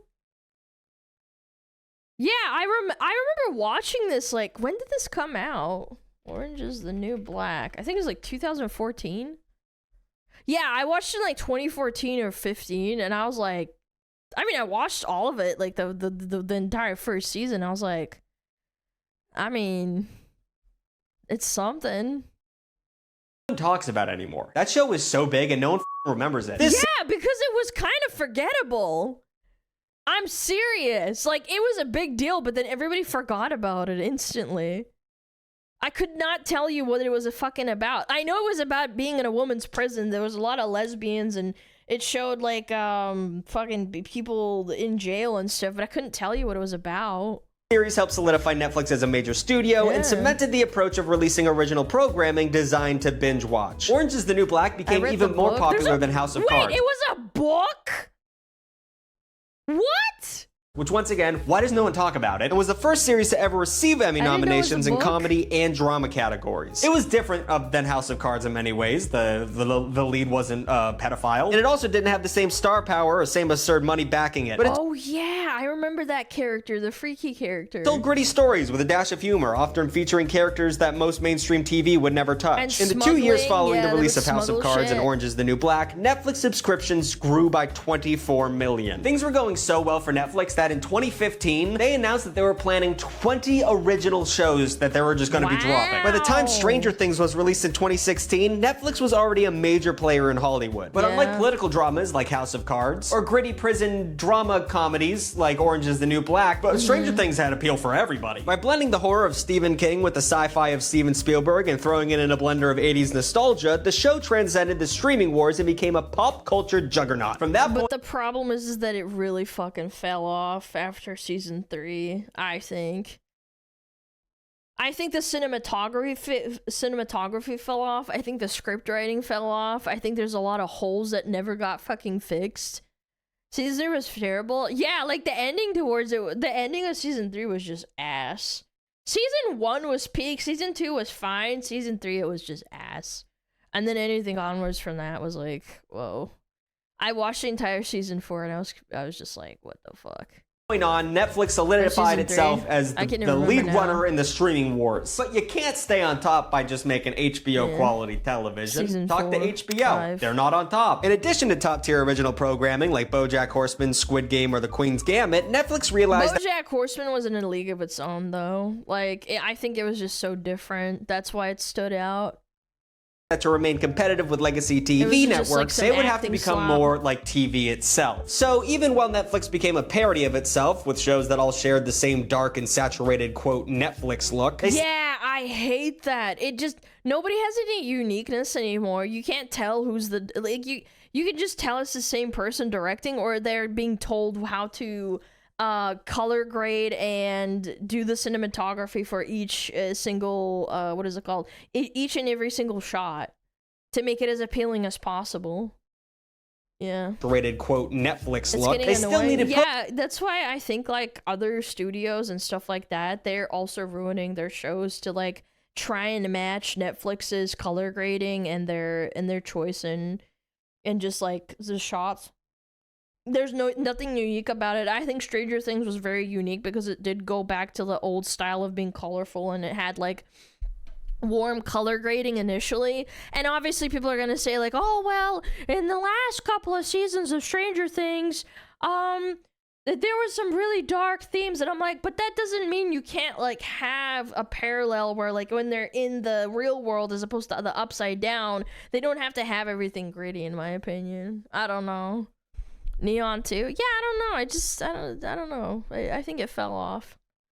Programming that appealed to the masses, aka Metaphilia's unscripted cringe, TV. yeah. The dummies love a little I like reality. uniqueness. Starting with 20 unscripted programs in 2017, Netflix has spent the better part of the last decade slowly ramping up its reality TV production. Now, I already made a whole episode about reality TV, so I'm not going to stand here and bore you with my judgmental rants, because that's all I can do about that. But even within a genre that's the lowest common denominator of entertainment, there are Jersey Shore, bro. I mean, this isn't Jersey Shore, but like that type of reality TV show drives me insane. When I was a kid, I remember there was a show called like Big Brother or something, and it was in Germany, and they would show that in like Austria and Switzerland and a bunch of other different countries because they could like translate it and recycle it. God, I hated it. It was so boring. Oh my god, I could, even as a kid, I could just immediately fucking tell that it was all fake and stupid. gonna be some extraordinarily bad shows. So even though we talk about Wednesday, Dahmer, or Bridgerton when we talk about Netflix, we have to acknowledge that they've made a lot of, in fact, arguably mostly shitty content. Let's take a gander at all of them, shall we? Because it's fun to make fun of things that I don't like. This is what I like to call the Netflix versus reality speedrun. Go! The Goop Lab. We all know Goop, right? Oh my god, John Shrine made fun of this. I watched this video on it. It's so stupid. The Goop Lab. Yeah, I really want to explore Jennifer Aniston's, not Jennifer Aniston's, what's her fucking face? They all look the same, no offense. Whatever the fuck her name is, Gwyneth Paltrow? Yeah, Gwyneth Paltrow's, I really want to explore her goop. That dumbass brand that Gwyneth Paltrow made. It's your Karen Ask Mama Bear do your own research lifestyle site run by Gwyneth Paltrow. They received lots of- I'm rich as fuck. I have the time and the money to do this shit. Jennifer's way hotter. Yeah, that's true, actually. I shouldn't say that. I just think she's blonde, and, you know, that's where I drew it from. Sorry, blonde chicks. Press in the late 2010s for promoting products like the Yoni eggs, which are these jade eggs you're supposed to put up your hoo-ha. And that's fine, I guess, if you want to get all new agey. But the problem is they were making some pretty whacked out claims about the healing properties of putting jade up your vagina. Even though Paltrow's company admitted to no wrongdoing, it did pay a $1,450,000 settlement, so 2 years. 2 vaginal eggs and a mix of essential oils. You're not supposed to put essential oils up your fucking coochie. Your coochie is its own self-lubricating, like, hole. That's why it's a thing, bro. After the debacle, I don't want an egg in this trying time. Dude, imagine you're doing a chick. Just imagine for a minute. Imagine, are you imagining right now? I'm imagining. Okay, So imagine you're doing a chick and then all of a sudden you just feel this like plastic thing. You're like, oh babe, what's that? And she's like, it's my egg. It's my Gwyneth Paltrow goop egg. And you're like, wait, what?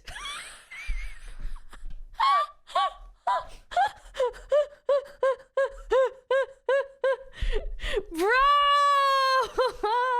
Netflix decided, hey, you know who we should give a streaming show to? Gwyneth Paltrow. The Goop Lab only aired for one season, featuring shows about cold exposure therapy, healing energy, and psychic mediums. And it had many vocal critics who called it irresponsible. One of them is right here. And one incredible headline from Vox, which read, Netflix The Goop Lab pushes flimsy wellness trends, but it's strong on vulvas. I fucking don't like Vox, man. It's such a clickbait article fucking site. It's actually worse than, I would say, Vice, because at least Vice is so dumb that it's actually kind of funny. Vox is so... Like, Vox takes itself too seriously. Yeah, like, Vice is dumb, but I feel like to an extent they know that they're fucking dumb, like, to some extent. Vox is on a different level. Yeah, it insists upon itself. So it's like, hey, you might die doing these things, but your vagina's gonna be pristine. The weird thing is that the host was Gwyneth Paltrow, who almost made the show watchable until you realize that every episode is one big budget infomercial for snake oil. The next insane show that we're gonna talk about is Sexy Beasts, which, what the f were they thinking? This was woman show. Women, where you pork monsters. I'm not surprised. It was originally a British show from 2014 that only lasted one season on the BBC. Yeah, I wonder why. C3 network. Netflix actually looked at this and said, get 2 more seasons. The premise is simple. 2 people go on a first date, but they're both put in Hollywood caliber makeup. So you might look like a locust, while your date looks like a human dolphin hybrid in the most... Bro, they even gave it a blowhole. Nah. I'm sorry. No, I'm okay. terrifying way possible. The most jarring part of Sexy Beast isn't the makeup though, it's the pacing. Each show features new contestants and blows through all 3 dates and a final ceremony in 23 minutes. It's like, you know what? I don't think this is as egregious as the Gwyneth Paltrow goop. I think it's weird, but at the end of the day, it's so goofy I actually think that it has some entertainment value. I think that it's not as bad as the Gwyneth Paltrow goop. The most condensed but most psychedelic version of The Bachelor ever made. Only it's even weirder in a way that it kind of works like a blind date, but instead of meeting someone you've never met before, you never see someone you've never met before. Sadly, the show's premise quickly fades, and all that's left is some extremely, incredibly boring people talking to each other. And yeah, once you take away the costumes, it's boring. You could imagine, the results are mind-numbing, so that one sucked. So when it comes to dating shows that suck, nothing touches that bar more than Dated and Related. Incest ahoy.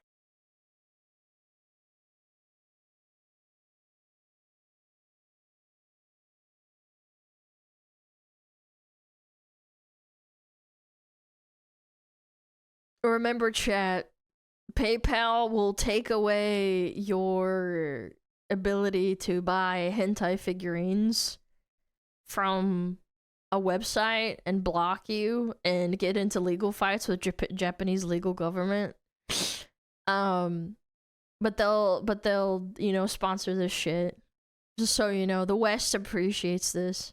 I mean, it's not as gross as it sounds, because obviously this sounds like straight up incest, but it's a show where siblings help their other siblings try and hook up. No, I'm okay. This is retarded. I have an older sibling. That's fucking weird. Sorry. I don't give a fuck. I don't want to know about my brother porking about a chick that I talked to. I'm sorry. I'm just not into that. You can say it's weird. I just think it's strange.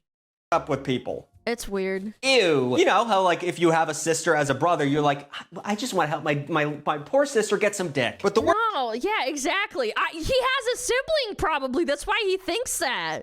The worst part of the show isn't watching sexy siblings frolic in their swimsuits or watching as they choose partners for one another to go to sexy dates with. It's the fact that the show's producers made every contestant share a bed with their sibling. I mean, I don't think that's, I mean, that's fucking weird, but I mean, like, in a dire situation, I could sleep next to my brother. I wouldn't want to, but like, if I had a gun to my head and it was an apocalyptic situation, yeah, I could do it. I would just, like, sleep on the edge of the bed. I wouldn't want to be fucking near that fucking fucker. He also blasts and farts a lot, so no thank you. In a bunk bed? Yeah, in a bunk bed it's different because you're in different separate layers. You're not, like, touching each other, but Yeah. This is fucking weird. Technically, it's 2 twin-sized beds pushed together, but that, I mean, it's still what it is. Weird. Next up is it cake? You know, is it a cake? Wait, I saw this on TikTok. They actually made this into an entire series. But no, I'm not talking about is it cake. That. And the final show on this list is Snowflake Mountain. This reality show was so bad that Netflix didn't even give it a second season, which is saying something. These insufferable young people are tricked by their families into attending a wilderness camp run by an ex-Army combat engineer and ex-Navy bomb squad member. So, you know, chill bros with winning personalities. Basically, the show was a take on that troubled teen industry that I just made a video about, which is pretty tone-deaf, based on everything I talked about in the last episode. While most people tend to hate watch these shows just to talk shit about how miserable the contestants are, this batch of entitled youth was too gross even for most adamant reality TV fans. I should probably give a shout out to Love is Blind for no other reason that they decided to film it in Ohio. There's a new Ohio Love is Blind. Hey, we've run out of places. We don't need to go Ohio. Jesus Christ. But Love is Blind is just another step for Netflix progression from DVD mail rentals to streaming to original programming. It's clear that Netflix is willing to do whatever it takes to cater to consumers' needs. It's since so much of their history has helped dictate consumer trends, they're now left with filling customers' needs for the types of programming often. It's so slop. It's so slop. Buy your big arch. Sit down, consume your slop, don't think about it. Pay us fucking $20 a month to watch slop, and also slop with ads, because if you don't pay $22 a month, then you get ads in your Netflix, by the way. That's a real thing. I've never had Netflix or any other subscription-based website in my life. I think I tried Crunchyroll once and I immediately canceled. I was like, why am I doing this to myself?